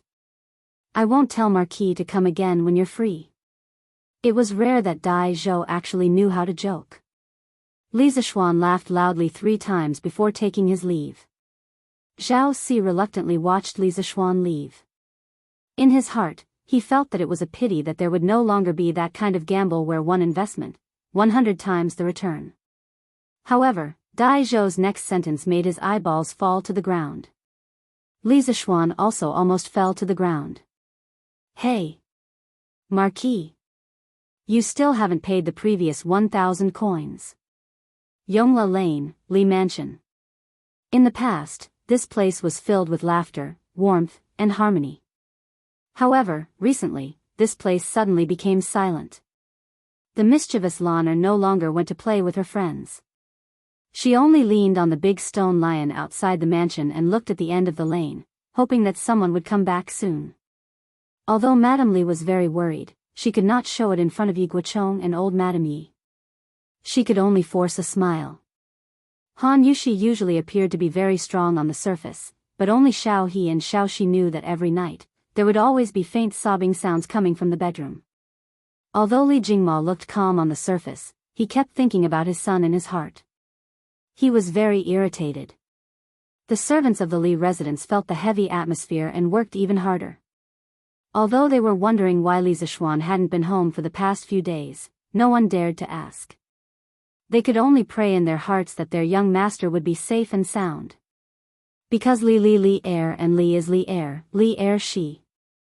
They were bound together for good or ill. 1 day, 2 days, 3 days, 4 days. This was the 4th day since Lana leaned on the stone lion and waited for Li Zishuan to come back. The stone lion was very cold in winter.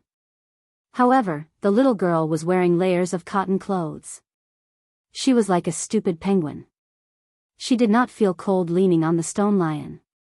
Instead, she could relieve the tiredness of her feet. Lana, who had been disappointed for 3 days, did not have much hope today. She stared at the lane for a while. When she still did not see Li Zishuan, she pouted and looked up gloomily to read the magpies in the book. Magpies were resident birds in China. They would not move to the south to survive the winter. During the winter, they would often feed on a large number of animal carcasses. Sometimes, they would even tail the predators and pick up the leftovers. Today, on the ginkgo tree in front of the Li residence, there were 4 to 5 magpies chirping noisily. At Lan Er's age, she was at the age where she liked to play. She watched the magpies frolicking for a while and couldn't help but be engrossed in it. She didn't even notice that someone had walked past her. Hee hee. It's so cold. Lan, why aren't you in the house enjoying the heater? What are you doing out here? A familiar voice, a familiar loving tone. Lan was stunned. She looked in front and saw Li Zishuan standing in front of her with a smile. Surprise. Excitement. Grievance. Wow. Brother. You're back. Sob sob. Brother, you're finally back. Lan missed you so much. Lan rushed forward and hugged Li Zishuan tightly. She pressed her face against the latter's stomach, laughing and crying at the same time. Yo. Isn't this the Duke of Yongnan? I haven't seen him for a few days. Yeah. It seems that ever since the Chui family fell, the Duke of Yongnan has not appeared in Yongla Lane. Maybe the Duke of Yongnan went to do something else. A few people in Yongla Lane happened to pass by. When they saw Li Zishuan, they could not help but be surprised. They discussed in private. Seeing this, Li Zishuan quickly patted Lan's little head and said, hee hee. Brother misses Lan too. Let's go. Let's talk at home. Ugh. Brother, how many days has it been since you last bathed? You stink. Lan suddenly covered her nose and screamed as she retreated far away. Li Zishuan's face darkened. He almost vomited blood. When he entered the residence, his father, mother, maternal grandfather, maternal grandmother, and his own daughter-in-law naturally came forward to express their condolences one by one. Even Yi Fashion, a taciturn person, came forward to say, cousin is fine now. This child had been helping out at the Warm Tang Foundation for a while. Later, when Li Qingxian sent some people from the Eastern Palace over, Yi Fashion saw that there was no shortage of manpower and returned. Hee hee. Today is a joyous occasion. Wang Zhong, tell the kitchen to prepare a big banquet. Everyone in the residence will have good meat and good wine at noon. The simplest way to express happiness was to share it with others. Li Jingma ordered simply. Yes. Old master. Wang Zhong relayed the news with a smile. Instantly, the servants were all jubilant. Not only because there was good wine and good meat, but more importantly, because their backbone had returned. That joyous and warmly residence had also returned. The news that Li Zishuan had personally come to the Supreme Court's prison and pardoned Li Zishuan quickly spread through the upper circles of Chang'an.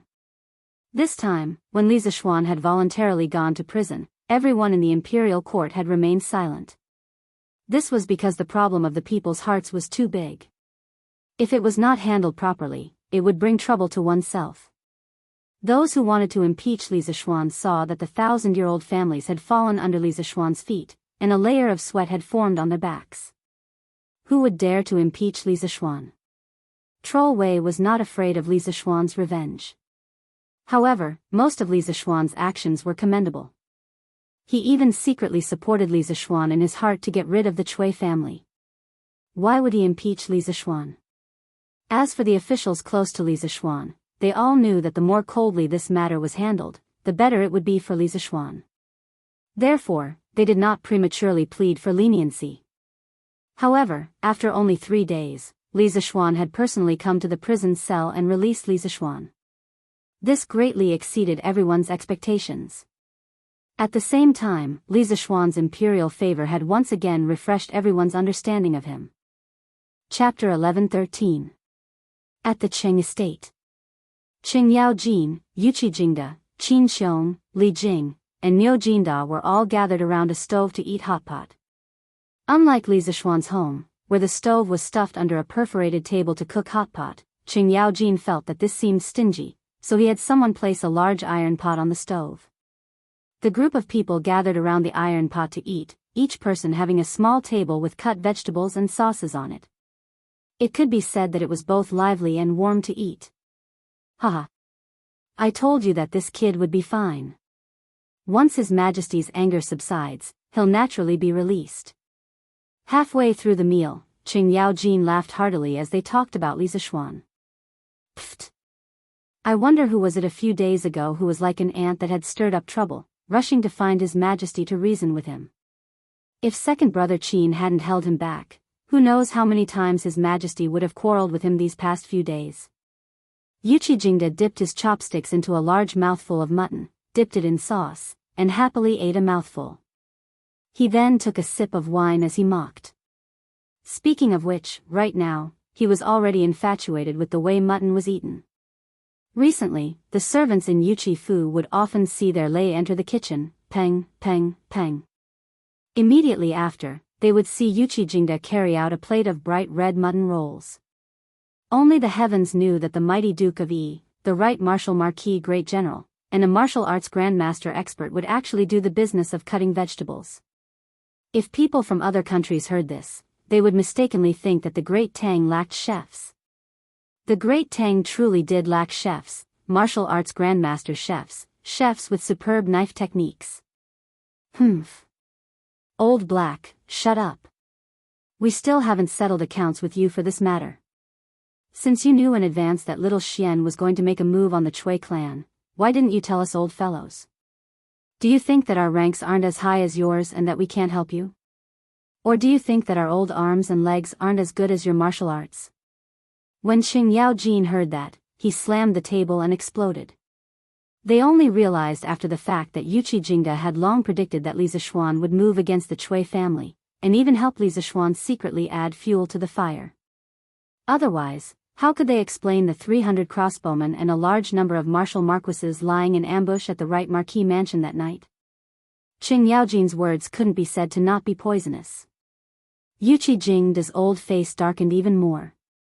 If he said something wrong, he would offend everyone in this room. Pa! Yuqi Jingda slapped the table and said angrily, Madman Qing, don't you dare slander this old man. Even if you knew in advance, what can you do to help little Xian? The Chui family has a deep foundation, and it's impossible to defeat them with ordinary methods. Madman Qing, if you knew about this in advance, it would only spoil the situation. Besides, this old man didn't expect Xiao Xian to take action so quickly. However, the reason why Xiao Xian was able to succeed this time was because he launched an attack on the Chui family at lightning speed.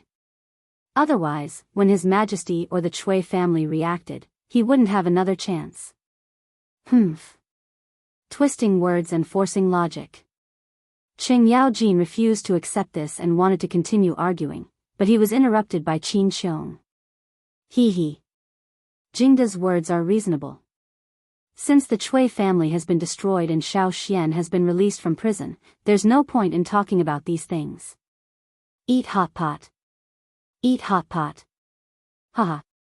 Second brother Qin is right. Eat hot pot. Haha. This thing tastes really good. Niu Jinda laughed loudly. Afternoon. Li Zishuan, who was reflecting on his mistakes behind closed doors, at home, was waiting for Li Qingxian and Changle to arrive. The brother and sister pair came in a carriage, specially coming to visit Li Zishuan. Xiao Xian, why do I feel that the heating in your house is warmer than in the Eastern Palace? Li Qingxian asked in surprise as soon as he entered the house. The recent changes in Cheng and city did not affect the progress of the heating in the palace at all. Now, the Eastern Palace, Lijing Palace, Ganlu Palace, Changle Palace, and other places were all installed with heating. This thing could not be removed if one was used to it. Therefore, Li Qingxian had people install heating in Taiji Palace, which was the place where all the officials held morning court every day. This way, all the civil and military officials in the imperial court could enjoy the treatment of heating in their spare time. Li Zishuan smiled slightly and said, Hee. How can the size of this house compare to your Eastern Palace? Qingxian, If you want to be warm, you have to install at least 3 times the amount of heating in the Eastern Palace, right? The imperial palace buildings were much larger than ordinary houses in terms of length, width, and height. Under the same environment, if the palace wanted to be warm, it naturally had to install more heating. Li Qingxian patted his head and said in realization, yes. That's true. When I go back today, I'll have the craftsman quickly modify it. Li Zishuan smiled and looked at Chang'e. He asked, Chang'e, when it's winter, the air outside is cold. You have qi disease, so it's best if you don't go out as much as possible. Also, you have to install more heating in your bedroom as much as possible. This can reduce the chances of you getting sick. Ever since Chang'e entered the house, her eyes could not move away from Li Zishuan. However, she was also afraid that Li Zishuan would notice her abnormal state. Therefore, she only occasionally looked at Li Zishuan so that no one could sense her thoughts. At this moment, when she heard Li Zishuan suddenly call her name, she was first shocked and then said, Thank you, Brother Xiaoxian, for your concern. However, Chang'e's palace has always been warm. Li Zishuan nodded. He suddenly thought of something and asked, Chang'e, have you been practicing the Taiji fist that Yushi taught you? Chang'e nodded crisply and said, Yes, yes. Chang'e has been practicing, and I feel much better than last year. Brother Xiaoxian, do you want to see? Li Zishuan's forehead was full of black lines. Li Zishuan hurriedly shook his head and said, No, no, no. Chang'e, you've been practicing. Although this boxing technique may not be useful for your qi disease, it's still very beneficial for strengthening your body. What a joke. How many people could bear to see the princess of the Tang Empire practicing Taiji fist for you? Moreover, Li Qingxian was sitting next to her. Oh. Chang'e was slightly disappointed. She really felt that her Taiji fist was good and wanted to show it. However, with her special status, it was indeed inappropriate to show it in this kind of situation. Glancing at Li Zishuan's handsome face, Chang'e suddenly said, Brother Xiaoxian, next time don't quarrel with my father, okay? When you quarrel, Chang'e doesn't know who to help. Chang'e, don't talk nonsense. Li Qingxian hurriedly patted his sister's arm and said. Li Zishuan was startled and then said with a wry smile, Chang'e, people are born in this world. Sometimes, they can't help themselves, and sometimes, they can't help themselves. However, I'm still very grateful that you and Qingxian spoke up for me in front of His Majesty 2 days ago. Otherwise, how could I have gotten out of prison so quickly? Chapter 11:14. How could one not be attacked when one was in the pugilistic world? Where there were people, there would be pugilistic world. Where there was pugilistic world, there would naturally be conflicts. Li Zishuan didn't want to have a conflict with Old Li, but many things couldn't be changed according to his subjective will. Inside the Li residence. Hearing Li Zishuan's bitter laughter, Chang'e frowned. After thinking for a while, she said something that made one not know whether to laugh or cry. All right then. But Brother Xiaoxian, the next time you have a conflict with my father, remember to tell us in advance. That way, Brother Crown Prince and I can think of an excuse in advance and intercede for you in front of my father. Li Qingxian was speechless.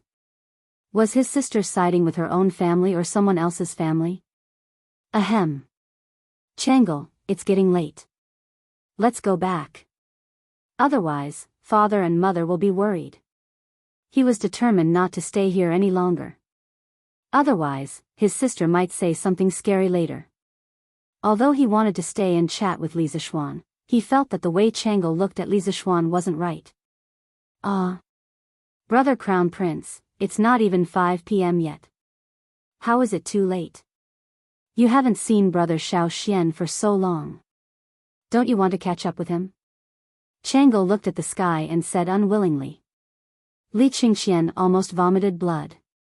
He thought to himself, you're the one who wants to catch up, okay? Why do you have to drag me into it? Although he thought so, he couldn't say it out loud. After all, in front of outsiders, he had to leave some face for his sister, right? Chang'e is right. I do have a lot of things to talk to Xiaoxian about. Then let's stay for another half an hour. Li Qingxian had no choice but to compromise. Li Zishuan couldn't help but feel happy. This scene was very similar to the scenes of people in internet cafes in his previous life. Manager, give machine number 5 another 2 hours. TSK, this scene was too beautiful. Hee hee. Changel looked at Li Zishuan gratefully. Then, she said to Li Zishuan, right. Brother Xiao Xian. The song, Dedication of Love, that was sung in Chang and City last time was composed by you, right? Li Zishuan nodded and said, yes. It's me. Why? Changel's eyes were twinkling, wow. Was it really composed by you? This song is so nice.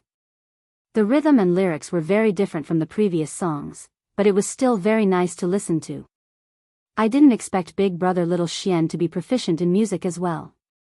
Coincidentally, at this moment, Han Yushi brought over 3 cups of steaming hot tea and greeted with a smile, come, come, come. The weather is dry. Your Highnesses, have a cup of tea and moisten your throats. Husband. Drink some water. Xian's Li Qingxian and Changel hurriedly got up to thank her. Changel walked over and held Han Yushi's hand affectionately. How many times have I told you? Sister Yushi, you can just call me Changel. Why are you still so polite? The corner of Li Qingxian's mouth twitched when he saw this. He didn't know why his younger sister, who had always been quiet and gentle, behaved so familiarly here as though she was in her own home. Perhaps this was the uniqueness of Li Zishuan's home. Everyone here was very happy, and the atmosphere was always very warm. Hee hee. Blame me, blame me. Changel, drink your tea. Han Yushi didn't dwell on this small issue. She laughed and said, what were you talking about earlier? When I came in, I saw you chatting so happily. Oh. We were talking about the song, Dedication of Love, that was widely sung in Chang and City a while ago. Brother Xiao Xian is so awesome. He's good at studying, good at martial arts, and even knows how to compose songs. Sister Yushi, you're so lucky. Changel held the teacup and said with sparkling eyes. Han Yushi looked at Li Zishuan with jealousy. She also admitted that Dedication of Love was indeed nice, but the person Li Zishuan taught was not her, but the top courtesan of 100 Flowers Tower, Fang Fian. Although she didn't say it out loud, she couldn't help but feel a little sour in her heart. Stop praising me, Changel. If you continue, Brother Xiao Xian will go to heaven. The corners of Han Yushi's mouth held a smile as she spoke. Pfft. Changel smiled and said, it's not as serious as you say, Sister Yushi. By the way, Brother Xiao Xian, it's going to be the new year soon. Do you have any new songs recently? It'll be lively then. A new year song? Li Zishuan was stunned. Anti-songs, good luck, I wish you good luck. Echoed in his mind. He hurriedly shook his head. Wasn't it a little too out of place to create this song in ancient times? No. I don't have any free time these days. How would I have time to think about this? Oh. Changel replied with a slightly disappointed oh. Li Qingxian then asked, Xiao Xian, speaking of the new year, Curious Pavilion Workshop has made a lot of money this year. And I didn't expect that there would be so many big deals as the new year is approaching. This is a good sign. Curious Pavilion will definitely be more glorious in the coming year. Li Qingxian had shares in Curious Pavilion, as well as Changel. So when he saw that Curious Pavilion had made a lot of money in the past year, Li Qingxian was so happy that he couldn't close his mouth. So many big deals recently? What kind of deals? Why didn't I know? Li Zishuan listened to the end, but he was puzzled. Husband, it's like this. Han Yushi hurriedly took over and said, 2 days ago, Faubert came to our house to look for you, but you weren't there at the time. I asked Faubert what happened, and Faubert said that he didn't know why the news of the heaters suddenly spread. Many people went to the workshop and asked Faubert to customize a set of heaters for their house. The price was negotiable. Many of them represented the officials of the imperial court. Faubert didn't want to offend them, so he came to ask for your opinion. Then, wife, did you agree? Li Zishuan asked. Han Yushi nodded and said, if you don't agree, it's a small matter if you don't make money, but it's a big matter if you offend people. Since our house is open to doing business, there's no need to offend people because of such a small matter. Yes. Wife, you're right. But in this way, can the workshop's coal furnace and honeycomb coal production keep up? He didn't intend to introduce the heaters to the market so quickly at first, because it needed to be customized for every household. It was very troublesome and time-consuming.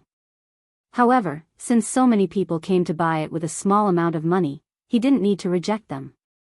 I've also asked Faubert about this, and he said that it can keep up.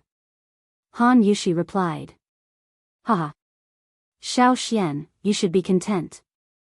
The workshop can now make nearly 1,000 strings of cash by customizing a set of heaters for every household. Where else can you find such a good business? But you have to thank my father.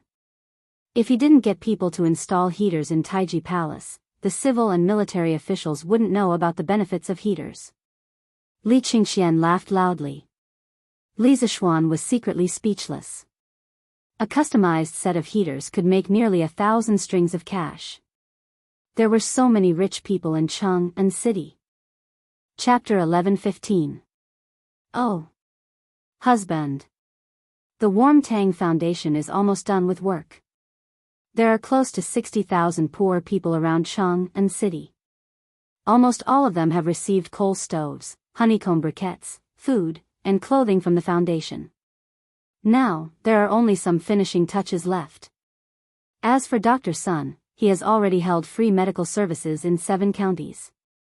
I estimate that he will only be able to visit all 20 counties after the new year. At the mention of the workshop, Han Yushi thought of the Nuan Tang Foundation and asked softly. 60,000 households? They've finished delivering so quickly? Li Zishuan was surprised. It's all thanks to the assistance of the people sent by the Crown Prince. Otherwise, it wouldn't be so fast. Han Yushi pursed her lips and smiled. Li Qingxian said half-jokingly. Haha. This winter, Xiao Xian, you've not only brought warmth to the poor, but also to the rich. Haha. Li Zishuan couldn't help but smile. He thought for a moment and said, then let's reward the students tonight. Let's have a hot pot together. It'll be lively. 600 people eating hot pot together? That's a good idea. I'll be there too. After hearing Li Zishuan's suggestion, Li Qingxian's eyes lit up. Changle's eyes also sparkled. She was eager to give it a try. Qingxian, don't even think about it. The students are eating hot pot at the academy tonight. How are you going to come back if you go? Li Zishuan said mercilessly. The brother and sister pair immediately wilted. Han Yushi smiled. Then, she seemed to have thought of something and suddenly said, Husband, His Majesty said that he wants you to reflect on yourself at home for 2 months. You can't go tonight, right? Silence. But then, Li Qingxian laughed loudly. Haha. That's good too.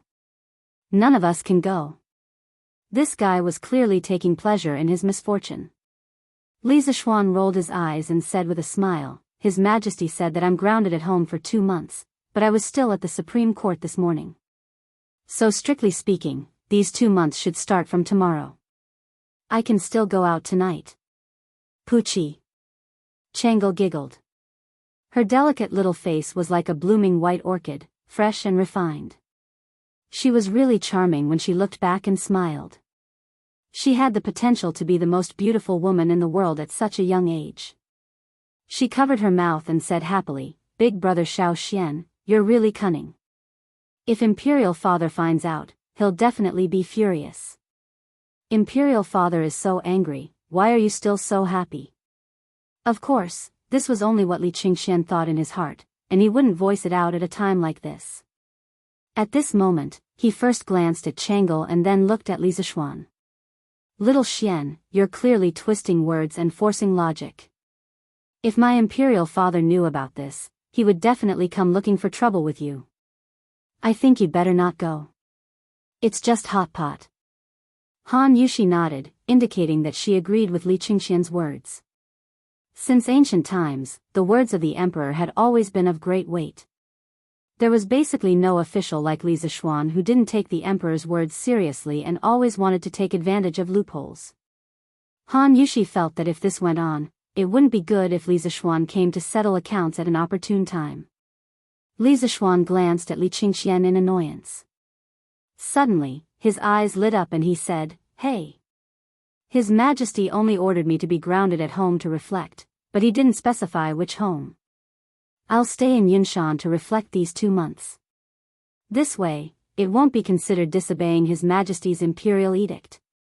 He was so insistent on going to Yunshan to make hot pot for the students. First, it was to reward them. Recently, these students had been running around for Operation Warm Winter.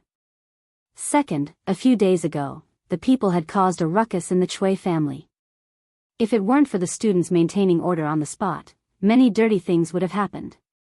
At that time, not only would he be impeached by the officials, but he would also feel guilty in his heart. He had to thank this group of students. As soon as these words came out, Changel was stunned. There was such a quick-witted person in this world? Li Qingxian was stunned. How could there be such a shameless person in this world? The more Li Zishuan thought about it, the more pleased he became. He said, "Haha. It's settled then. Wife, quickly have the servants in the residence prepare the ingredients. Tonight, the academy will have a hot pot feast for more than 600 people. Have Wang Zhong take out all the frozen mutton in the freezer. I'll cut the mutton." Han Yushi was stunned, then she nodded and said, "Okay. Husband, please wait a moment. I'll go arrange it right away." Although the mutton in the freezer at home was reserved for the new year in a few days, Han Yushi saw that Li Zishuan was in high spirits and didn't want to dampen his spirits. At worst, she could just buy some more in a few days. "Qingxian, Changel, have you eaten hot pot in the palace before?" Yes. We've eaten." The siblings nodded fiercely. Not only had they eaten it before, they had eaten quite a bit. Then who cut the mutton in the palace? Li Zishuan was suddenly curious and asked. Li Qingxian looked a little embarrassed. He looked around and said, "I heard Imperial Father say that Steward Zhao and the old consecrators in the palace took turns cutting it." The corner of Li Zishuan's mouth twitched. He didn't think that his initial worry would become a reality. Old Li was really deranged. For the sake of good food, he didn't even care about his face. "Okay. Then I'll have to cut the mutton next. I don't have time to accompany you. You two can do as you please. Anyway, you two seem to be more familiar with this residence than I am." Li Zishuan waved his hand speechlessly. Then he turned and left to cut the mutton. Li Qingxian and Changel looked at each other, then followed Li Zishuan out the door. In the kitchen of the Li residence, the two of them witnessed the peerless swordsmanship of a grandmaster expert. Only then did they understand why the mutton they ate in the past had to be cut by Zhao Song or the imperial consecrators personally. It was because ordinary people couldn't possibly have such amazing and dazzling swordsmanship. After admiring Li Zishuan's peerless swordsmanship for a while, Li Qingxian saw that it was getting late. He quickly pulled Changel back to the palace. Everyone in the Li residence was busy. Madame Li and Li Jingma didn't have any objections to Li Zishuan treating the students to hot pot. In their opinion, their son had just been released from prison and should be celebrated. However, they were a little dissatisfied that Li Zishuan was going to Yunshan to do closed-door cultivation. It was almost the new year, and Li Zishuan was obviously going to Yunshan for the new year. However, the old couple still couldn't bear to leave their home in Chang'an City. However, these were all trivial matters. With Madame Li's love for her son, she was naturally obedient. As for Li Jingma, what choice did he have? At 5 in the afternoon, Li Zishuan and his family, along with dozens of servants, set off for Yunshan. Li Zishuan planned to give up 2 villas in Yunshan for his parents, as well as the Yi family's Yi Guochong and old Madame Yi to temporarily live in. This way, the family wouldn't feel crowded even if they spent the new year in Yunshan. As for Li Zixuan, he went to the Warm Tang Foundation and personally waited for the students who had gone to the nearby counties to send warmth back. Chapter 11:16. Master. Yamacho, you're here? When Li Zixuan arrived at the Warm Tang Foundation, there were a few people lining up outside to donate money. In the courtyard, Iron Egg and Meng Wenhao led the 3rd Brigade to help with the donation collection. Seeing Li Zixuan, who had disappeared for many days, suddenly appear, Iron Egg and Meng Wenhao put down their work and came over to greet him with a surprised expression. How are you? Have you been busy recently? Li Zixuan asked with a smile. Meng Wenhao looked at Li Zixuan from head to toe and asked instead of answering, Yamacho, I haven't seen you recently. Are you alright? Iron Egg also looked over with a worried expression. Although he didn't know the inside story, he had vaguely sensed that something was wrong in the past 2 days. What could have happened to me? I've just been busy with writing books recently. Don't worry about it. Li Zixuan waved his hand and said lightly. Yamacho, you've really been writing books recently? What do you mean by really? Are you saying that it's fake? No, I thought Sun Zifen was lying to us. After all, that guy doesn't speak the truth. Meng Wenhao scratched his head suspiciously, then replied, we haven't been that busy recently because there aren't as many people coming to donate money as before. Maybe it's because it's almost the new year? The people are busy stocking up on New Year goods now. After the initial madness of the donation storm caused by the Warm Tang Foundation, people had gradually returned to rationality. Now, people had started to treat the foundation as a place of spiritual sustenance, such as a temple or a Taoist temple. If they wanted to do good, they would come here to donate money. Not only could they accumulate merit, but they could also seek peace of mind. Are there fewer people donating money? Li Zixuan muttered thoughtfully in a low voice. After a while, he asked again, are there statistics of the foundation's donation consumption these days? It's done. Meng Wenhao nodded. He ran into the room and took out an account book. After turning to one of the pages, he said, the Academy's Operation Warm Winter has consumed a total of 43,512 strings of cash so far. As for Dr. Sun, because he needs to consume a lot of herbs every day, he has consumed a total of 5,074 strings of cash. So the total is 93,586 strings of cash. These accounts have already been calculated by all the members of the 3rd Brigade. More than 90,000 strings of cash. Thank goodness. Even if Sun Simiao were to provide free medical services in all the counties around Chang and City, the total cost would only be around 200,000 strings of cash. The foundation can still afford it. Li Zixuan thought for a while and sighed. When will the rest return? Li Zixuan asked again. Iron Egg glanced at the door. Should be soon. Coincidentally, at this moment, the sound of footsteps came from outside the door. There were also some youths talking and laughing. Haha. We're really lucky today to have met such a big rabbit. TSK, let's sneak to the west of the academy and roast the rabbit tonight. Hee hee. That's a good idea. The roast chicken from last time really makes me miss it. TSK. These 2 rabbit legs are mine. I was the one who injured the rabbit. Otherwise, you wouldn't have been able to catch up with Chu Mo. Bullsh *T. Even if you weren't there, I could still catch up with him. Needless to say, these were the bastards who had sneaked out of the academy to steal chickens during the military training. Li Zixuan's old face darkened. He secretly thought that this bunch of brats really didn't learn their lesson. They wanted to sneak out of the academy at night to barbecue again. Most importantly, these bastards didn't even call him along when they went out to barbecue. He couldn't tolerate this. Ahem. In order to show his presence, Li Zixuan put his hands behind his back and coughed a few times with a serious face. Gosh. Shao. Yamacho is here too. Ching Chimo felt that the cough was somewhat familiar and looked towards the source of the sound. When he saw Li Zishuan standing in the middle of the courtyard, he was stunned. Yamacho, are you okay? Are you done with your work? Sun Zifan was just about to say, are you okay, when he suddenly realized and quickly changed his words. Ha! I just heard some people say that they wanted to sneak out to roast rabbits at night. Is that true? Li Zishuan said lightly. No. Absolutely not. Ching Chimo quickly hid the rabbit behind him and shook his head. Humph. Give it to me. Li Zishuan glanced at him and said unhappily. No.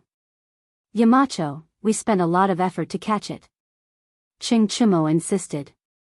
Li Zishuan said with a faint smile, you really don't want to give it to me? Then you won't have a share of the hot pot tonight. Hot pot? Yamacho, you want to treat us to hot pot? Li Tai's eyes lit up. He was the first batch of people to try hot pot. When he heard that he could eat the hot pot personally made by Li Zishuan, he immediately became excited. Although there was hot pot in the palace, he always felt that Li Zishuan's hot pot was better. Li Zishuan nodded. He hadn't eaten wild game in a long time. He thought that it would be good to eat roasted rabbits tonight. Li Tai quickly pushed Ching Chimo and said, Cho Nyo. Quick. Give the rabbit to Yamacho. That hot pot is much better than rabbit meat. Quick. Quick. Quick. At the end of his sentence, he couldn't wait anymore. He directly snatched the rabbit that Ching Chimo hid behind his back and handed it to Li Zishuan. Chingke, what's hot pot? Sun Zifan was puzzled. His father was a civil official and didn't usually hang out with Qin Xiong and the other generals, so he didn't know what hot pot was. Hee. You'll know in a while. While they were talking, the academy students who went out had already returned. When they saw Li Zishuan, the academy students were very surprised and came over to greet him. Li Zishuan let Li Tai do a head count. When he knew that everyone had arrived, he gathered the students together and announced a piece of news that made everyone happy. Of course, Ching Chimo was an exception. This month, students, you've all worked hard for the Warm Tang Foundation. In order to reward everyone for their hard work, the Academy is holding a special banquet tonight and treating everyone to a new dish that you've never eaten before. Now, everyone, pack up and follow me out of the city. To the Academy. Oh. As soon as he finished speaking, there was a thunderous cheer. Who didn't know that Li Zishuan was very particular about food? Since Li Zishuan valued this new dish so much, they would definitely have a good meal tonight. Most importantly, their recent efforts were recognized by Li Zishuan. This was more important than anything else. In the noisy cheers, Ching Chimo spat out a mouthful of blood. F***ck. This is too much. Too much. A rabbit was actually tricked by the mountain leader. What a loss. Li Zishuan didn't hear Ching Chimo's complaints. When the cheers died down, he led the students out of the city. Yin Shanzhang should be almost ready by now. Chapter 11:17. Priestly, will there be any strong winds tonight? Li Zishuan asked as he bumped into Li Chunfeng when he arrived at the academy. He was just a fake Taoist priest and a fake astronomer. How could he know anything about the weather and the weather? Li Chunfeng thought that Li Zishuan was not good at this and did not suspect anything. He looked up at the sky and said, Marquis, there is no strong wind tonight. Li Zishuan heaved a sigh of relief. He quickly ordered his men to set the banquet at the academy's field. He was worried that the wind would blow tonight, so he set the banquet at the cafeteria. However, since Li Chunfeng said that there was no wind tonight, he had nothing to worry about. Li Zishuan trusted Li Chunfeng's weather forecast, 100%. If you are free tonight, how about having hot pot with me? Although Li Chunfeng was not an official teacher of the academy, Li Gang had assigned him a dormitory because he often observed the sky at night in the Cloud Mountain. This way, he would not have nowhere to stay at night. Since the Marquis has invited me, how can I not go? This is the first time I've heard of hot pot. Today is a good opportunity to broaden my horizons. Li Chunfeng placed his hands behind his back and chuckled. Li Zishuan was curious to see how Li Chunfeng would look like when he ate the hot pot. He wondered how Li Chunfeng would look like. Haha. I won't disappoint you. After knowing that the hot pot banquet was going to be held at the field, the students of the academy moved the tables, chairs, coal stoves, and even torches. The group of servants that Li Zishuan had brought along distributed the mutton, fish slices, bean sprouts, and other hot pot ingredients to each table. Strictly speaking, there were 8 people around one stove tonight.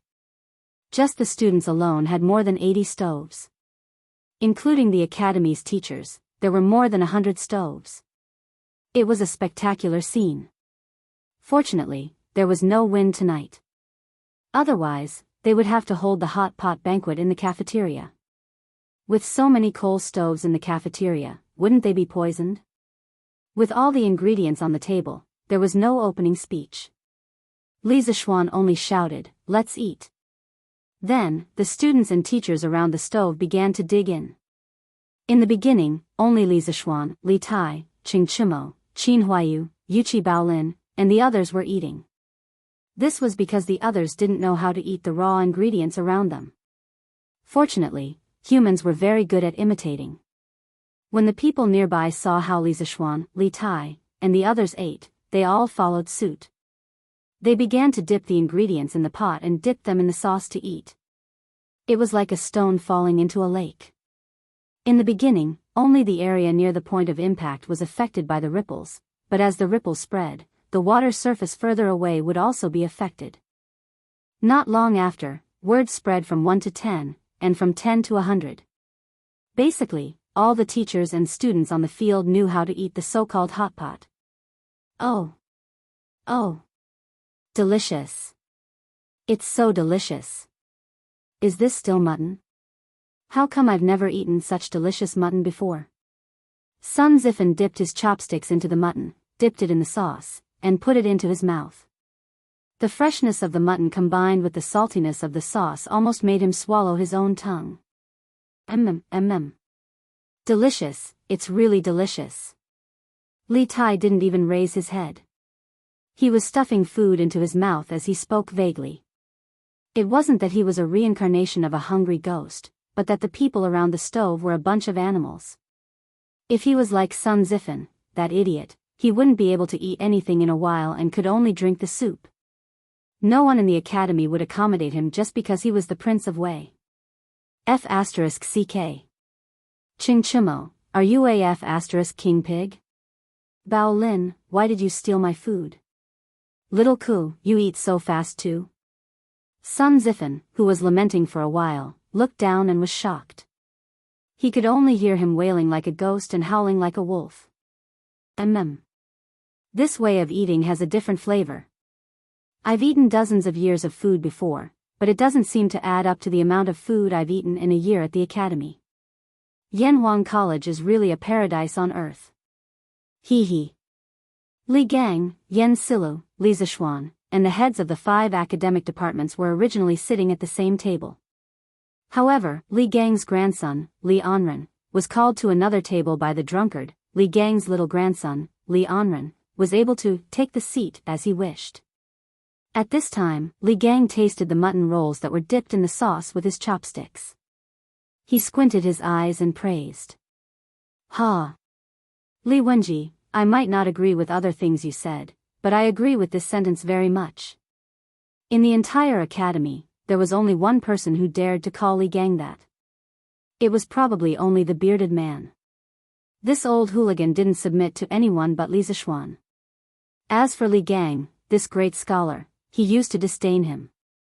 However, after getting along with him for a long time, he would often bicker with him. At this moment, the bearded man ate a large portion of the mutton and drank a mouthful of iced wine. The hot and cold wine stimulated all the taste buds in his mouth. The mellow wine aroma made the fresh taste of the mutton roll even more intense. The bearded man had traveled all over the world in his life, but he had never enjoyed so much. At this time, when he heard Li Gang's praise, he couldn't help but loudly echo.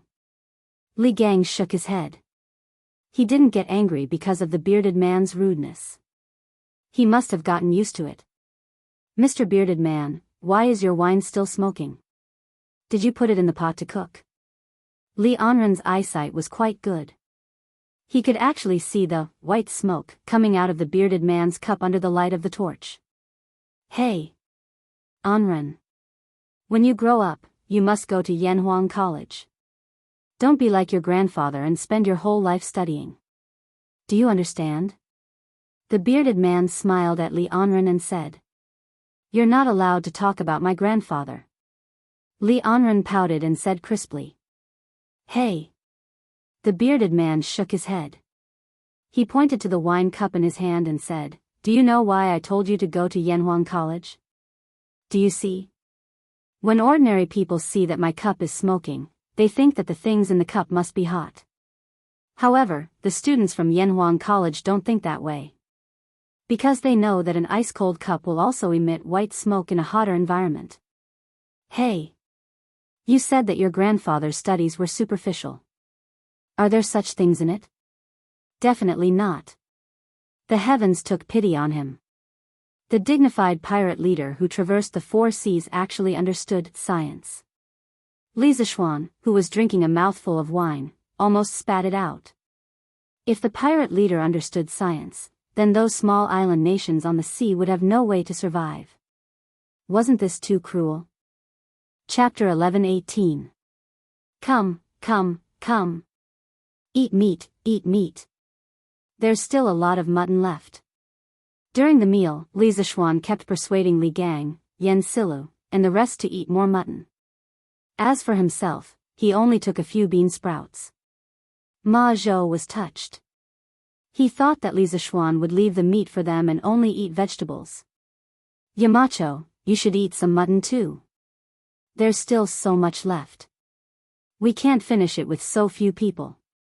Ma Zhou wanted to rinse the mutton with his chopsticks and put it into Li Zishuan's bowl, but Li Zishuan quickly stopped him.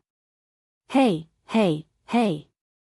Stop, stop, stop! Brother Ma, I'm allergic to mutton. I can't eat mutton. So, to prevent me from getting sick, you must finish all the mutton on the table.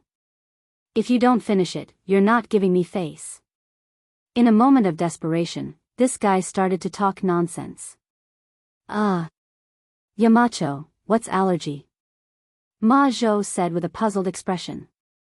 Li Zishuan was stunned. He quickly explained, it's just that you're not used to it. You'll feel uncomfortable all over if you eat it. Oh. There's such a thing? Ma Zhou was even more puzzled. How could anyone eat mutton until they felt uncomfortable? Seeing old Ma's dumbfounded expression, Li Zishuan hurriedly called out, Mr. Li, Mr. Yen, Mr. Mo, hurry up and eat. And Ren, hurry up and eat. You have to know that you can't eat this kind of tender mutton anywhere else. Although the few big shots of the academy felt that Li Zishuan was a little strange, they couldn't pinpoint what was strange about it. They could only eat as they were told. Young master, I've brought the things you wanted. Halfway through the hot pot, Sanbao came over and whispered in Li Zishuan's ear. I got it. Li Zishuan nodded and replied softly. The ears of the bearded guest, who was eating large chunks of meat and drinking large bowls of wine, trembled slightly, but he did not take any further action. After a while, Li Zishuan left the table without anyone noticing. But after a while, the teachers and students on the field smelled that something was wrong. Why did he say that he smelled something wrong? Because it smelled so good. What was that smell? It smells so good. Oh. It smells like barbecue. Look. Yamacho is barbecuing meat. A group of people raised their heads and sniffed, trying to find the source of the fragrance.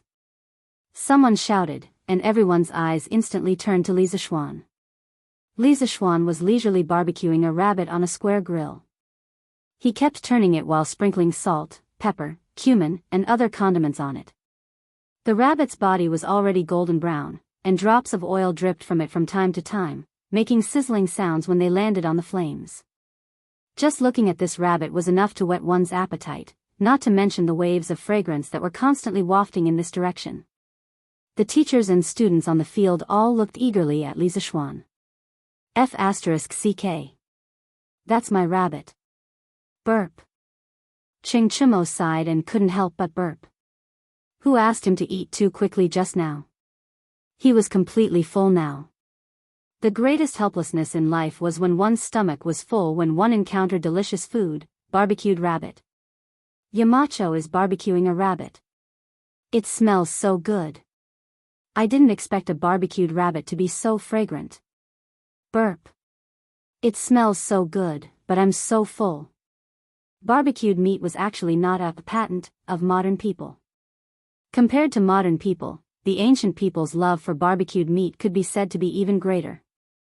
The Book of Songs said, "The head of the rabbit, the roasted meat of the cannon.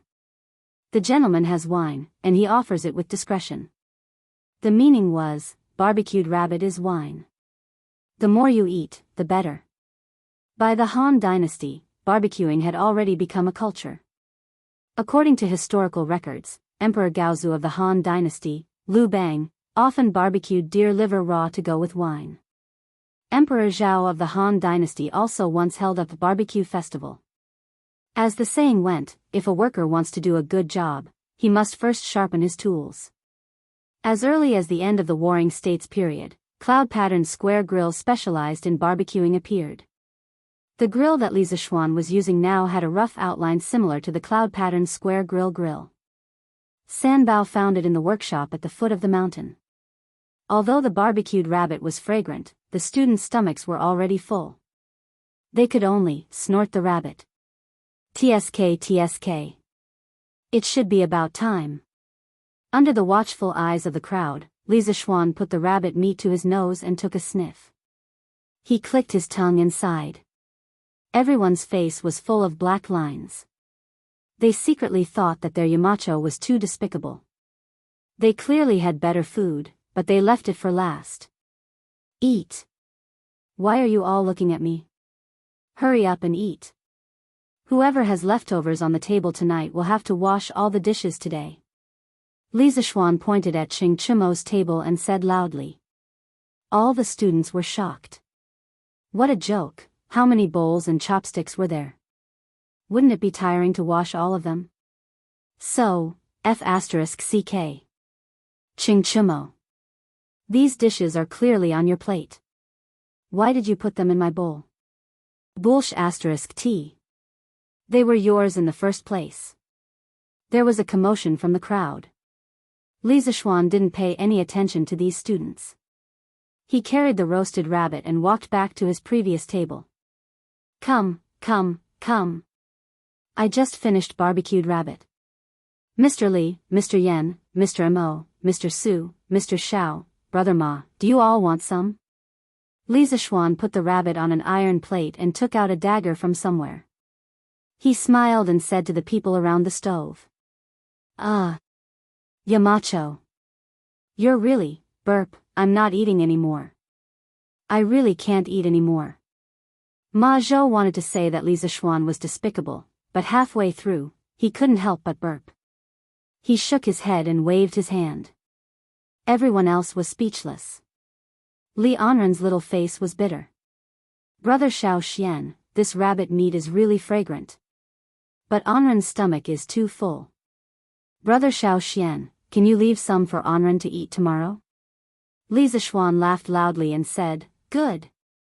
I'll leave a rabbit leg for Anren. Hey. Yamacho. Since you gentlemen have no more space in your stomachs, why don't I help you share the burden? Suddenly, the bearded guest came behind Li Zishuan with a wine bowl and said. He had been paying attention to Li Zishuan's movements. When Li Zishuan first started barbecuing the rabbit, he saw it and immediately slowed down his eating speed.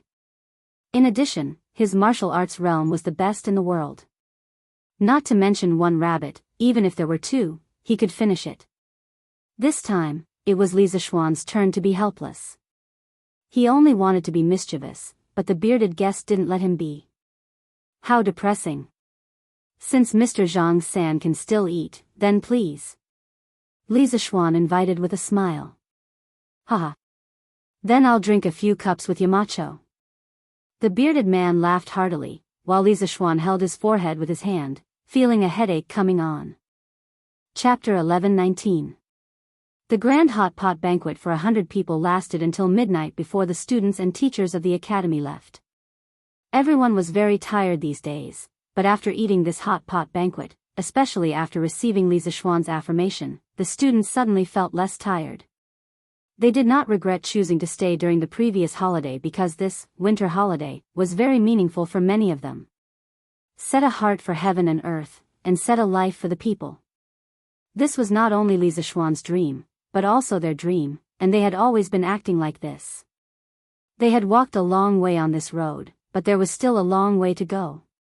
Fortunately, for everyone, they were not alone on the road ahead.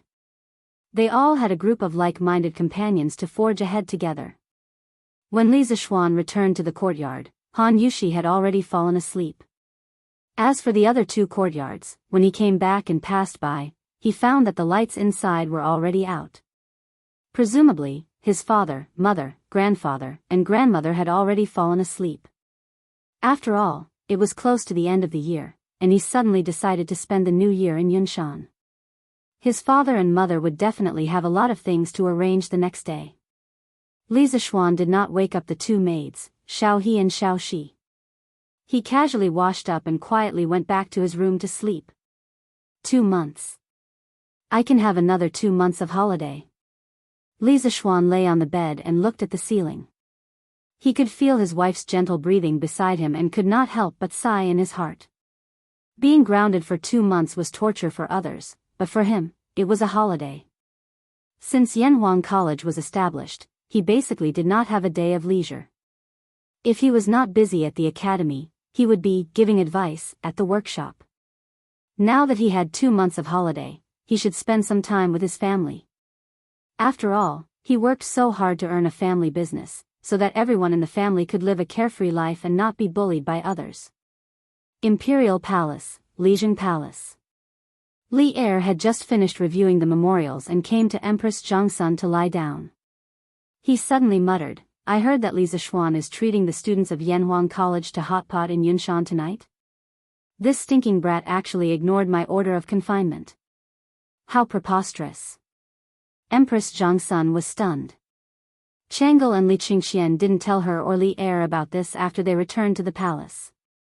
After being stunned for a moment, she said, Your Majesty, you only restricted the Marquis of Yong'an, but you didn't specify where.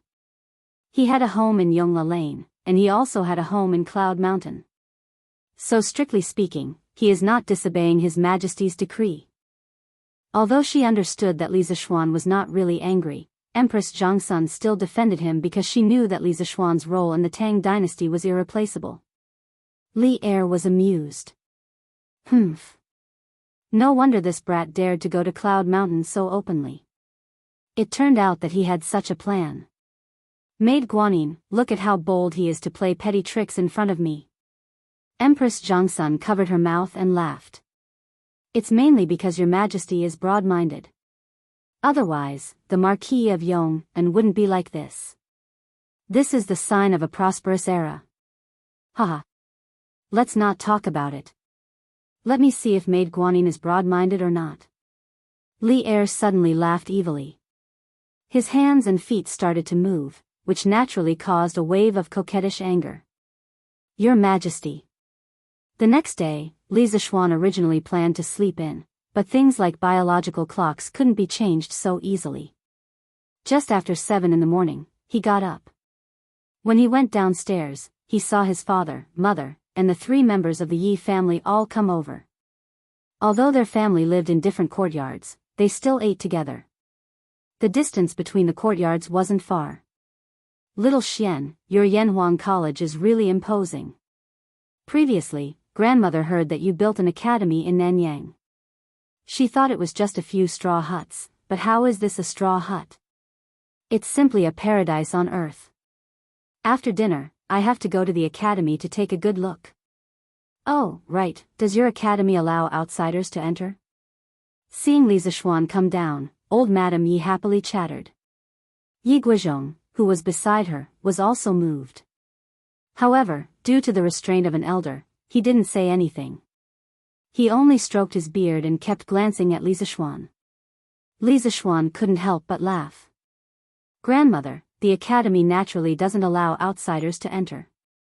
However, since you want to go, you can go as many times as you want. Old Madame Yi was excited at first, but then she waved her hand and said, that won't do.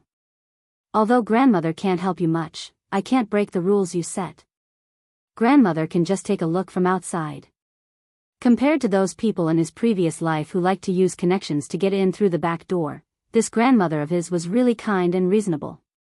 Lisa Schwan couldn't help but sigh in his heart. Mother. The academy is on holiday now. You can go and take a look if you want. It's not considered breaking the rules. Yi Yuzhu hurriedly persuaded. Lisa Schwan also nodded and said, Grandmother, my mother is right. The academy is on holiday now. You can go as you wish. Old Madame Yi then replied, haha. That's good.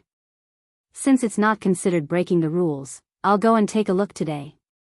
After breakfast, the Yi family of 3 went to Yanhuang College accompanied by Mrs. Li. Lisa Schwan wrote a note and handed it to Han Yushi. He said, Yushi, if you go to the foundation today, remember to hang this message outside the foundation's gate. Han Yushi looked at the content of the note strangely and was suddenly shocked. She said, Husband, this. Did His Majesty agree to this? Lisa Schwan said proudly, Of course. Look at what you're saying, wife. If His Majesty didn't agree, how would your husband have the guts to make a private decision?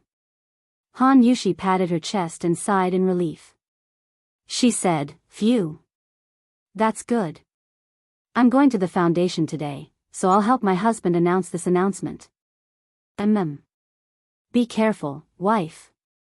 Latest announcement, from this year onwards, the businessman who donates the most to the Warm Tang Foundation will be awarded the title of Righteous Businessman by the Imperial Court. Today, the Warm Tang Foundation opened its doors as usual.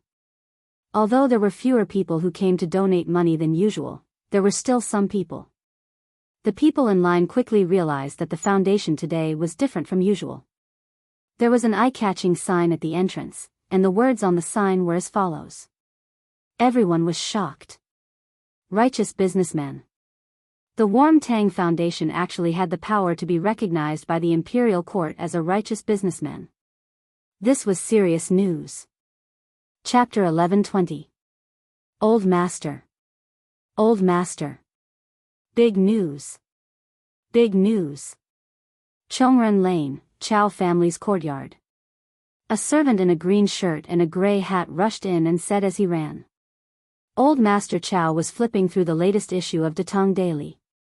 Datong Daily had developed to this point. Other than reporting on recent news, there were also many business opportunities in it. For example, there was a shortage of coal in Bing Province and Qinzhou.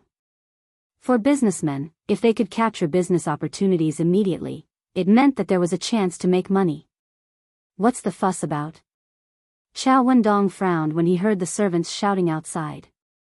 Old Master. Big news. Today, a notice was posted in front of the Warm Tang Foundation. It says that from this year onwards, the person who donates the most money will be rewarded with the title of Righteous Merchant. The servant pushed the door open and bowed. If the superiors were good, the subordinates would be even better. Xiao Wendong had wanted the title of Righteous Merchant for a long time. The servants of the Chow family naturally paid attention to this news. Wasn't there a servant who came to report the news as soon as it was released? Smack. Xiao Wendong slammed the newspaper on the table and stood up. What? The Yanhuang Chamber of Commerce wants to give the person who donates the most money the title of Righteous Merchant? The servant replied, Yes, old master. Xiao Wendong's eyes widened and his breathing quickened. He said, Is the source reliable? The servant said confidently, Don't worry, old master. I personally saw the notice posted in front of the Warm Tang Foundation. It can't be fake. Huff. Xiao Wendong took a deep breath. His eyes flashed and he immediately ordered, Get the 7 shopkeepers to come to me immediately. Yes. Old master. Sigh. There's no hope for our Lin family this year. Some families were happy, while others were sad. When Lin Wenyuan of the Lin family heard the news, his face was full of worry. This was because the Lin family's money was all tied up in the Yan Huang Chamber of Commerce. Currently, there was not much money circulating in their accounts. The so-called first good deed of the year was something that the Lin family would not be able to get. Master, Hao is familiar with Han Shao. Why don't we let him ask Han Shao to beg the Marquis of Yong and to release a batch of bicycles for our family? They will definitely sell well. When the time comes, I'll have extra money. Madame Lin thought of an idea and said. No. Lin Wenyuan didn't even think about it and directly refused. It's Hao's good fortune to be friends with Mr. Han. We can't ruin their friendship because of such a small benefit. Even if they had a batch of bicycles now, it would be too late. The Chow family is even more prepared. We can't compare to them no matter what. Now it seems that we can only fight for it next year. Master is right. Zhang Jingyang of Huayuan House donated 10,000 strings of cash to Nuantang Foundation. Murong Yunhai of Yongping Square donated 20,000 strings of cash to Nuantang Foundation. Qi Heshing of Changsho Square donated 10,000 strings of cash to Nuantang Foundation. The Warm Tang Foundation, which had been quiet for almost 10 days, suddenly became lively again. All kinds of large donations came in, attracting circle after circle of passers-by. The popularity of the event was even greater than before. Yo! Why are there so many people donating money today? And they're all donating 10,000 strings of cash. What's going on? TSK. Didn't you see the notice on the door? From this year onwards, the Nuantang Foundation will give the title of Righteous Merchant to the businessman who donates the most money every year. It's already the end of the year. Aren't those who want the title of Righteous Merchant in a hurry? Oh. I was wondering why that was. So that's why. Hey. This way, the Nuantang Foundation can receive more donations and help more poor people in the future. Of course. I saw the students of Yanhuang College in Xinfeng County yesterday delivering coal stoves and clothes to Zhao Ermatzi's family. The Nuantang Foundation is really doing this for our good. Your Majesty is wise. The people gathered outside the Nuantang Foundation's gate and discussed. At the same time, they were praising the notice because they all knew that the more donations the Nuantang Foundation received, the more poor people would be able to improve their lives. This was a great merit, and at the same time, something that could benefit them. Chongren Lane's Chow Wendong donates 50,000 strings of cash to the Nuantang Foundation. Suddenly, a clap of thunder blasted through the entire Ani Lane. Everyone was stunned. 50,000 strings of cash. Old Master Chow is so generous. Oh my God. Old Master Chow is too kind. This year's righteous merchant is definitely going to be him. Of course. In addition to the previous donation, Master Chow has donated a total of 60,000 strings of cash. Li Er did not know that the people were praising him. However, when he heard about the notice posted by the Nuantang Foundation after the morning assembly, his old face immediately darkened. Bastard. That brat dares to make a decision on his own? Who gave him the guts? Li Er slammed the table and stood up angrily. Your Majesty, please calm down. Empress Zhongsun brought a bowl of lotus seed soup over and happened to see Li Er throwing a tantrum. She quickly came over to console him. Humph. Guanyin, look. Isn't that brat getting bolder and bolder? Li Er threw the booklet in his hand on the table and snorted. Empress Zhongsun put down the lotus seed soup and picked up the booklet. She opened it and read it seriously. A moment later, she frowned and said hesitantly, Your Majesty, I feel that with the Duke of Yong'an's personality, he would not act on his own in the face of such an important matter. Your Majesty, please think carefully. Did you promise the Duke of Yong'an to do this? Li Er raised his eyebrows. Guanyin, you don't believe me? I wouldn't dare. Empress Zhongsun hurriedly bowed. Your Majesty is busy every day, so it's inevitable that you will remember some things incorrectly. Although the Duke of Yong is somewhat frivolous on the surface, he would not be so rash when it comes to matters of right and wrong. Therefore, I would like to be so bold as to ask your Majesty to recall. Li Er shook his head. I might remember other things incorrectly, but I will not remember this matter. At the time, Li Zishuan asked me to give rewards to merchants who donated a large amount of money, so I gave him a righteous merchant spot. But that was clearly starting from next year. That brat probably took advantage of a loophole again. Humph. He's getting bolder and bolder. The specific situation that day was enough. Enough. I will grant you a righteous merchant spot every year. Your Majesty. Then does this year count? Scram. Li Er's original intention was to start from next year, but he did not expect that Li Zishuan would take advantage of a loophole again. Your Majesty. This. Although the Duke of Yong might have taken advantage of a loophole, considering that he did it for the sake of the people, you should not blame him, right? Empress Zhongsun held back her laughter and persuaded. Chapter 1121. When the civil officials heard the news of donating money to be rewarded with the title of righteous merchant, their reactions were very big. In their eyes, this was no different from Emperor Ling of Han selling his official position.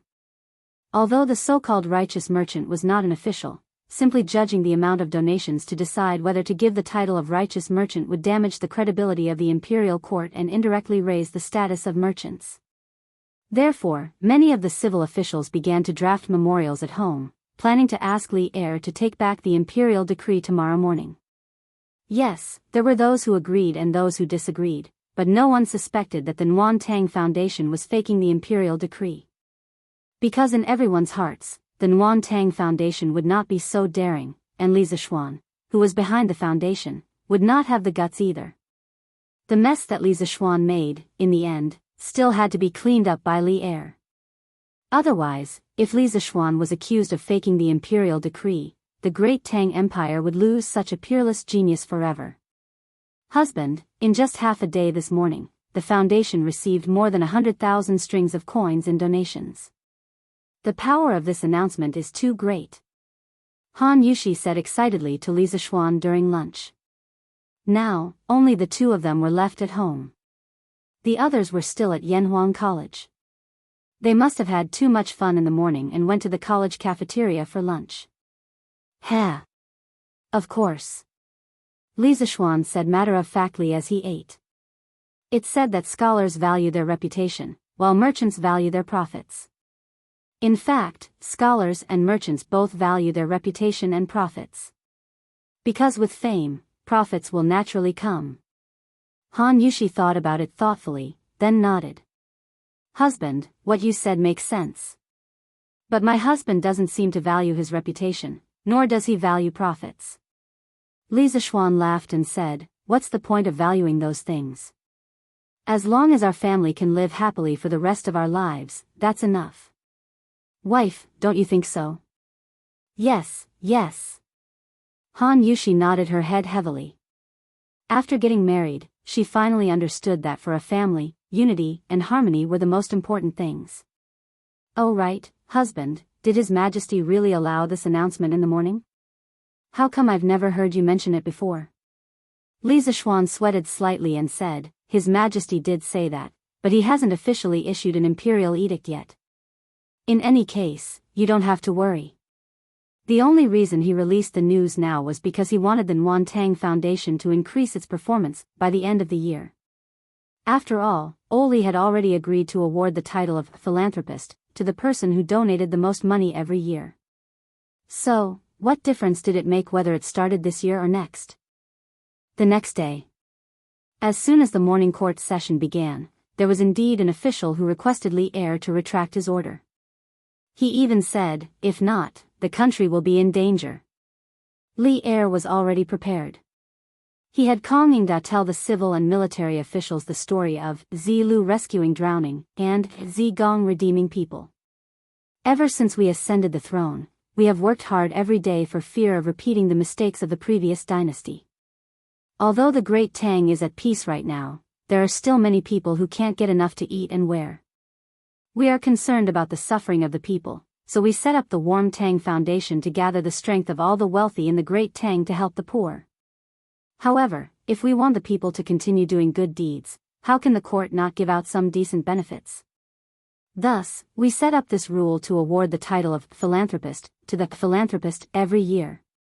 Furthermore, this so-called philanthropist title is just a title. He has no real power and will not receive any special treatment. Why are you all so against it? Since the incident had already happened, there was no way he could push the blame to Li Zishuan. Before Li Er went to court, he had already thought of an excuse to deal with the stubborn scholars. In fact, his excuse was basically the same one that Li Zishuan had used to persuade him. However, Li would remember this grudge. As for whether he would find a chance to make things difficult for Li Zishuan in the future, that person could only pray for the best. Your Majesty is wise. This old subject agrees with Your Majesty's philanthropist reward system. A person that even Li Er himself did not expect to stand out and support Li Er's philanthropist system. Who else could it be other than Wei Zheng? The Cui family had fallen, and Cui Junshuo was temporarily detained by the Supreme Court. After the new year, Wei Zheng would bring Cui Junshuo to Hunan province to clean up the government and thoroughly investigate the evil deeds that the Cui family had done over the years. This old subject has heard that those who seek for wood must strengthen their roots, those who desire to flow far must dredge their source, those who desire for the safety of the country must accumulate virtue. The source is not deep but the stream is far, the root is not solid but the tree is long, the virtue is not thick but the country's safety. Although this subject is foolish, I know that it is not right. The emperor is the weight of the divine weapon, the vastness of the region, the height of the sky, and the boundless safety of the land. Do not think of danger in times of peace, abstain from extravagance and thrift, the virtue is not thick, the affection is not strong, the desire is not strong, the root is cut in order to flourish, the source is blocked, the flow is long. Your Majesty's action is for the people. Although there are flaws, it is beneficial to the country. This old subject believes that Your Majesty's action is very good. You can even increase the quota of philanthropist merchants every year by 2 more. This way, the Warm Tang Foundation will be able to collect donations from all over the world and help the people of the world. In the future, even if there is a natural disaster in the Tang Empire, the imperial court will not have to exhaust the national treasury to help the people. The Warm Tang Foundation will be able to overcome it alone and ensure the safety of the people of the Tang Empire. What Li Er did not expect was that the flamethrower Wei who liked to scold people in the past had now turned into a virtuous person.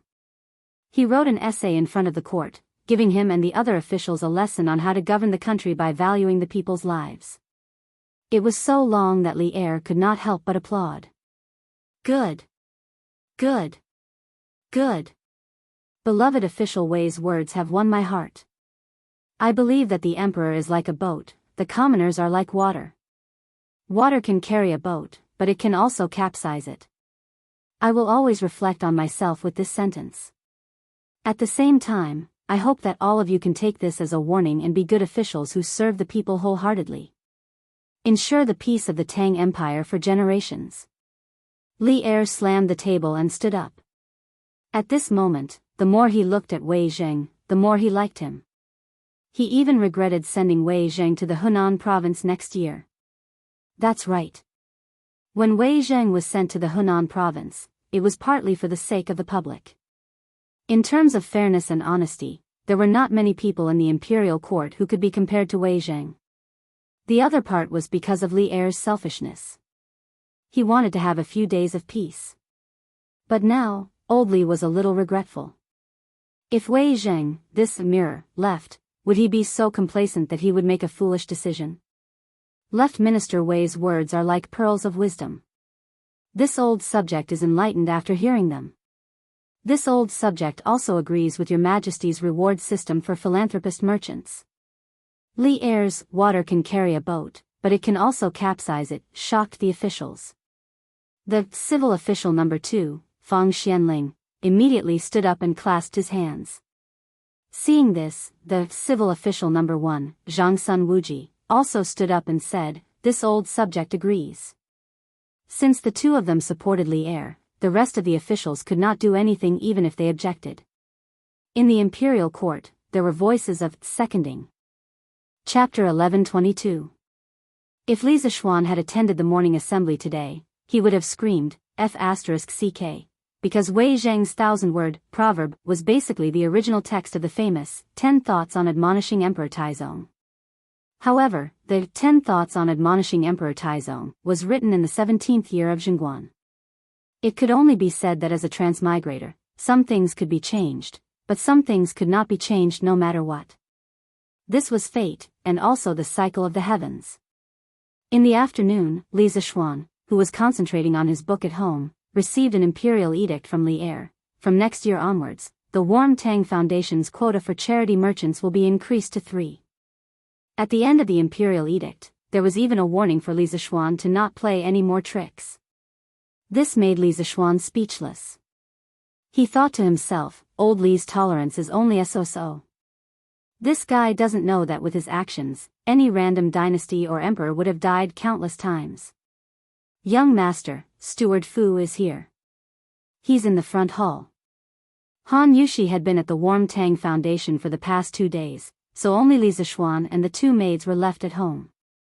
At this time, Xiao He knocked on the door of the study and said to Li Zixuan, "Oh. I'm coming." Li Zixuan replied, then put down his pen and walked out the door. "Young master, I'm sorry for disturbing you while you're writing." Falbert saw Li Zixuan coming over and quickly stood up with an apologetic expression. Li Zixuan laughed and waved his hand. "Haha. Falbert, what are you saying? Writing a book is not something that can be finished in a day or 2. How is this disturbing? Please take a seat. Xiao He, boil a pot of tea and bring it over." "Yes. Young master." Xiao He answered and left. Now that there was a coal stove and honeycomb briquettes at home, boiling water was just too convenient. "Young master, this old man is here to ask if we should start producing the bicycles from before. After all, the demand for coal stoves and honeycomb briquettes is starting to decrease. We should be able to free up a lot of manpower to produce bicycles." After a while, Xiao He brought 2 cups of tea. Falbert stopped the small talk and got down to business. Li Zixuan was startled. After thinking for a moment, he said, "Since the workshop has enough manpower, we can naturally produce bicycles. But in this season, the people are usually so cold that they don't even want to go out. Will anyone be willing to buy a bicycle?" Falbert smiled and said, "Young master, you don't have to worry about that.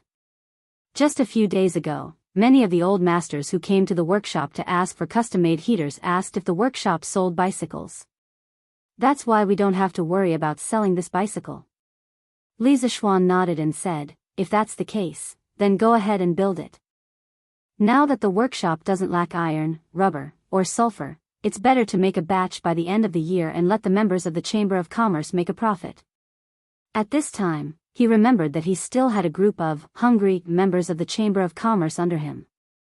A while ago, the coal stoves and honeycomb briquettes were beneficial to the country and the people.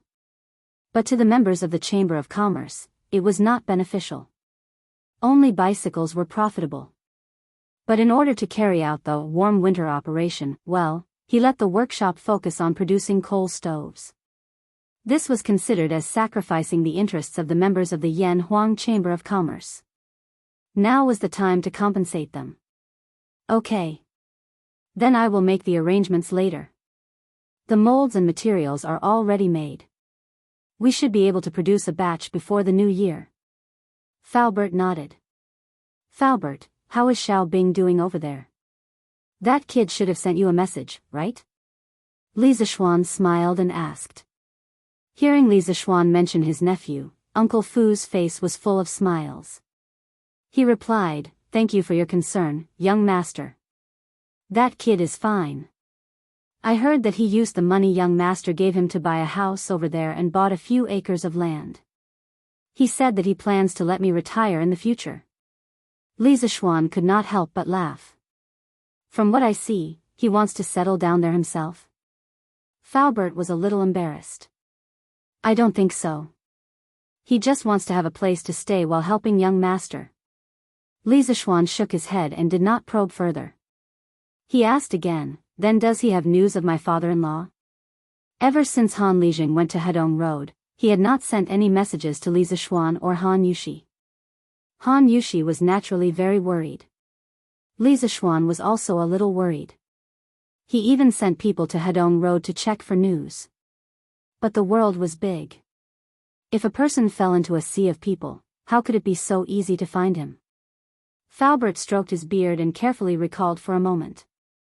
He said, I remember Xiao Bing mentioned in a letter that Han Lijing went to Yunzhou.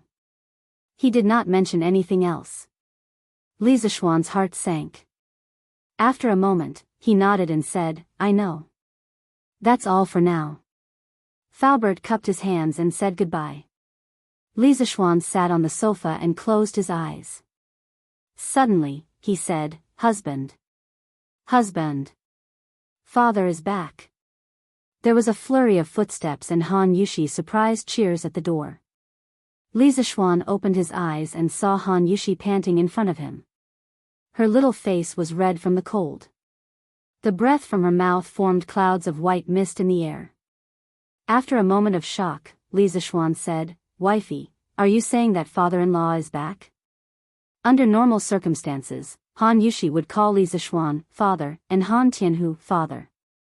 Li Zishuan was very sensitive to the key point in Han Yushi's words. Yes, yes. Father is back. Han Yushi nodded happily. Li Zishuan heard and hurriedly stood up. He said, Where is he? Let's go and see father-in-law. At the same time, he finally felt relieved. As long as Han Lijing was fine, it was fine. Otherwise, his wife would cry to death. No need, Xiao Xian. I'm here. At this moment, Han Lijing appeared at the door and said. It turned out that Han Yushi had come to Yunshan with him. However, perhaps because Han Yushi was too excited and wanted to tell Li Zishuan the news earlier, she ran faster and arrived first. Li Zishuan looked over and saw Han Lijing standing upright in front of the door. His face was unshaven and looked a little weathered. Although his clothes were a little shabby, they still looked tidy. His back was as straight as usual, but there was more depth in his eyes, making him look a little melancholy. Father-in-law. Li Zishuan went forward and greeted him with a smile. How have you and Yushi been? Han Lijing asked with a smile. Both are good. Both are good. Father-in-law must be tired from the journey. Come in and sit down. Li Zishuan felt that there were many stories behind his father-in-law's smile. He guessed that he had experienced many things on this trip to Hedong Road. Chapter 11:23. Father-in-law, I heard that you went to Yunzhou a while ago. Li Zishuan asked after Han Tianhu sat down in the Yunshan residence. Han Lijing replied, Yes, I went to Yunzhou to visit my old brothers. Li Zishuan sensed that something was wrong with Han Lijing's tone, so he asked, Father-in-law, did something happen? Han Lijing smiled bitterly and shook his head, Nothing, nothing. Let's not talk about it. When I came back, I heard that the Chui family had fallen. Is that true? Li Zishuan saw that his father-in-law did not want to talk about Yunzhou, so he did not ask further. He nodded and said, Yes, that's true. Han Lijing sighed with emotion, then his expression changed. Xiao Xian, tell me honestly. Did you secretly add fuel to the fire behind the Chui family's incident? There were less than 10 people in the Tang Empire who knew the real mastermind behind the Chui family's incident. Han Lijing could guess it because he knew that Li Zishuan had a history with the Chui family. Li Zishuan met his father-in-law's aggressive gaze and could only say helplessly, I do have some connections. Han Lijing asked anxiously, Does His Majesty know about this? Li Zishuan smiled bitterly and said, If His Majesty doesn't know, why would I be grounded for 2 months? Han Lijing's face turned pale instantly. He said angrily, Grounded for 2 months? Xiao Xian, you're still not satisfied with being grounded for 2 months? What you've done is taboo. Luckily, His Majesty is benevolent and magnanimous. Otherwise, even if you had 10 heads, it wouldn't be enough to chop them off. Xiao Xian, I hope that you can think twice before you do anything in the future. Don't let your emotions affect your decisions. Now, you don't only represent yourself. Behind you, there's Yushi, your father, mother, and sister, and even the students of the academy. There's more than one solution to many problems. Being rash and impulsive will only lead to endless troubles. Imperial power was greater than the heavens. Little Xian, I've been there before. I know you don't like to be restrained, but since you've left Mount Longhu and entered the secular world, you have to maintain a respectful heart towards imperial power. Otherwise, once His Majesty becomes suspicious of you, everything in the Li family, including the Yanhuang College, will be reduced to nothing. In the past, my father lost his respect for the imperial power and was momentarily blinded by greed. He rebelled with Yang Xiangan, and in the end, his family was destroyed. Father-in-law hopes that you can take this as a warning and try not to let your emotions affect your decisions. Han Tianhu's personal experience had instilled in Li Zishuan the concept of imperial power is supreme. After Li Zishuan finished listening to his father-in-law's description, a layer of cold sweat formed on his back. At this moment, he finally understood that he was indeed a little too reckless and selfish back then. He had only considered the temporary satisfaction and comfort he would get by wiping out the Chui family, but he had not considered that his family and even his students would be implicated by his actions. Although it was refreshing to see injustice on the road and draw a sword to help, it would be fine if he had no attachments, but he still had a group of old and weak women and children behind him. His father-in-law was right. He had indeed lost his respect and acted too rashly. Father-in-law is right. I will take this as a warning and think thrice before doing anything in the future. Li Zishuan solemnly cupped his hands and said. He was not someone who could not listen to other people's opinions. Han Lijing's eyes were filled with both gratification and complexity. He sighed and said, I hope this incident will not arouse His Majesty's suspicion. Otherwise, little Xian, you will have a hard time in the imperial court in the future. Father-in-law, you don't have to worry. His Majesty has already punished me by grounding me for 2 months. Even if he is suspicious, at most, he will just strip me of my official title. At that time, I will be able to peacefully be a rich man and a teacher. Anyway, it had already happened. Li Zishuan was very open-minded. First, he did not rebel, and second, he did not usurp the throne. At most, Li Zishuan would just strip him of his official title and let him go home to farm.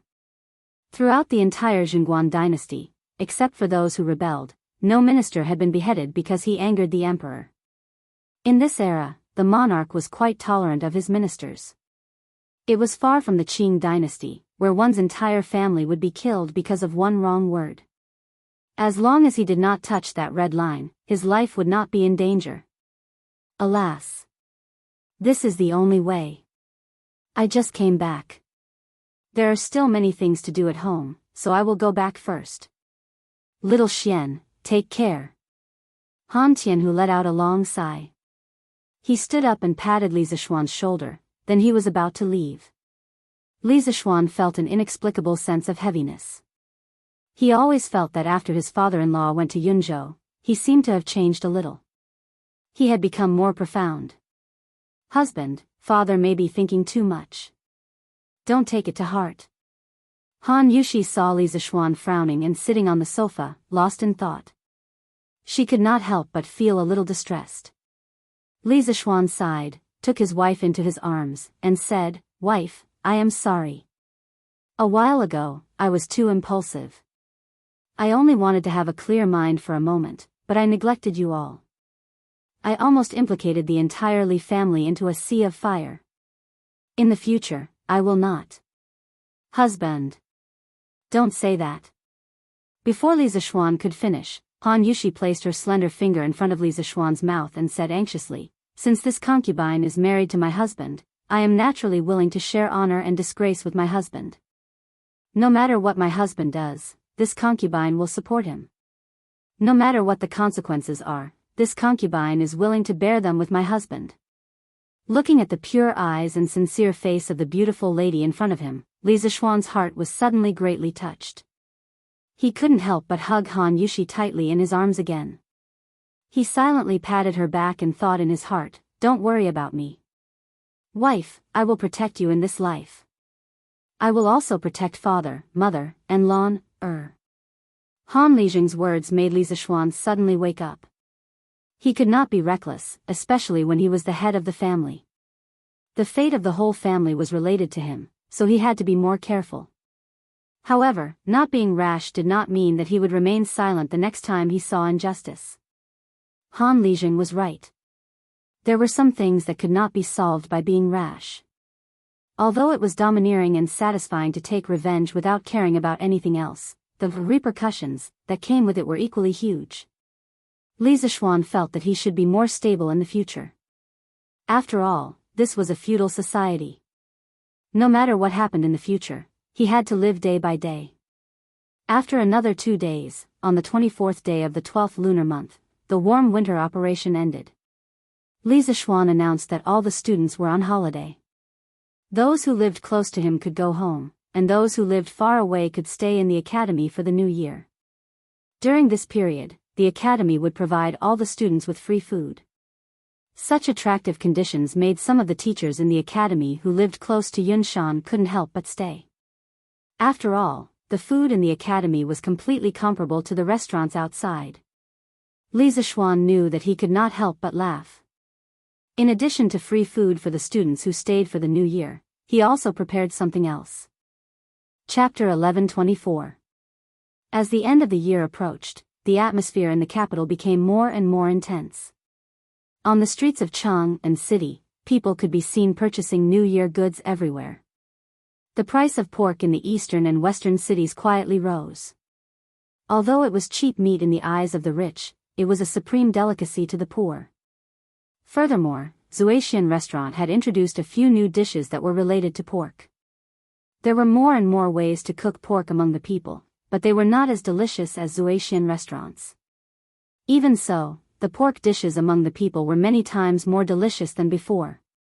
Therefore, no matter if it was rich or poor, they would stock up on pork at home as the end of the year approached. As a result, the demand for pork in Chang and city naturally soared. It was difficult for the price of pork not to rise. However, with the previous example of cloth prices skyrocketing in Chang and city and cloth merchants being arrested, the peddlers did not dare to go overboard. The price of pork was still within a controllable range. In addition to pork, the sales of other goods were also booming, such as cloth, silk, jade Buddha, porcelain, and so on. All kinds of small items for children to play with also filled the streets and alleys. Jianghu merchants also hoped to take advantage of this annual festival to make a fortune. Although Yunshan city was far away from the bustling city, one could still feel the flavor of the new year. Li Gang had 2 sons. The eldest son was called Li Shaoji. He left behind Li Anren, who died a few years ago. The youngest son, Li Lian, had been an official in another city and had returned to Chang 2 days ago. The old man had lived in Yunshan city for a long time and was used to the elegant atmosphere here. He insisted on celebrating the new year here. Li Lian was not by his father's side all year round. Naturally, he had to stay by Li Gang's side to fulfill his filial piety. Therefore, he brought his wife and servants to Yunshan city. The couple had stayed in the Cloud Mountain courtyard for 2 days. They were actually reluctant to go back because the house and furniture in the courtyard were too comfortable to live in. As the end of the year approached, Li Lian's wife also began to arrange for the servants to buy New Year's goods. She and Li Lian were very respectful to Li Zishuan, the owner of Yunshan. Therefore, when buying New Year's goods, they would often come over to ask Li Zishuan or Han Yushi if they wanted to help bring anything. Sometimes, Han Yushi would go to the Chang and Warm Tang Foundation and often use a carriage to give Li Lian's wife a ride. After a few exchanges, the two families quickly became familiar with each other, and there was a sense of closeness between them. Recently, Yen Lide had been coming to Cloud Mountain more frequently.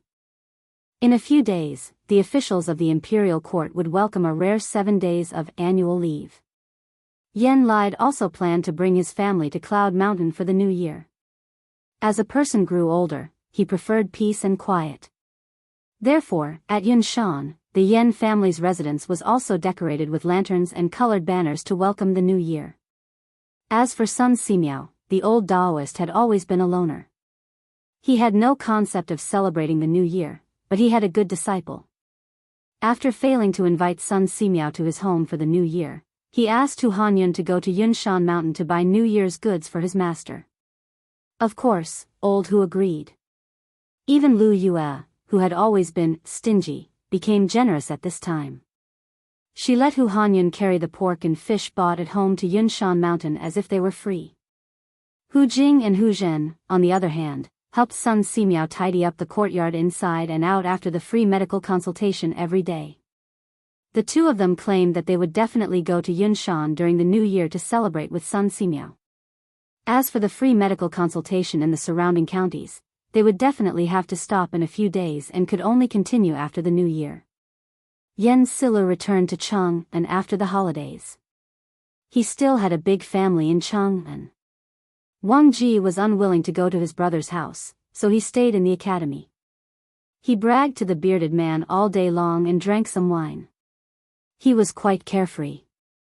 Ma Zhou rented a house in Chang'an City, so he had somewhere to go. However, he spent more time in the editorial department of Datong Daily recently. Mo Huai and Mo Lingwei went down the mountain and returned to their mansion in Plum Village, which was the house of Lu Shiren and his son. As for the rest of the Mo family, the civilian staff returned to their homes in Plum Village, while the military staff continued to guard the academy. This was because there were many scientific secrets in Yanhuang College. If they were stolen by someone with ill intentions, the loss would be huge. In fact, people like Ma Zhou, Wang Ji, Yen Silu, and Mo Huai were very likely to be evaluated as professors in the Academy's teacher title evaluation at the beginning of next year. When that time came, they would naturally obtain a modern residence in Yunshan Mountain that everyone envied. Li Zishuan did not lack money or residences. He lacked talents.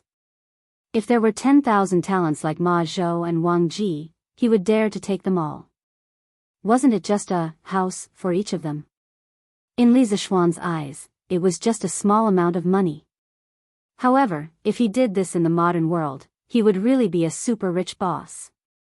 Even the richest man in the country would not dare to play like this. Fei Ji. Go and invite Mr. Li Gang over.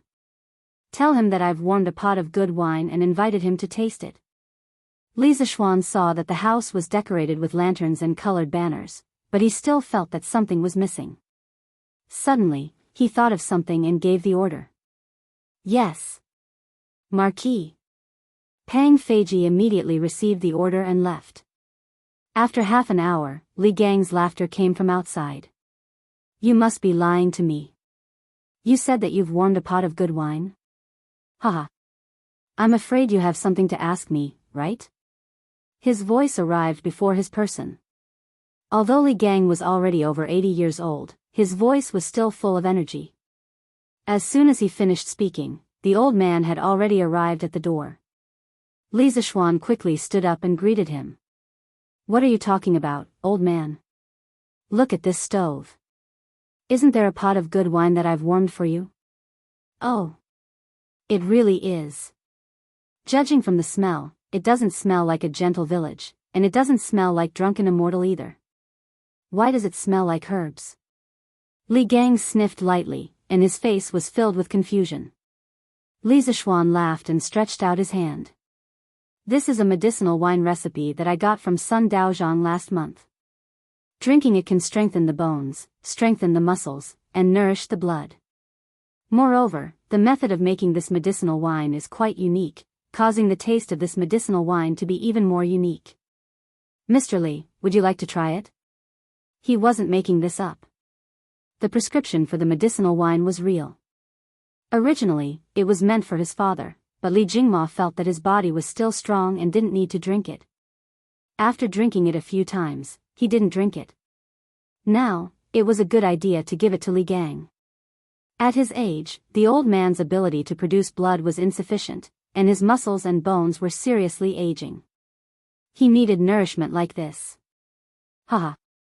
Yamacho, you've praised this medicinal wine as if it's the only thing in the world. How can I not give it a try? Li Gang sat down and smiled while stroking his beard. Suddenly, he changed the topic. Yamacho, why don't you tell me why you're looking for me first? Otherwise, I won't feel comfortable drinking this wine. Li Zishuan's old face, or rather, his small face, immediately stiffened.